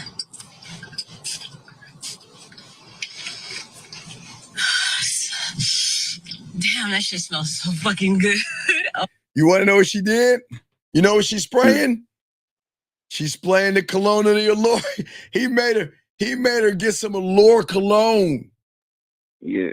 And she's got the bottle, and she made a video showing she's got the cologne. See, this is what I'm talking. This is what sexy is. That's some sexy shit. That is hey, when I tell you sexy, that's sexy. Not only going to the field trip and getting the cologne, but making a video. Hold on, she's spraying it. Listen what she's saying. Listen how she's saying, how she's spraying it. Wait, let me see if you can hear it. Listen. Yeah. Listen. Damn, that shit smells so fucking good. Oh my God. Hagen. My dog. This is my Hagen dog. You see that? You see that? But y'all want to complain about women. When y'all live on this side, women gonna do that shit. Do you see how happy she is to follow direction and be obedient without any kind of yelling, screaming? Do you see how happy she is and shaking her head and holding up the cologne and spraying it? Talking about that smells so good. Because, hey, guys, I love my Allure cologne. She's holding a bottle like this. Now, hers full. I need to get another one. But I told you guys, hey, these are my babies right here. These two are my babies. This blue and these are my babies, right? But she was holding this joint right here, spraying it all on her body. But, man, taking it all in, man. Come on, man. That's what I'm saying, man. Exactly, beautiful. Rent free. Shout out to beautiful. Rent motherfucking free. There you go, beautiful. Shout out to beautiful. You're absolutely right. You see what I'm saying? So what's your question, big dog? What's up? Yeah, so basically, it's not really living in the women's world, you're just blaming the women for No. You're okay. Okay, listen. You okay. Okay. You either going to be in your reality or you're going to be in her reality. All right? Okay. Okay, the only way you're going to know where you're at is by how you feel. When you brush your teeth, is there any fear or anxiety? No. Is there any worry or indecision? Not at all. So that means you're living in whose reality? Your reality, right? Yeah. When you open a door, whose reality are you in? Yours or hers? Mine. Because there's no worry or fear or anxiety, yes? Correct. Now, how do you know that you're in hers? Is when you're nervous, when you think about rejection, when you feel that you got to lie to her, manipulate, play games, beat around the bush, walk on eggshells, tell her what she wants to hear, offer dick pics to her, run behind her ass and approach her, try to date her, try to fuck her. You're in her reality, which means is when you feel those things, that's your body saying you're in the wrong reality. Y'all don't understand how deep this is. Your body, just like, okay, when's the last time you threw up? Last week, actually. Okay, so you ate something bad, yes? Yeah. Okay, when you ate something bad, your body said, this is not working out for us, yes? Yeah. So what I'm going to do is I'm going to prepare you to get this shit out of us, get this out of us, yes? Yep. So then the preparing is making you what? Sick. Because nauseous.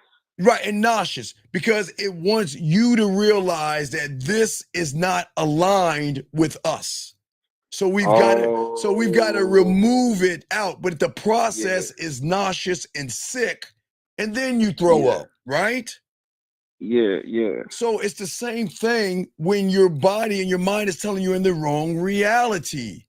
When you're talking about how sexy she is and you have fears and you're nervous, that's your mind and your body saying that don't do it.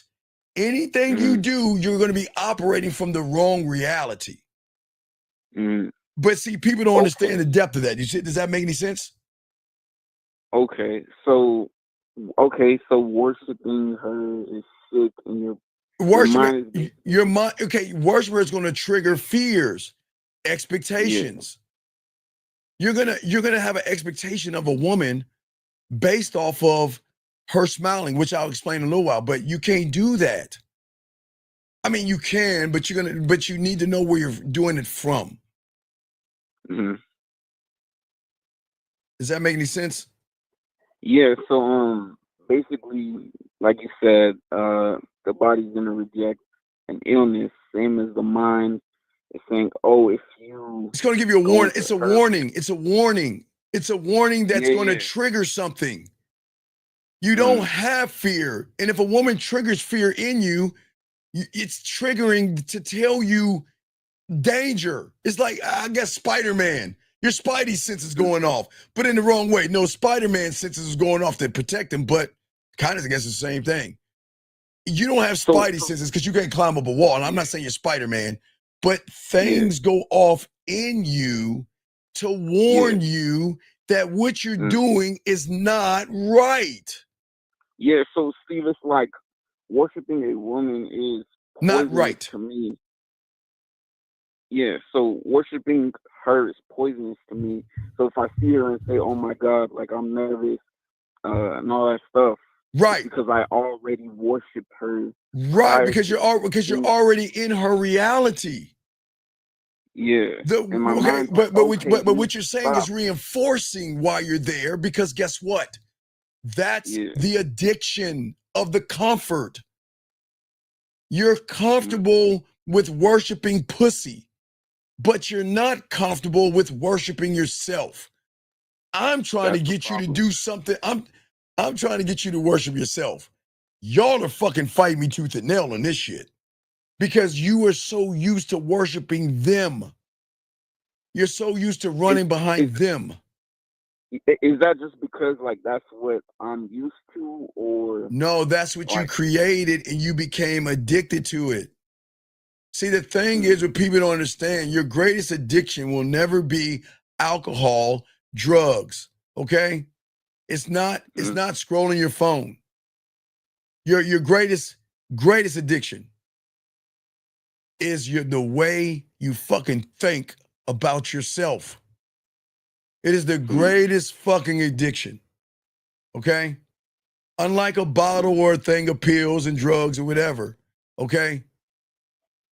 You don't even see it as a problem. In fact, most of you guys defend it. Most of you guys have problems. Okay, remember the guy, Nate, that when you listen to the guy that called in that wanted to give me his fucking gossipy story, and I told him you're the problem. Steve, see, this is what I'm talking about. You don't want to listen to what, see, you defend it, right? The guy that's having the racist guy that's having problems with women, he calls in and does what? He's racist. And then the other guy that called in and hung up anonymously, he ain't even called back.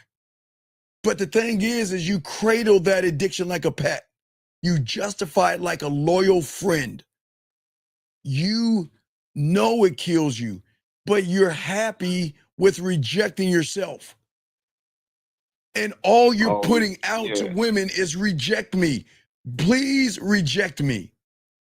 Because guess what? If you accept me, well, what do? And that is called the fear of success. See, people think there's a fear of rejection, but in that world is also a fear of success, because what do the guys do? Hey, Steve, I said this to a woman. She said that. What do I say next? See, they do that. Hey, Steve, I said this to a woman. She said that. Well, what do I do next? Because they take our shit, use it, it works. They're like, oh my God, what do I do next? You see what I'm saying?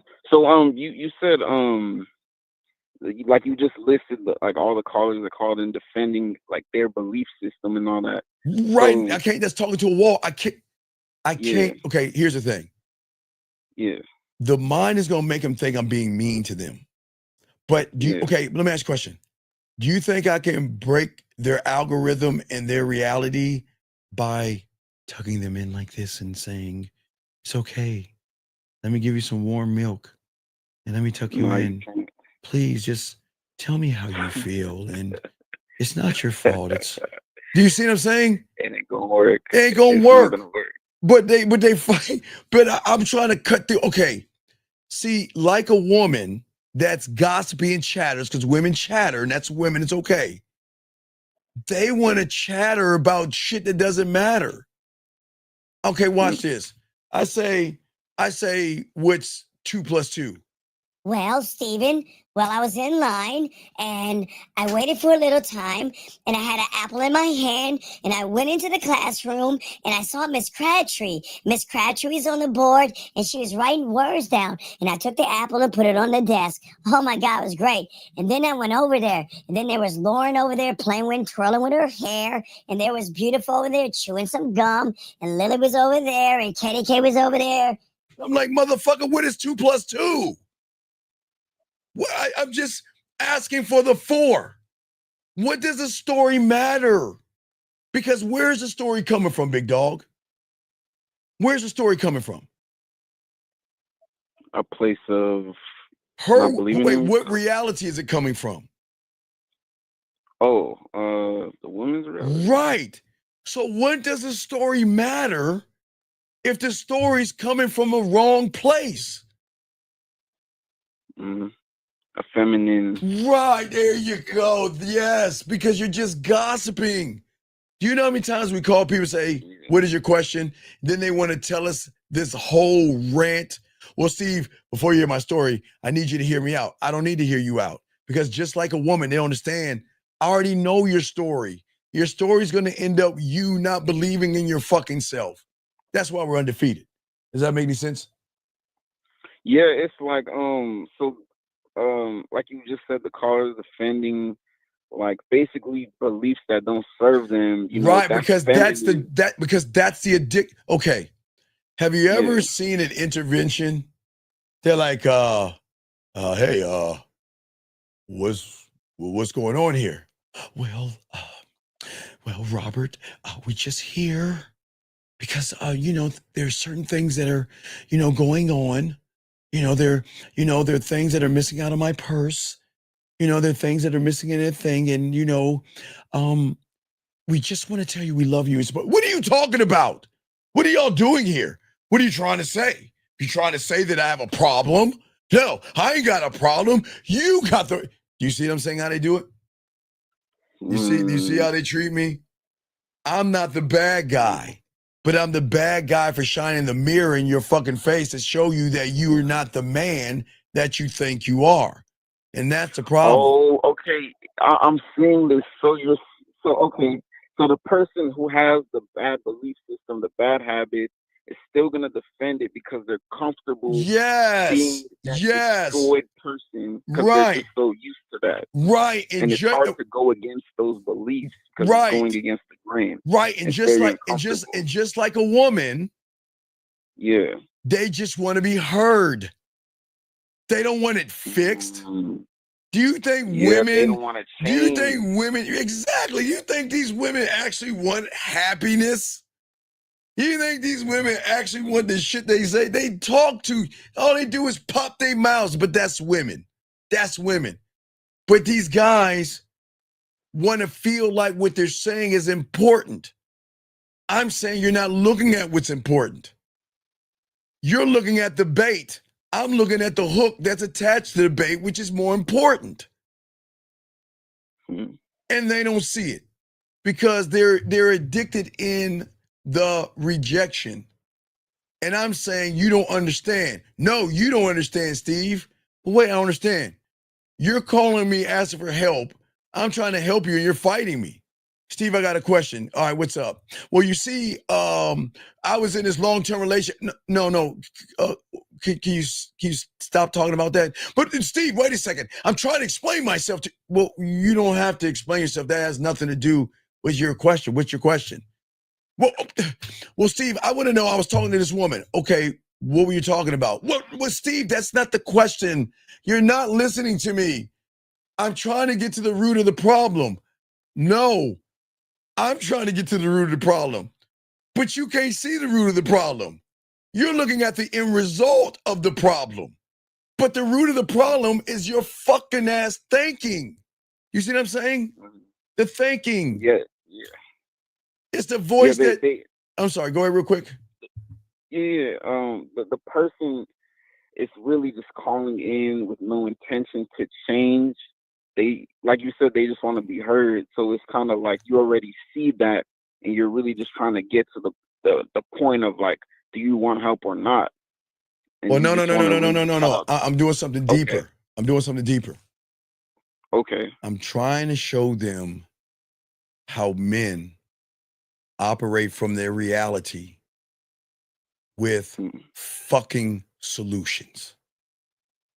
I was taught at 9 years old, always remember, motherfucker. That's how my mentor taught me. All right, motherfucker, check this out.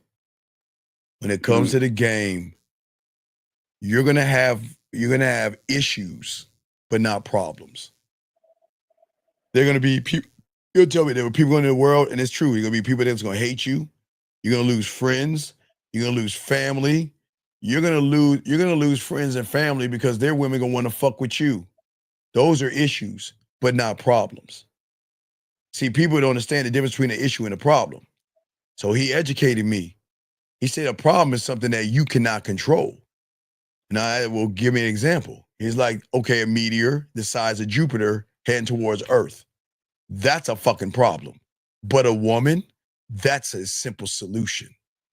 Women are solutions. They're simple solutions. They're never problems because you don't bring a problem into your world as a man because a woman can't even get in the goddamn door until she proves that she's not going to be a problem. See that? But you can control that narrative, but you can't control a meteor the size of Jupiter heading towards Earth. Does that make any sense? Yes, it does. So basically, that is the mindset I should have, but my mindset is, what can I do to get with her rather than having that standard Right, of because you should get to stop getting. You're right. What benefit do you get with getting with a woman? Oh, wait a second. Hold on. I'll tell you. Wait, because I don't want to blow. Hold on. Wait. Excuse me, ladies. All you ladies out there. Y'all know it's time. I got it. Hold on a second. I got it. Wait. Just gotta give me like 5 seconds. I just gotta make sure the women cover their ears and all this other shit. All right. Thank you, lady. Keep your ears covered. I'll let y'all know when it's up. I'll let y'all know when y'all let off. I'm saying is, what is the fucking benefit of kissing somebody's ass? What is the benefit of buying them dinner not to get any ass? What is the benefit of buying them Christmas gifts, fucking Valentine's Day gifts, and birthday presents for pussy? Well, and guess what? And what do they get you motherfuckers? What, they give you ass for Valentine's Day? They don't buy you a goddamn thing because they don't feel they need to give you anything except what's between their butt cheeks. What do you get? Oh, her time. Because that's how arrogant they can be. I don't have to give you a fucking gift, motherfucker. I can just show up in this Christmas, goddammit. I can show up in this New Year's. I can show up and it's your birthday because I'm the thing that you're revolving around my ass. And you know some of these women think that way. You see what I'm saying? Mm-hmm. And that's what I'm saying. What is the benefit? But it's not their fault. It's me because I'm the one that's giving them that power over. No. Watch this. Watch it go get deep before they unblock. Okay. It's not your fault. It's the fault of every motherfucker before you. It's their fault. You're just reinforcing that shit. So it's not your fault. When you meet her, they all fucked up. They think they deserve dinners and shit. They think they deserve you kissing their asses and shit. Taking them where the fuck they want to go. Fuck out of here. They don't deserve that shit at all. So I'm basically just following a broken system rather than creating my Because you own. are the broken system. So if you're a broken system and she's a fucking broken system, where's the connection? You feel more connected than her than you do yourself. Because every guy that has been trying to get her pussy, 90% of them, that's why they all fucked up right now. Because they think they're special because 98% of them told them they were special. They think they're special. But is she, but wait, but does she actually feel special? Now watch, isn't it crazy? Watch this. So they make her feel special, but you want to know why she isn't special? Why? Because the motherfucker that makes her feel special, what is the motive of making her feel special? Is it to make her feel special because she's special? Or because I got to make her feel special, try to fuck her? Oh yeah, the second thing. That's where you got the church macking, the friend macking, and all these other fraudulent motherfuckers. So this is what fucks with her insecurity because she doesn't know what's real and what's fake. Because everybody who has been real has been fake. It's hard to find a real motherfucker that does what he says and keeps it pushing. They don't meet men every day. It's very rare that they meet a man, but they don't know how to act around a man because how do you act around something you're not around? How do you act around someone that loves himself, someone that worships himself, values himself, and puts himself over your fucking ass and titties? How is a woman to handle that when all she knows is that they worship her ass and titties more than they worship themselves? Huh, right. You see what I'm saying? So yeah, it's really not their fault that their heads are like blown up and stuff like that.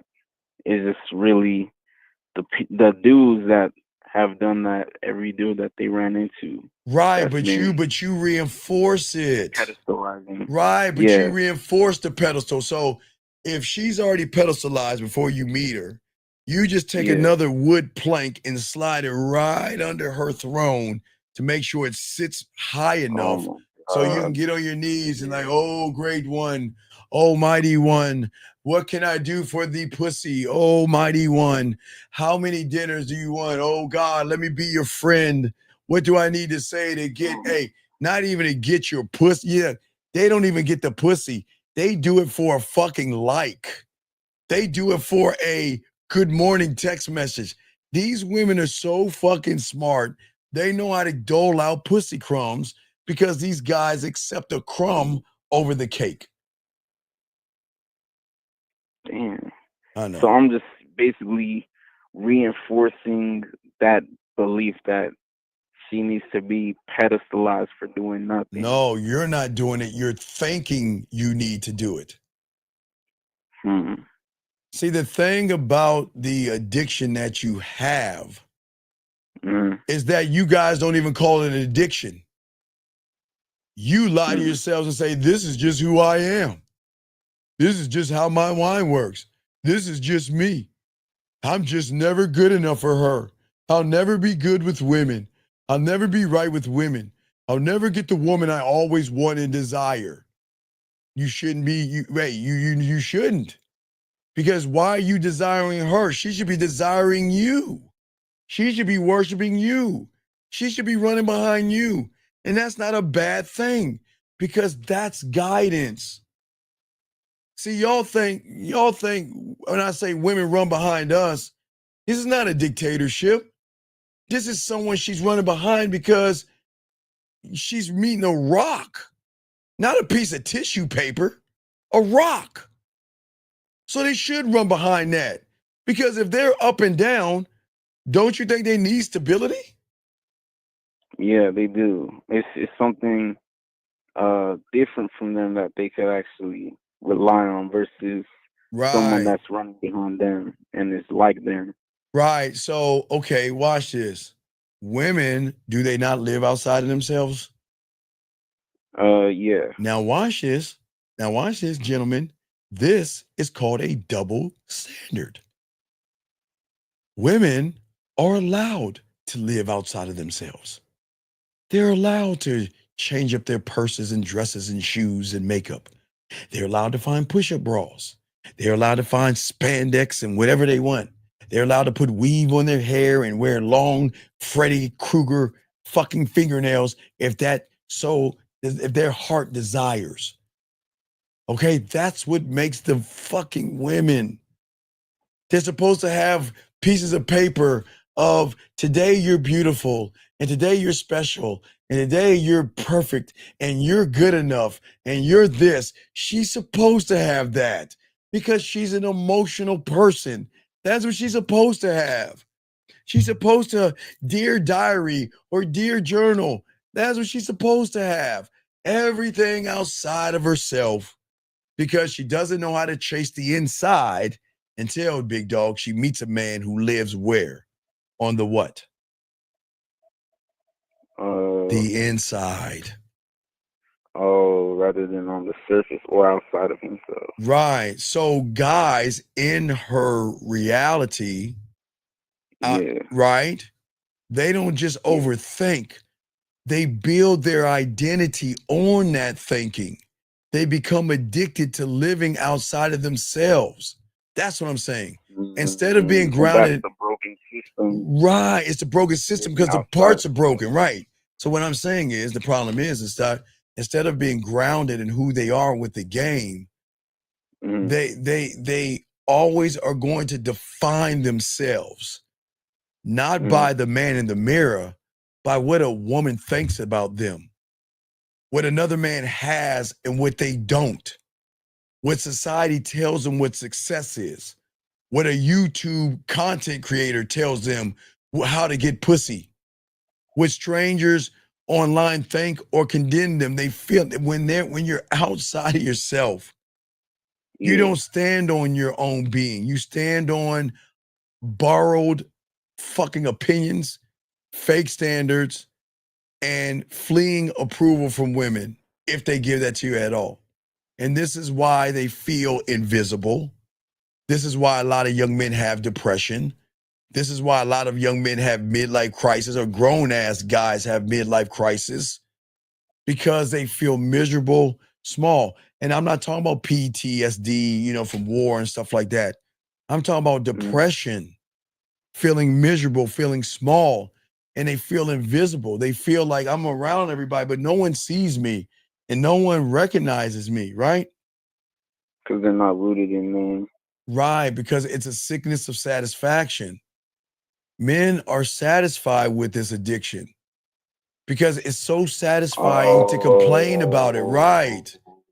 It's so okay, so even through depression, yes, like they know they have a choice to stop, but they don't want to. So they'll even go through depression, go through the worst thing, but refuse to change because they're just so loyal. It's the greatest moment that I told you in the Tudors. I always tell you, it's called The Death of the Princess. I've got to see it. Y'all got to watch the thing. So Henry loses his wife, right? King Henry loses his wife, right? And he goes in seclusion. He's all fucked up over the breakup. So he calls his joker in. And he's in seclusion and just all fucked up.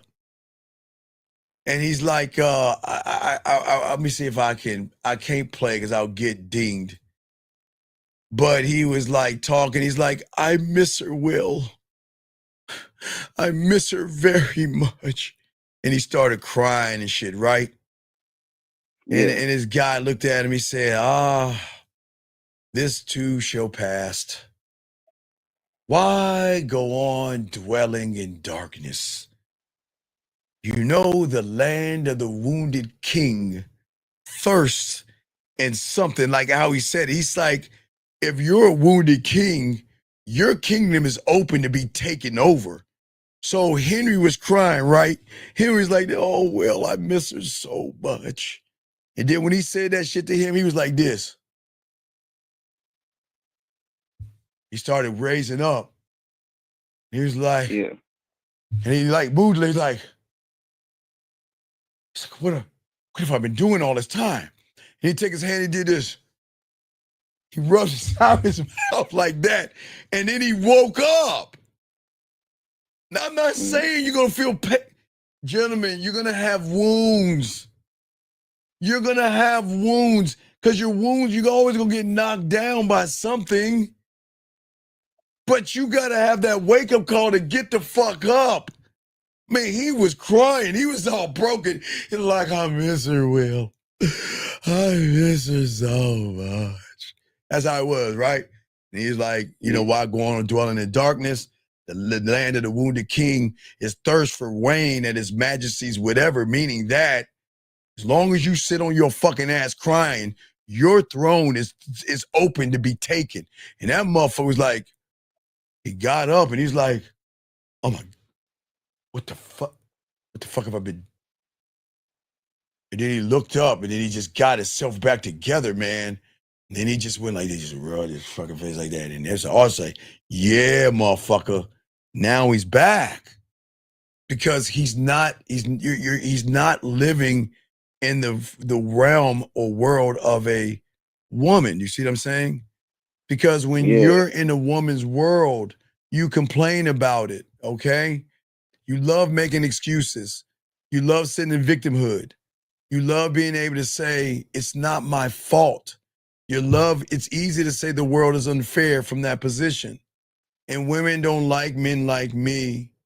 And other guys have it easier than me. Tall guys are better than me. And it feels so Think about this. Do you know how fucking good it feels? Okay, when I was in Trinidad, let me tell you something. Okay, let me tell you how fucked up. So I was in Trinidad, I think it was 20, I forgot when I went to Trinidad. It was the early 2000s. I went to Trinidad, okay? And when I went to Trinidad, I was on the beach. Now, mind you, they were selling shark on the beach. Just hold that thought, okay? So selling shark? Yeah, it's cooked shark. They take shark and they sell it. Shark, cons, and all that shit. Okay. So I decide to get on a little raft, a little floaty raft, and decide to fucking get out in the water. I got out in that water and I started close to the beach. But my bitch ass didn't know about this thing called what do they call it?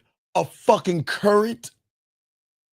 And before I knew it, I was at the beach and that current started yanking me off the island of Trinidad. I was taking me away from the island. And I had to realize I can't fight the current. I got to figure ways to go with the current and maneuver my ass around and get off that fucking current. But remember, they were selling shark on the beach. So what the fuck do you think was probably underneath? What the fuck you think? Right. I'm like, oh my fucking God. Why am I telling you this? The reason I'm telling you this is because it's so easy to go with the current. Yeah. And it's so easy to be a victim. It's so easy to blame. It's so easy to wallow. It's so easy to feel good. But you know what is hard as fuck? Turn around and go against that current. Yeah, turn around and start to go against that current of getting out of the reality that you're in. You remember? Okay, I told the other guy the other night. Did you ever see Castaway with Tom Hanks? No, I haven't. Oh, it's a great movie. Oh, it's a good movie. God damn it, it's a good movie. Now, women will cry. It's a really touching movie. It's like one of those hard, like if you with your girl and watch that, she gonna cry. It's one of those movies, she'll cry.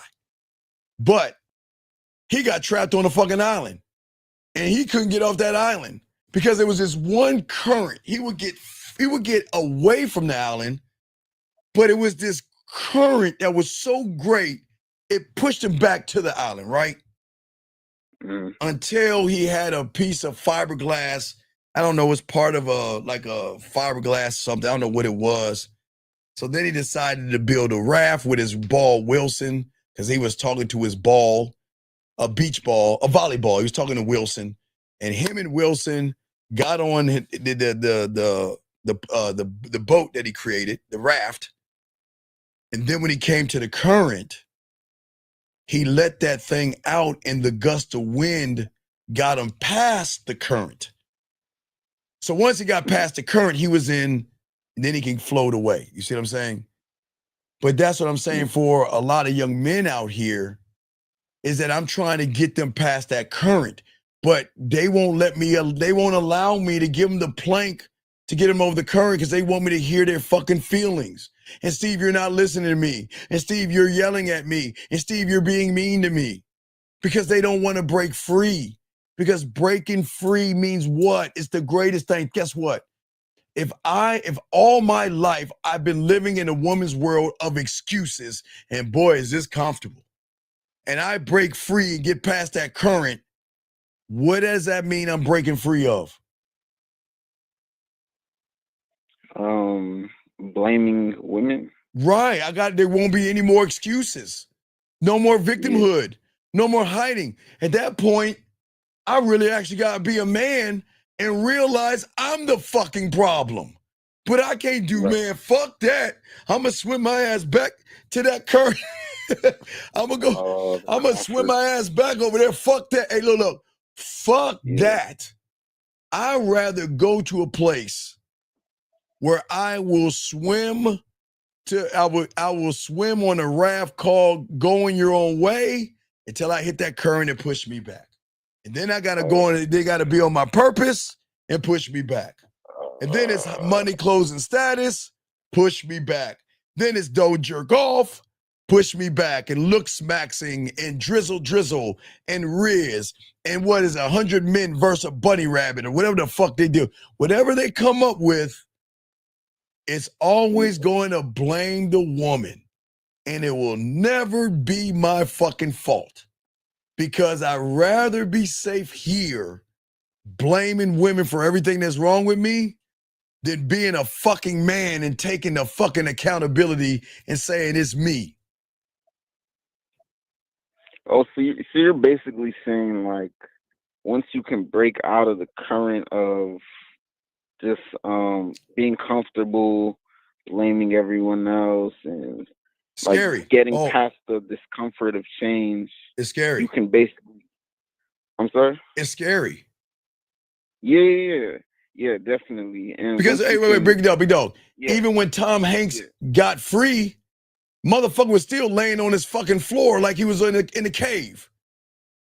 He was still doing the same shit because it couldn't get it. He still had that in his head. Yeah. The old patterns. The old patterns, right. Because there's a cycle we're going to break down. You see what I'm saying? Yeah. So one is pretty much so attached to like old habits and patterns. It's like, even if you're out of that, it's still there. Right. But what happens when a woman has those fucking old patterns and runs into a man? What happens to a woman who has low self-worth, low self-esteem, insecurities, and all that other shit? And then she gets a man and gets past that current into a peaceful place where she's like, you know what? I can really understand now that I'm with a real fucking man that holds. Then you become her current. You motherfucker! Right? Yes. Oh, so guess what we say? If you want to go back. Go back to the island.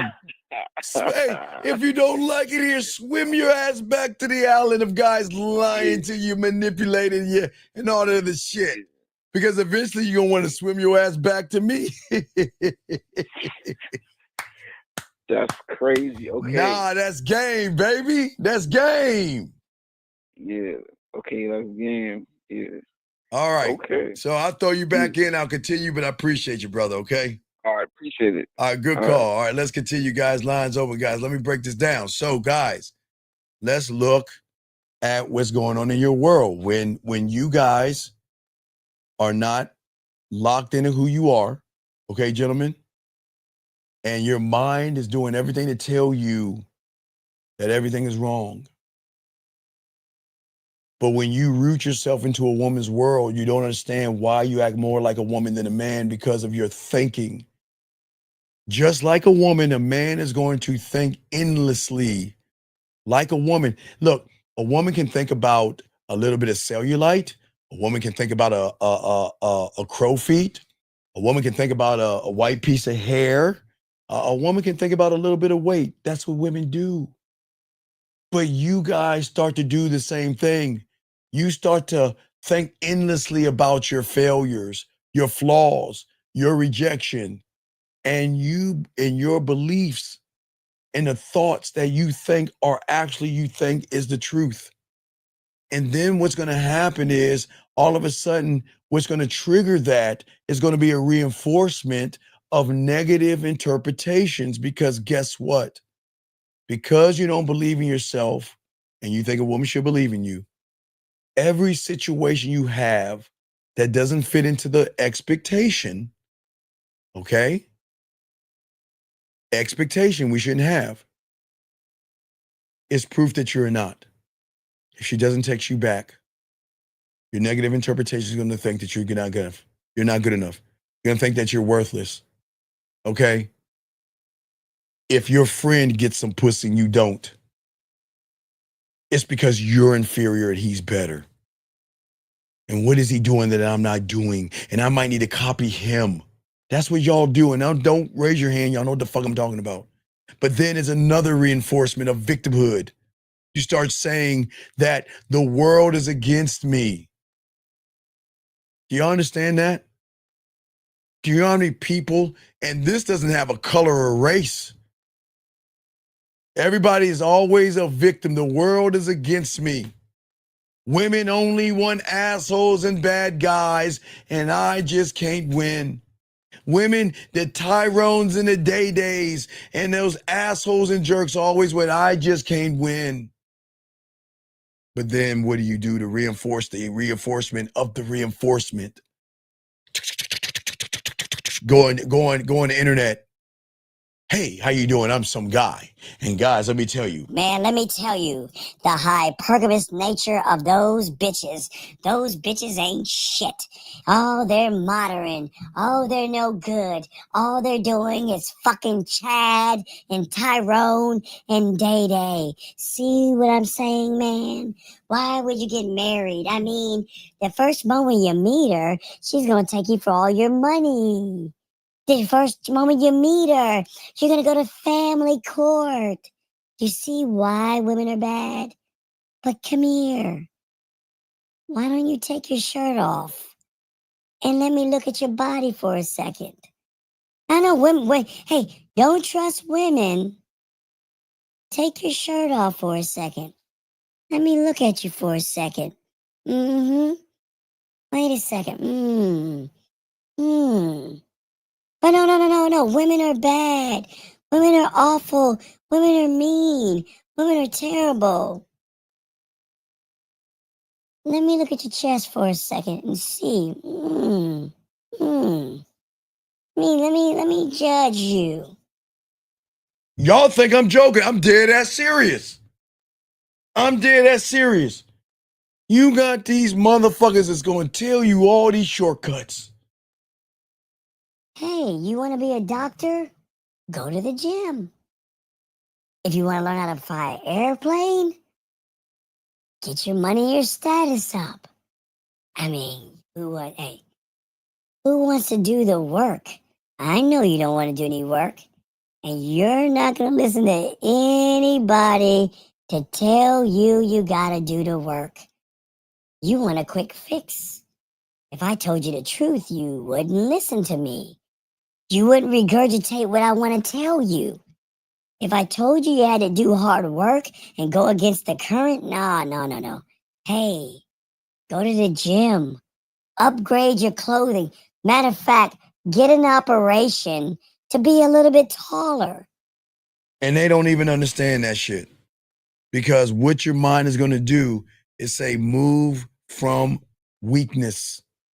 And then the lie or the connection and the one behind that is the excuses that you make.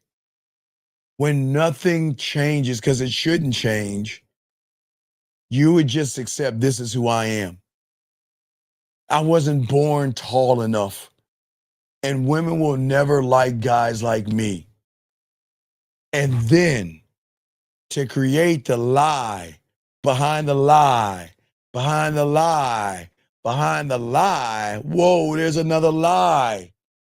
You will then defend the addiction. When someone challenges you to rise above what you are, you resist and you attack the messenger.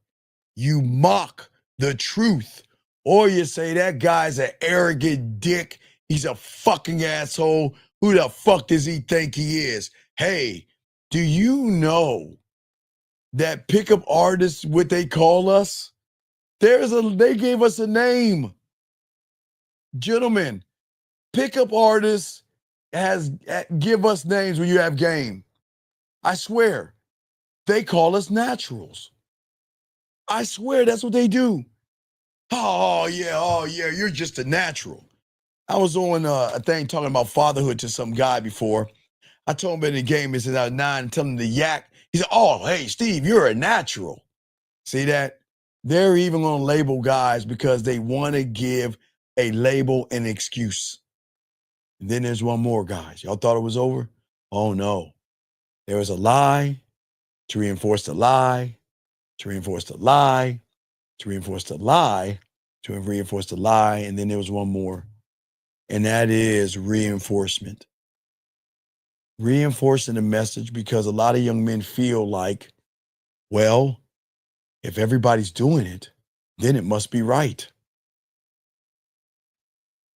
Look at their subscriber count. If everybody's watching, then what they're saying must have relevance.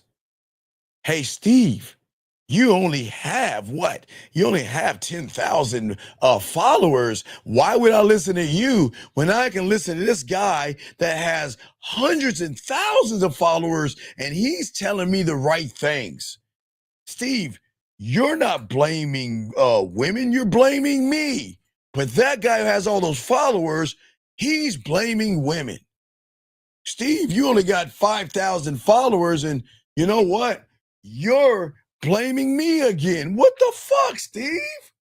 When is it ever going to be a woman's fault? Why do you keep blaming me? And you know what? I'm going to reject your message. Fuck you mean love yourself. What do you mean love yourself? Fuck that. I find strength in the addiction of blaming a woman. And guess what? And you keep on doing that, and the cycle keeps going on and on and on. Because, gentlemen, the rejection is not you getting rejected by the woman. The rejection is you're addicted to being the same fucking person. You know, women love fucking with me because they know, what Steve am I going to get today? I'm not going to get the same Steve. Steve is never going to be the same person. Oh, if you're lucky enough to get with Steve, you'll see Steve is not the same person. But this is the tragic part about you guys when you are living in a woman's world and you're worshiping her. You claim that you want to change, but you're addicted to being the same person. You really don't want to change because, again, change means discomfort. Change means the death of the old person that you are. Change means no more excuses. And that's terrifying. Guys, I get it. It is so fucking terrifying to feel like I'm by myself and fuck. I've got to actually take accountability. Instead of that, they settle. Let me grab this question. 678, what's your name? What's your question? How can I help you? 678, going once. 678. Hey, yes. my name's Aaron. Hold on, I got it playing in the background. Give me 1 second. Yeah. Right, can you hear me? Yes. And it's something I would, hey, you know what it's something I would tell you that I wouldn't tell a woman? Turn me down, brother. Turn me down. Turn me down. All right, so what's going on? What's going on, Aaron? What's up? All right, so I haven't seen Castaway. Yes. But I got a picture in my mind of what you're talking about. And it's a very good movie. I'm a Tom Hanks fan. He always have them really like Road to Perdition. I forgot the one when he's like a gangster, but Castaway is really a good movie because what I love about it, real quick, Aaron, is that he really gets to communicate with himself, but he has to figure things out for himself and by himself. He's all alone on an island, and he's got the whole for the the beginning of the movie, then the end when he gets off the island. But the majority of the movie is him on that fucking island. But it's a very, very, it's not much dialogue. It's a very, very powerful movie because it's that fucking current that he can't get over. It's that thing that is holding him back from getting off that fucking island. But I can't give it all away. But I'm listening to you, Aaron. What's up? Is being in the Grand Canyon the same as when he was off the island, but he still like that stage where he's off the island, but he's still acting like he's that's you said in the cave. I picture somebody who's like shriveled up in the corner or something. Well, he like was kind of shriveled up because he was laying on the floor, flickering the lights like he used to when he was in the cave. So what I'm saying is when you leave a cult, it doesn't mean you are off. The cult is not inside of you. It's still inside of you. That's why a lot of young men who have been indoctrinated with the red pill, they still have that indoctrination in them. They still have it in their mind. Just because you walk away from the red pill doesn't mean it's not still in you. Because the moment you have accepted it as truth, it becomes your truth.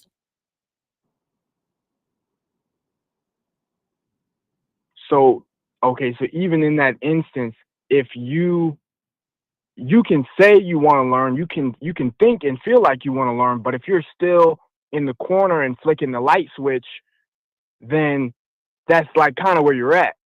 Yeah, all right. I'll give you one from Star Trek. You ever see the one where Kirk died? It was Star Trek Generation. All right, so I'm a Trekkie. So there was this ripple in space called the Nexus, I think it was. I think it was a Nexus. So this ripple is if you ever went into that ripple, whatever you dream of will come true. Okay? So everybody was trying to get to that thing, right?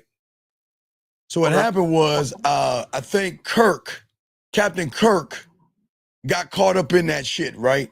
So he was in this dream bubble. They have it like red pill. Whatever he wanted, he could get, right?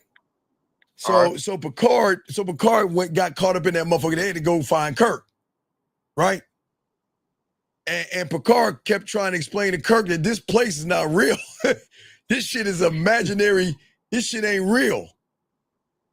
But Kirk was on a horse and galloped off. And Kirk jumped over this ravine.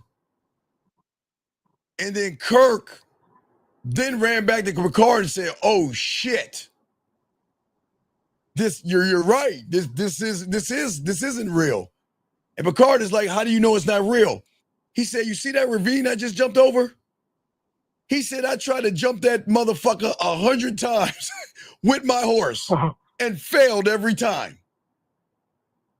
And it's this one time I tried it and I succeeded, which means this isn't real."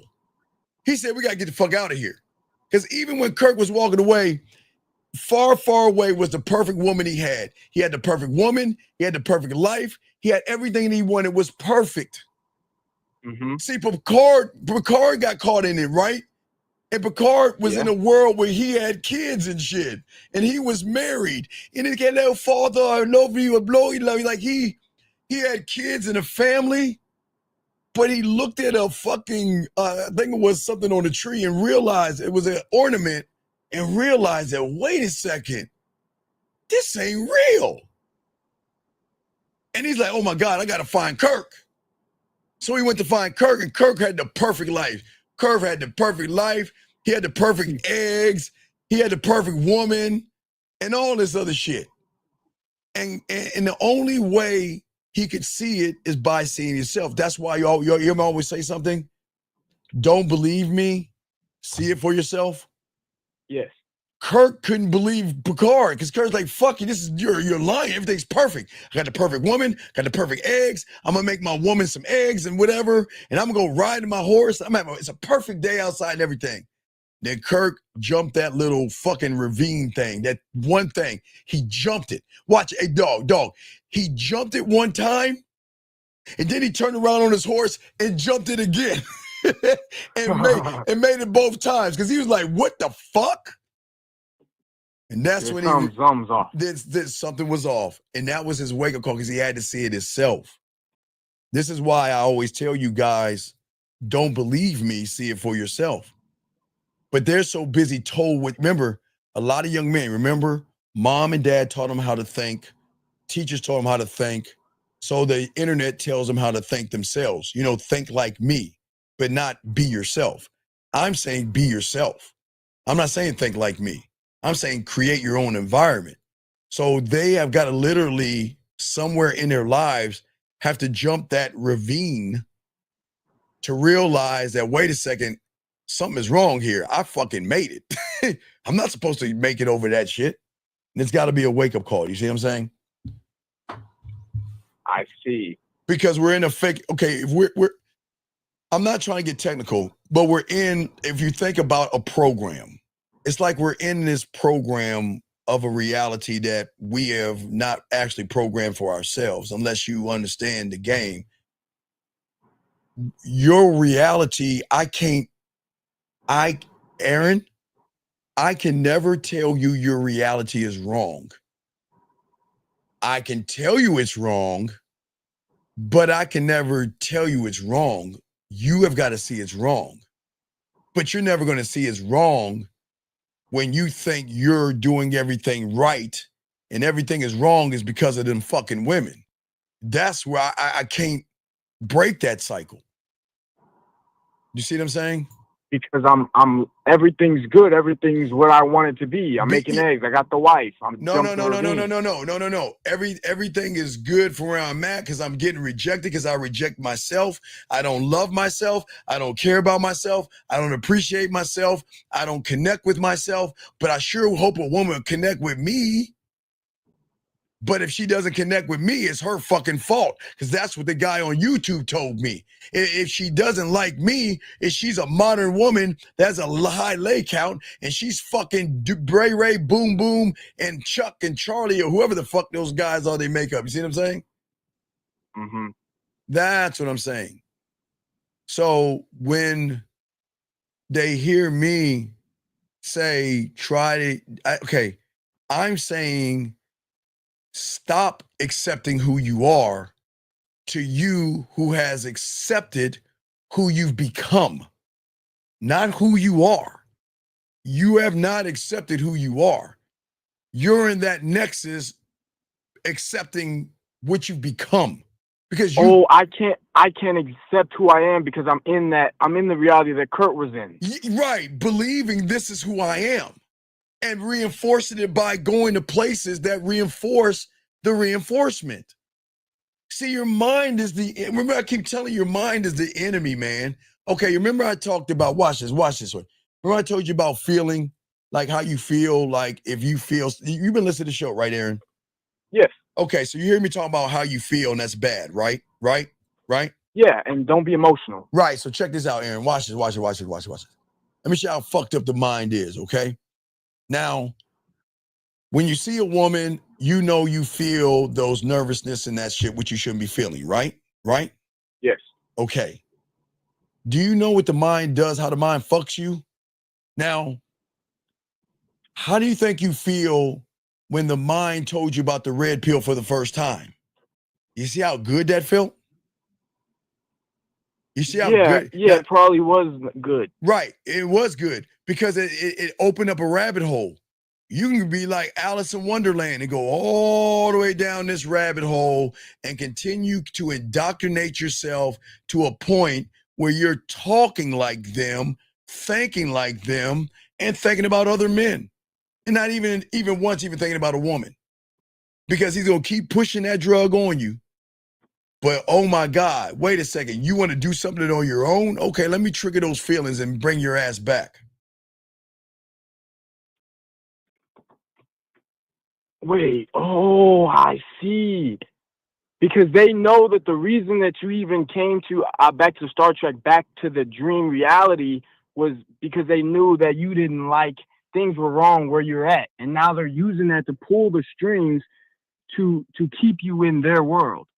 Right, to make you think that it's your fucking idea. Your mind makes you think that you going red pill is your idea. But think about this. They talk about getting muscle, right? Yeah. But what's the criteria of muscle you have to have? They don't talk about that. They just say go to the gym and get muscle. But what's the criteria of muscle?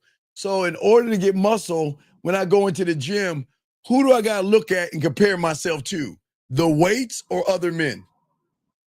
Other men. Man, look at his chest. Man, look at his butt. He's got a real tight ass. And man, look at his legs. His legs are really tight. I sure like to have thighs like his. Man, look at the shape, the V shape of his back. I would love to have that kind of V shape. I swear, I'm not joking. You see how they got y'all looking at other men and shit?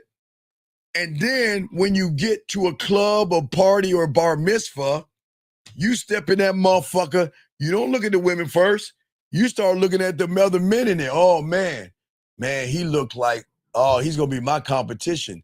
Man, look how he's dressed. Wow, that's a nice outfit. Man, those are nice shoes. Wow, that's a nice out. Man, you see that? It's the same thing that women do.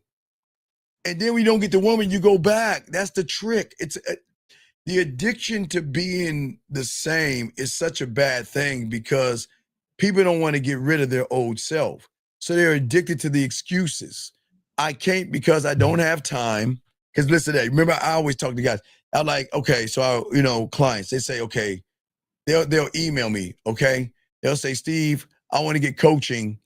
I'll be free. Okay, they'll hit me on Monday, right? They'll say, Steve, I want to get coaching. I'll be free Thursday at this time. And I'm like, no, we're not doing that because that's in your nexus, right? I said, no, you're free today. Well, yeah, that's not really the truth. That's right. You're free today. You're not busy. You're free. But you want to do it on your time, which is a bad thing. I got to break you out of that. So then we talk and I'm like, okay, are you really busy, big guy? Well, okay. Well, let's look at the time. Here's 24 hours. Tell me what you did in 24 hours. Show me where you're busy. All right, I slept for 8 hours. I say, God damn, I'm jealous of you. I wish I could sleep for 3. God damn it. I wish I can. Man, how does it feel sleeping for 7 hours? Man, I haven't slept for 7 hours since I was like fucking 9 years old. Shit, how does that fucking feel? Man, I'm jealous. So then you sleep for 7 hours. Then you go to work. But wait a second. Don't you take a lunch break? Well, yeah, but how long does it take for you to get to work? An hour? Well, don't you have 15 minutes in that hour? Well, I drive back home. Well, does it take you an hour? And then what do you do afterwards? Well, nothing really. I just sit around, watch TV, and scroll through YouTube. Do you see what I'm saying? Yeah. It's every excuse in the book. And this is why you lose, because when my mentor gave me a chance at 9 years old, that's all I can base it off of. Me at 9. We all wanted to learn the game, right? My motherfucking mentor kept telling us, y'all, I ain't teaching you motherfuckers a motherfucking thing. Y'all lazy as fuck. Y'all want to learn shit. Fuck y'all. We kept bugging him. Right, kept bugging him. And what he said was, at the end of the day, was that he said, all right, who wants money? That's all he asked. Who wants money? And little fucking kids, we all broke and shit. Hell yeah. Yeah, I want money. We all raised our hand. All of us. It was a bunch of us in this motherfucker, right? So he dug in his pocket and pulled out, it was a few pennies, a few nickels, and a few dimes. And he threw that shit on the ground and just stood there. That's all he did. He just stood there. That's it. And everybody who went down to grab for those nickels and pennies and dimes, do you know what everybody else was doing, caller? What do you think they were doing? I'm laughing. There you go. Yep, laughing. Man, look at these dumb motherfuckers. Man, look at these dumb motherfuckers. Why are they scraping over a penny? And why are they scraping over a nickel? Man, that's stupid as fuck. So once it got over with, you know what he did? He said, everybody that was down on those ground, stand over there. Everybody else get the fuck out of my face. Like, oh, wait, what are you talking about? He said, game 101. I asked you, did you want money? You guys said yes. But you thought money was $1, a $5 bill, a $10, a $20, or a $50, or a $100 bill. He said, I gave you an opportunity to go after the thing you said you wanted. Because that penny is a penny more than you have in your bank account. That nickel is a nickel more than you have in your bank account. You said you wanted money. So if your actions are not in line with your behavior, then you cannot be a student of the game. For those reasons, get the fuck out of my face. And that's how I became a student. Because I was put to a test. I do the same test. You know, I tell guys to do, go get your puzzle pieces. And you know, motherfuckers don't even do that. Not worthy of the game. Not worthy. I do a lot of things, but I'm just saying that was my test. And I've got the bruises and scrapes that still show today. My knees are scraped up like a motherfucker, dog. We didn't have Neosporin back in those days, guys. We would peel, as kids, we would rip our scabs off. We have a scab, we'll rip that motherfucker off, man. But you know, different times were different back then. We would rip our scabs off, and there was a little bit of alcohol involved in shit. But we were all scabbed and fucked up.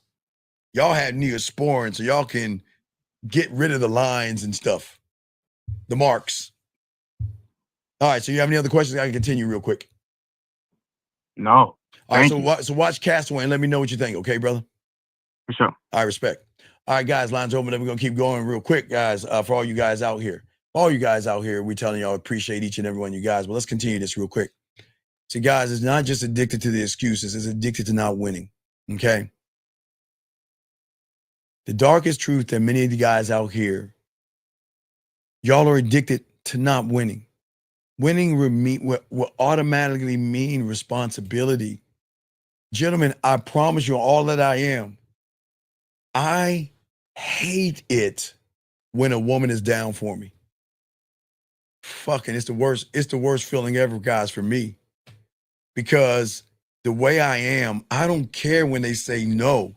And I don't care when they leave. And I don't care when they go. But when they want to hang around and they want to fuck around with me, that's where I have the problem. Because, gentlemen, I challenge myself all the time. And I'm always lose. When I win, guys, I lose. Because if I get her, it wasn't on my terms. Because I set a bar that's so high. Because, gentlemen, y'all are going to get a lot of women. So I don't want you to be satisfied with the women that you get. Never be satisfied. Never be satisfied. Because the moment you're satisfied, you're putting a ceiling over your head. I'm never satisfied. Never. Now, if they say no, I'm cool with that shit. I sleep like a baby. But when you get them, man, oh my God, I've got to analyze this shit. Where the fuck did I go wrong? I know a lot of y'all guys think go wrong, but where the fuck did I go wrong?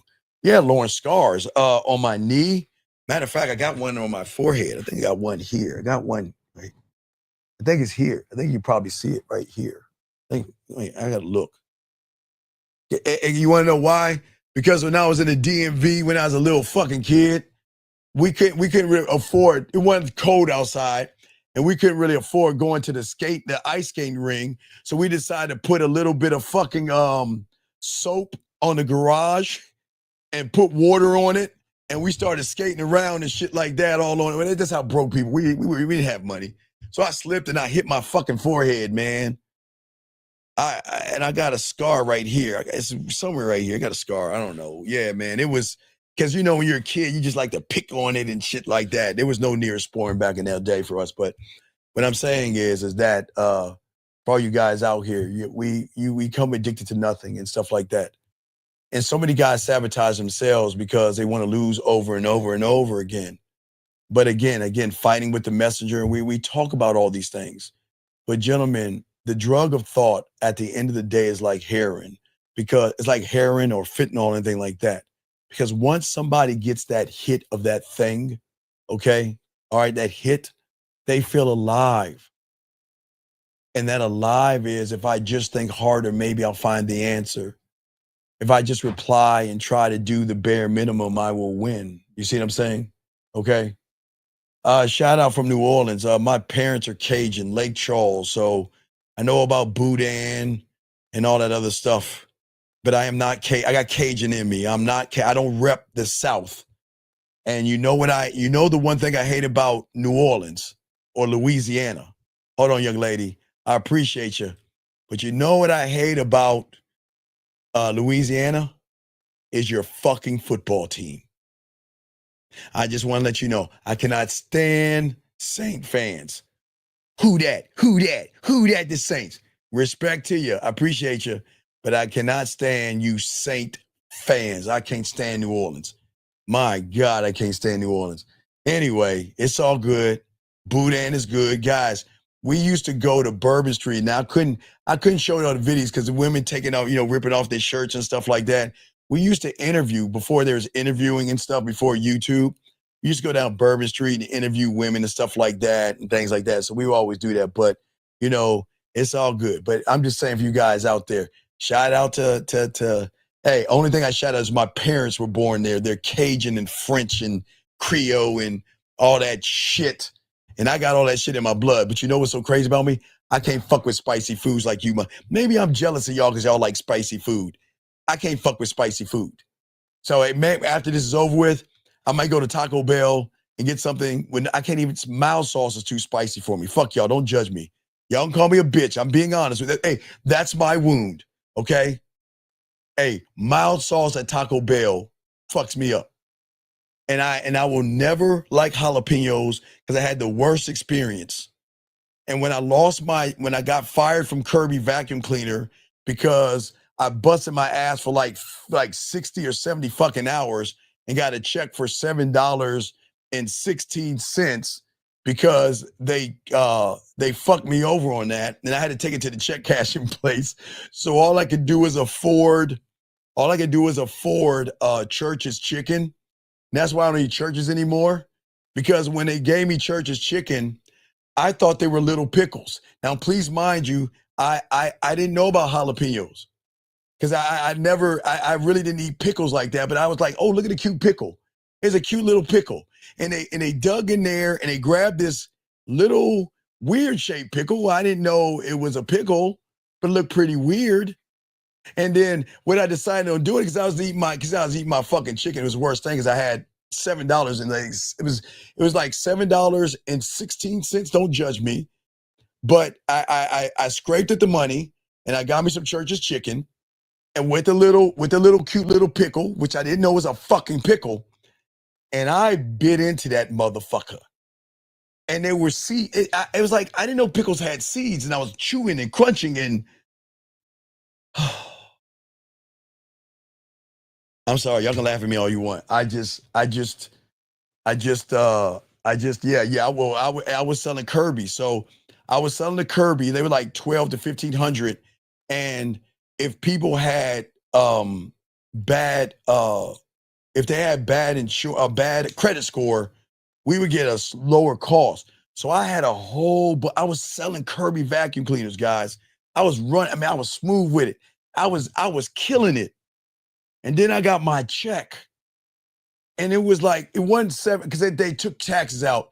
So no, my check was like $7 something. But when they took the taxes out, never mind. I don't want to get into that. But that's my wound. That's my wound. But as I say for all you guys out there, shout out to you guys out there, man. Hey, Daniel, thank you, brother. Respect to you, brother. But I didn't do it. You did it, sir. Respect to you. But let me get into this real quick because we got to talk about this real quick. Guys, we are going to do 2 shows. We have a show tomorrow, Real Game No Theory with the guys. Then we'll do another show tomorrow. But what I'm saying to you guys, let's look at this. It's very important. Let's get into this. Okay, guys, at the At the end of the day, because we guys are built on rejection when you are living in the world of the woman, okay? No, let me tell you something. If you put one of those motherfuckers on nachos, I'll flick that motherfucker like a bee. I won't ever, I don't care if the jalapenos on a woman's titty, I'm gonna flick that motherfucker off. You're not burnt. Nina, mild sauce at Taco Bell burns my bitch ass mouth. It's hot. No, Dub, fuck you, Dub. Dub, that's why I have ketchup, because I squirt ketchup on everything. Not nacho, fucking nacho. That's my wound. I will not eat spicy foods. Y'all jalapeno motherfuckers, y'all can have that shit. Nah, buffalo wings, no, Brandon. Y'all can have all, look, just fry me some chicken and I'll put some ketchup on it.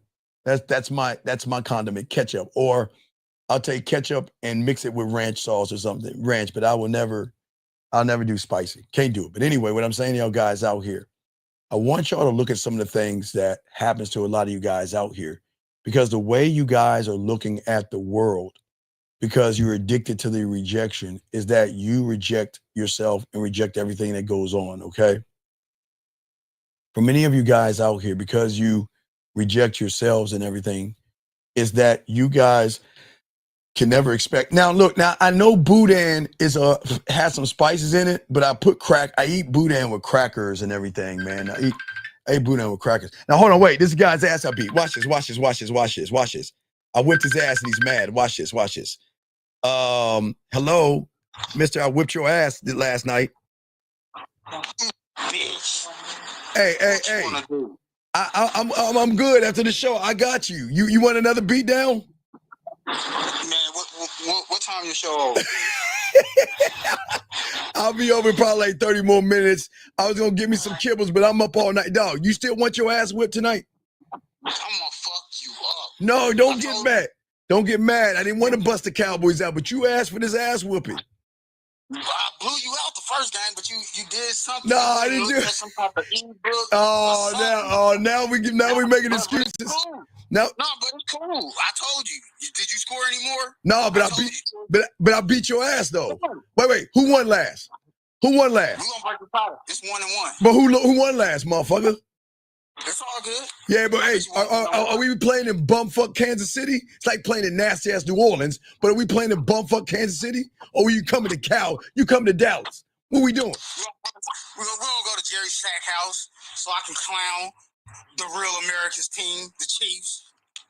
Man, now you really talk. Man, I always told you, man. You know what? Talk about my animals, man. Don't talk about my team like that's really fucking hurtful. That's some mean ass shit, dog. Fuck them whack ass niggas. They gonna go 8-8 this year. All right, see that? All right, okay. You know what? I was gonna let you score first, but now I'm at the fuck you. I don't even know if I'm gonna let you score now. Yeah, don't let me score. Don't remember to stand on that. All right, motherfucker, hang tight, man. Hey, set the room up. I got you, man. Let me finish this show up, and I'm gonna beat your bitch ass. I was gonna give me some kibbles, but you know what? I might not even get no kibbles. I'm gonna beat your ass. Hey, say less. All right, motherfucker, I'll call you in a bit, man. I got you. Hey, you online, right? I will be here in a second. All right, well, get your bitch ass online and don't make no excuses like you were tired, because I'll put your ass to sleep with this cleat kill. Look, niggas always stealing my quotes. I'm about to start copyrighting my shit. White ass bitch. All right, motherfucker, I'll get back with your punk ass. Oh, he hung up. See, guys, the shit we talk, man. It's competitive over there, dog. We play for money and shit. I just want to let y'all know, man. We play for money, dog. We talk shit. We play for money. I'm on a win streak. I beat my one boy today. I beat my other boy earlier this morning. Now I'm gonna go get me something to eat. I think I'm gonna go to Jack in the Box and grab something to eat real quick and then come back and beat his ass. But anyway, let me continue with y'all guys out here. All right, guys, here we go. But what I'm saying to y'all guys out here was very important for many of you guys to soak up what's happening. We want to talk real quick about some of the things that can happen when you are not locked in and something happens with a woman, okay? And for many of you guys out here, there are things that y'all look at, and we have to make sure that for all you guys out there, because y'all reject yourselves, when you meet a woman, because you're in her reality, a lot of y'all, fuck them Raiders. A lot of y'all, sorry, KDK, thought you, man, I don't like the Raiders either. I don't like anybody's team except America's team. Lauren, I know, Lauren, I know. Why you always tell me to eat? Lauren, I'm going to eat. Lauren, after the show's over, I'll probably go to Jack in the Box and grab me some kibbles. All right, guys, lines are open. What I'm saying to you guys out here, check it out. So, guys, when y'all meet women and y'all are in a woman's reality, guys, the greatest turnoff that she is going to have is that y'all conform to her lifestyle demands. When you guys out here bend your lifestyle and your habits and your goals and everything to match a woman's expectations, that is showing weakness to a woman. It's not something she likes. Women do not want you to match their energy. Women don't want that. They're going to tell you they want that shit. Never believe the bullshit a woman says. Never believe that. All you guys out here. If she's eating vegan, don't eat it. If she likes whatever food she likes, if she likes some foreign food or something like that, like if you meet an African woman and she likes fufu and you don't eat fufu, don't eat the fufu. Let me grab this call. 856, sir, what's your name and what's your question? How can I help you? 856. I don't like the way 856. that you don't like Skittle Guzzlers. 856. Can you turn down the background so we can hear you, please? Can you turn down? You hate what? Yes. What'd you say? I don't like the way you don't like Skittle Guzzlers. Wait, Skill who? Skittle Guzzlers. Skittle Guzzlers. What? Sir, I think you're calling the wrong thing. This is a man show. I know. I watch you and I love Okay, you. okay. No. You No. 2 doors down to the left, buddy. Have a good day, sir.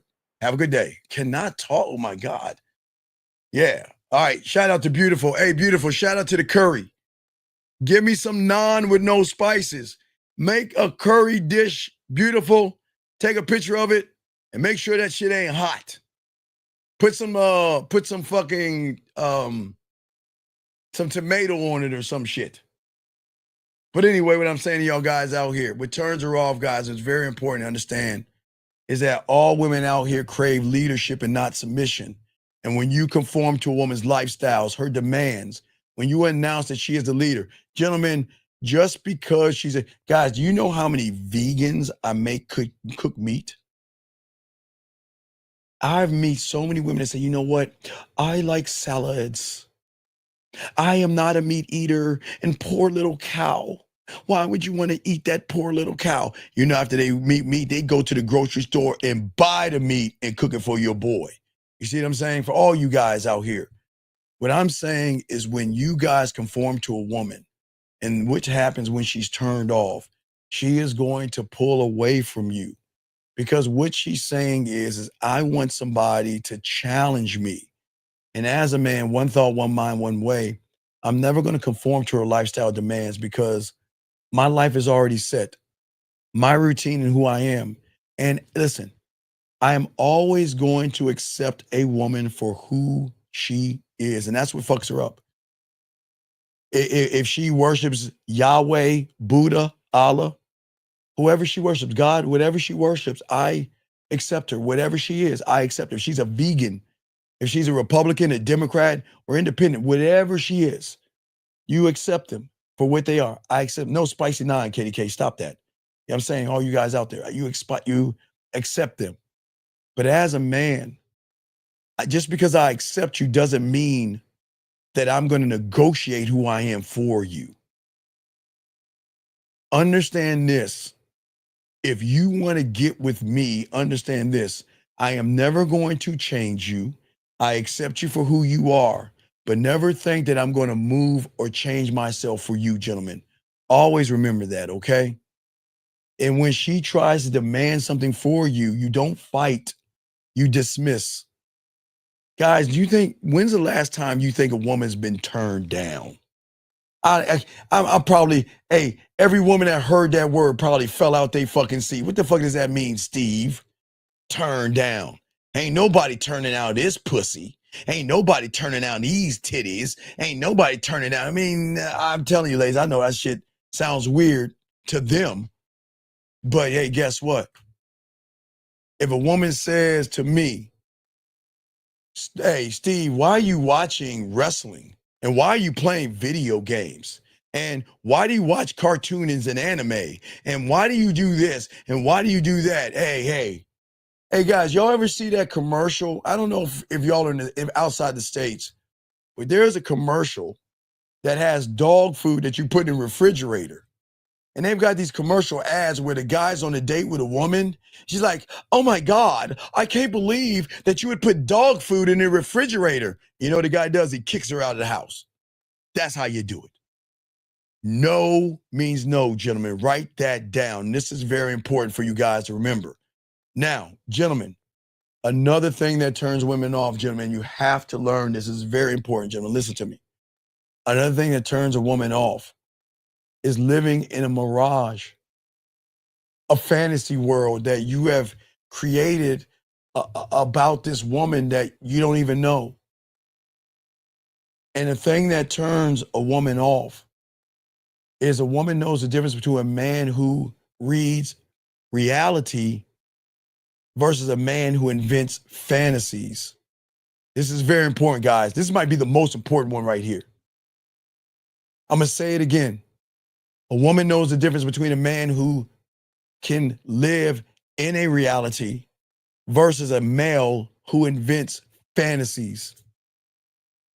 When she is simply being polite, friendly, social, okay? Listen, gentlemen, this is very important. Matter of fact, hold on. Wait, guys, I don't even want the women to hear this. Hold on, ladies, real quick. Hurry up, ladies. Cover your ears. Don't listen. Ladies, don't listen. Cover your ears. Don't want to hear this shit. Stay away, ladies. Don't listen. Cover your ears. Guys, let me tell you about these motherfucking women. When they are being polite, friendly, social, and kind, what she expects is a man to recognize it for what it is.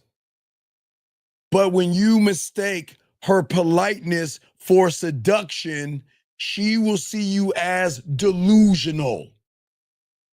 If she's being polite, that doesn't mean she wants to suck your dick. This is why I take the women out, because they need to hear this dirty ass talk. When she's being friendly, that doesn't mean she wants to bend over and spread her butt cheeks and let you hit it from the back. And when she's being social, that doesn't mean she wants you to jerk off in her face. It doesn't. Because if she recognizes that in you, gentlemen, it's going to reveal desperation, and it shows that you are so hungry and so desperate and so starved for female attention that you build a castle in the sky out of fucking pussy ass crumbs. When she says, how you doing? She might say, you look nice today. That's a nice haircut that you have on. Oh, are those new shoes that you have? Wow, that's a nice outfit you have on. Wow, you look really nice in that outfit. That doesn't mean she wants to fuck or suck your dick. Okay? It tells her that there's something off and you don't live in reality. You live in this story that you created in your head, and women can never respect a man who can't see that clearly. Please listen to me. Listen to me, please. It's very important. Because a man that lives in this mirage can't lead a woman. He can't protect her, and he can't inspire her because he can't even face the truth to what is happening right in front of his face right now. Guys, we have like 15 more minutes. So guys, you got a question, let me know, put a thing, okay? Okay? All right, it's very important, okay? And what I'm saying to all you guys, this is why the game is so important. Because how does she act when he finds out? Again, I keep telling you she's gonna distance herself. She's gonna get a little colder, and she's gonna lose respect. And why you young men don't get this shit? Because look, guys, I get it. I'm not gonna down you because you guys are y'all not used to women saying anything to you. Only woman that says something to you is maybe your mom, your grandmother, or your sister. You know what I mean? You're always gonna be your mama's baby. She's always gonna tell you how cute you are and all that mommy shit. But I know you guys want to hear a woman say something to you. And sometimes a woman doesn't. And I get it. I understand a lot of your guys are desperate for hope because you don't get much attention from a woman. So when a woman finally gives you some type of politeness, you cling to it because you feel that she actually is interested in you. If she smiles at you, you think she's interested. If she says thank you, you think she's flirting with you. And she laughs at your jokes, you think she wants something more meaningful and deeper with you. And that's not the case. Guys, I had a client the other day, and it's a few of y'all guys do the same thing. Y'all business back with a woman that y'all trying to fuck, and the woman starts acting overly nice. And I had to tell my client to wake up. Some women are running games. Some women want your business. And if a woman wants your business, she is going to be overly nice. Guys, let me show you what these women do. While they in their car, they get their lipstick, they want to check it, they rub it, they make sure it's perfect. They do a breast check. They want to make sure their titties are up enough. Sometimes they want to make sure they have enough cleavage so you see some of the titty. Oh, these women go out the way. They do this at the bars. They do this at clubs. And that's why I told women not to listen, because I'm not trying to blow up their spot. But I'm telling you, when you guys think of fantasy as reality, it's the fantasy that actually ruins you, because it's the moment that, guess what? You treat kindness as attraction. And she feels the weight of your desperation. But let me tell you how a man does it. Guys, we got about a few more minutes, but let me tell you how a man does it. I never, ever am in a mirage with a woman because I never assume that a woman is interested in me, because I'm an interesting person. So I don't assume shit, but I never mistake her politeness for desire. Okay. I am in a reality because I don't interact with women as friends and things like that, gentlemen. If she smiles, okay, I'm not going to jump to a conclusion. You know, you're going to see a woman and smile, and you're going to say hello and keep it moving. If she laughs at me, I'm not going to take it as a guarantee. All right. I'm not going to do that. I observe and I take notes. I never project, but I just want to let you know what makes me dangerous in her eyes is because I'm not easily to be fooled. She can't fool me with jamming her titties and letting them pop out of her turtleneck. You know what I mean? She can't manipulate me with her ass, her titties, or kind words, or words of, oh my God, I really think about you, and I really miss you, and I really want to see you. It doesn't work that way in the game. She can't trick me with interest. I don't care. And guess what? I'm never going to live up to her fantasy because I stay in my truth. That's all I do. There's nothing wrong with that. But guys, I got to be careful. If you don't have game, you're going to be a mark. And women respect men who stand on their motherfucking square, which means is that I don't want a relationship with you, and I'm not going to change for you. And if you don't like that, then we're going to end things right now. That's why they come back to us, because they love the honesty and they love how we handle ourselves. And this is how I say how you handle it.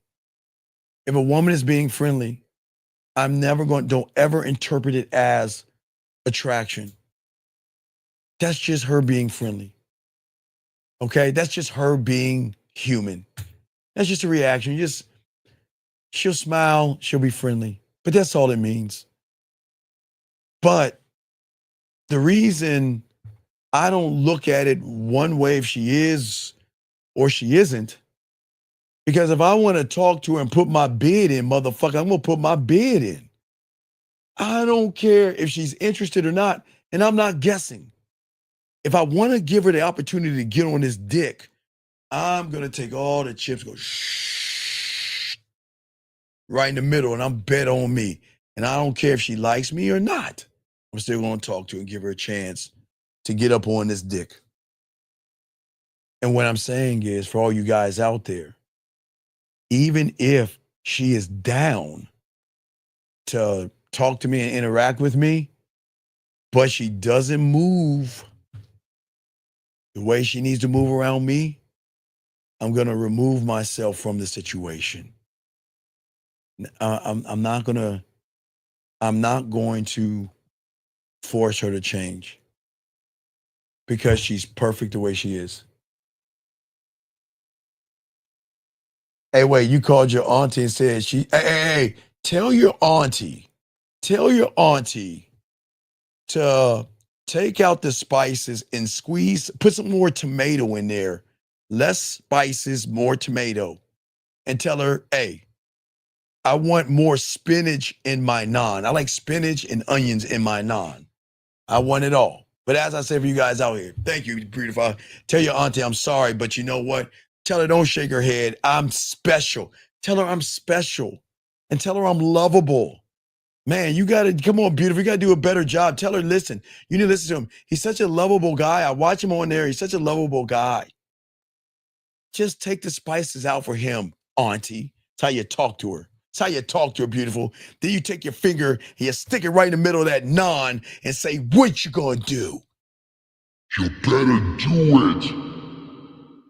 All right, anyway, what I'm saying for you guys out here, gentlemen, if you feel a woman is not fucking with you, just remove yourself.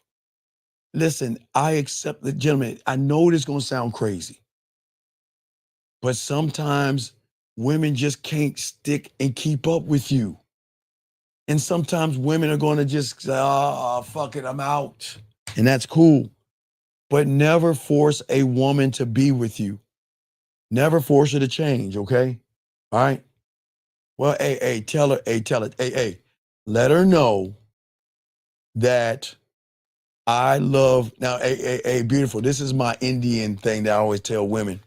Tell her I know about Chunky Pandey and Govinda, and let her know my favorite Hindi movie was Coolie #1. Tell her about Chunky Pandey and Govinda, and tell her my favorite is Coolie #1. She should know what I'm talking about. And she'd be like, oh shit, I'm gonna make it. Just tell her about Chunky Pandey and Govinda, and tell her my favorite Hindi movie is Coolie #1. Tell her about that. Anyway, as I said, for you guys out here, gentlemen, accept women for what they are, okay? Oh, she can hear me? Oh, hey, auntie, you hear me? Govinda, Chunky Pandey, Coolie #1. Coolie #1. Coolie #1.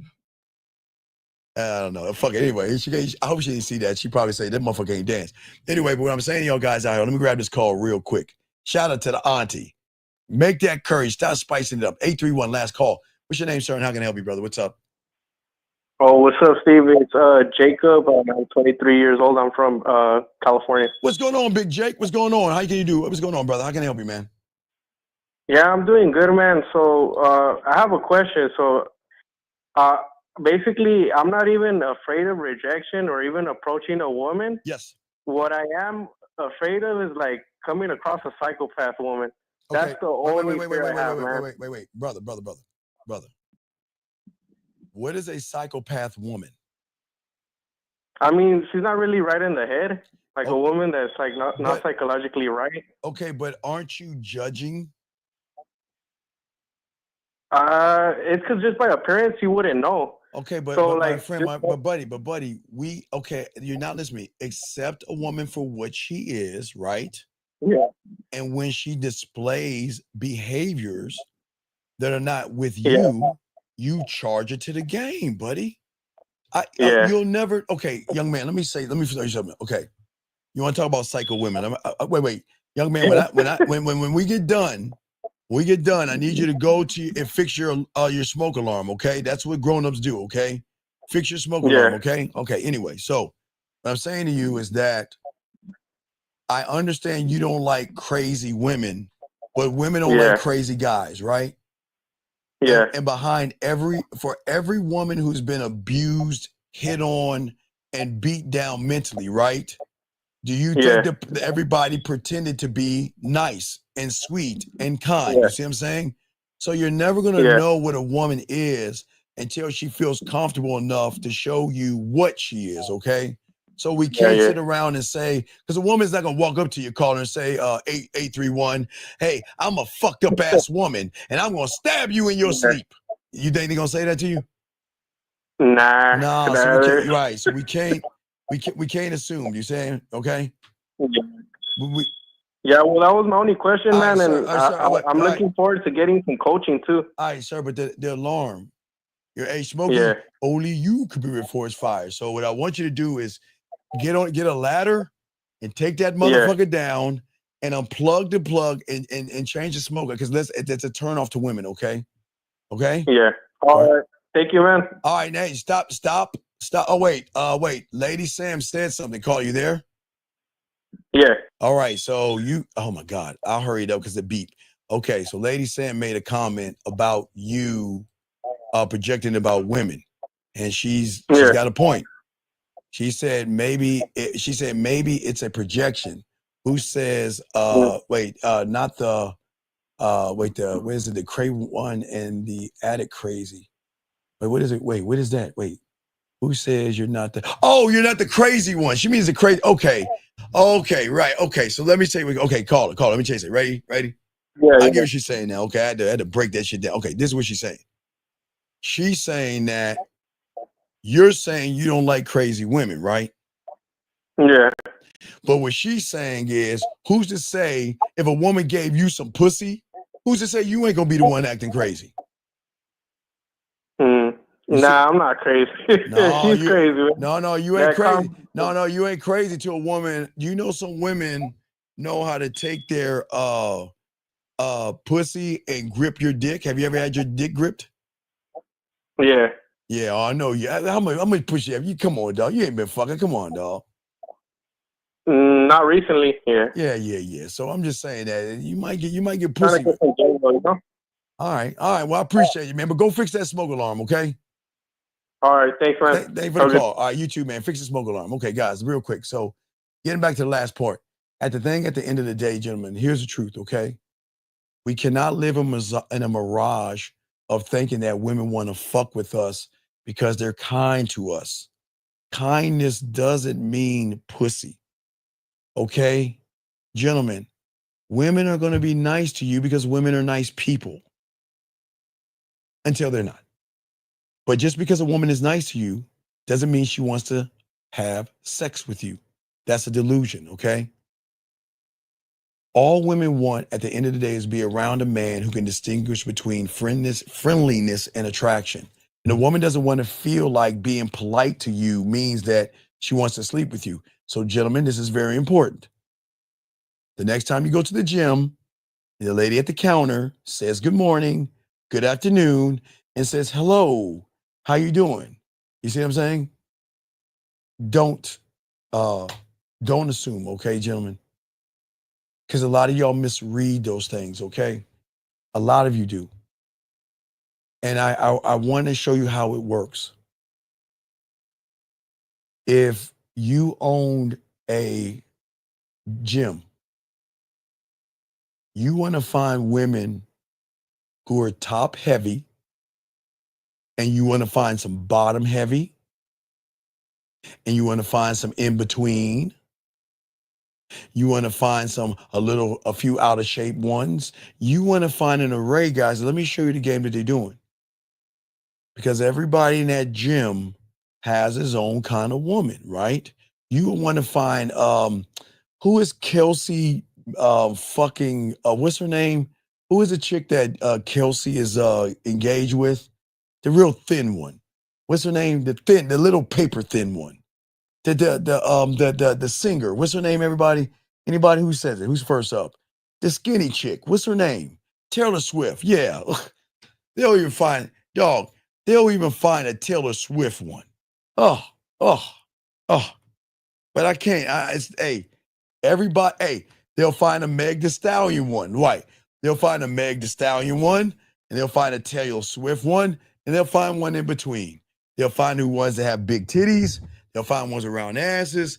But everybody knows this one thing, is that whoever comes through that door, you got to make him feel like he's got a chance to get that ass. And that's how customers and companies sell themselves. They always want to have somebody that is decent looking on the front end, that is pleasing to your eyes, that makes you feel that you know you're somebody special. And that's how they get you, okay? So I just want to let y'all guys know that. But at the end of the day, guys, y'all have to remember, guys, everything that we do, just remember, as I said before, you guys just remember, you have to remember at the end of the day, if you are sick, as I said it before in the morning and before earlier today, if you are sick, your body is going to tell you that I'm about to prepare you for getting whatever is inside of you out of us.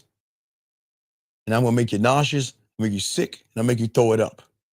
Or I'm going to make you feel nauseous, and you can take a laxative or you can take something and get me out. It's going to come out one way or the other, but it's coming out that it's a poison inside you. Why am I saying it, guys? Because all you guys out here, Lauren, Taylor Swift is it Taylor Swift? Oh, she's a singer. Just a little thin piece of paper. But anyway, what I'm saying, all you guys out here, is that what is important is that, guys, this is a chance for you to gauge rejection. And this is for you to gauge where you're at. If anytime you see a woman and anytime you feel some kind of a way around that woman, if there is a worry, a doubt, a thirst for sex, or if you want to lie to her or anything, you're playing in her reality. Stand on your square and be who you are at the end of the day, and you guys are going to win. That's the beautiful thing about the game, okay? So, gentlemen, I've got a game to play. My boy talking that shit. I got to go get me some kibbles. And after I get my kibbles, I gotta play my boy. Cause he mad. Hey, guys, I told you I'm on the street now. I'm whipping their asses now. But guys, we do have a show at 12 noon. Then we have another show Sunday night. So guys, y'all soak the game up. Guys, if you need me, themanmindset@gmail.com, themanmindset@gmail.com.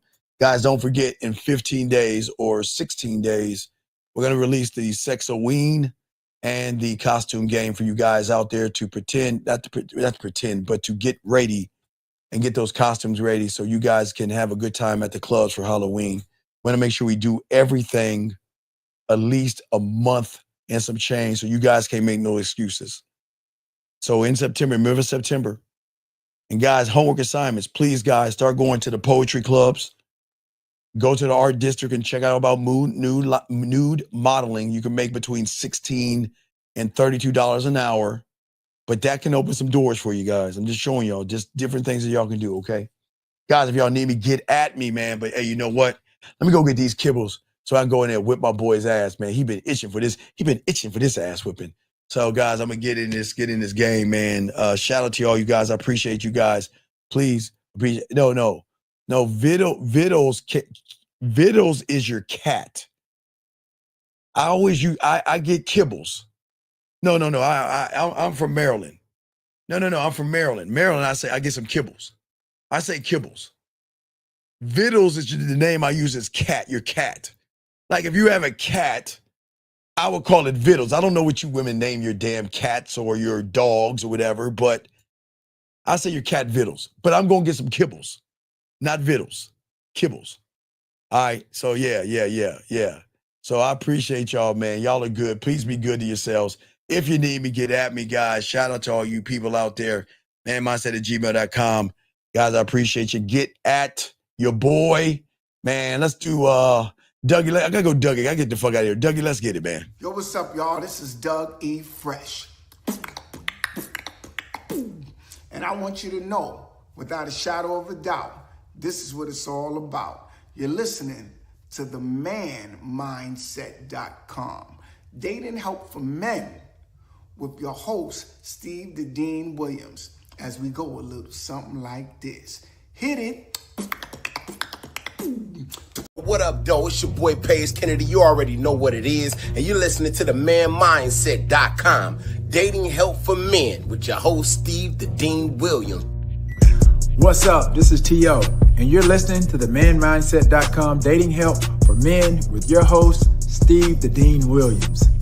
This is the Shark Damon John, and you're listening to themanmindset.com dating help for men with your host,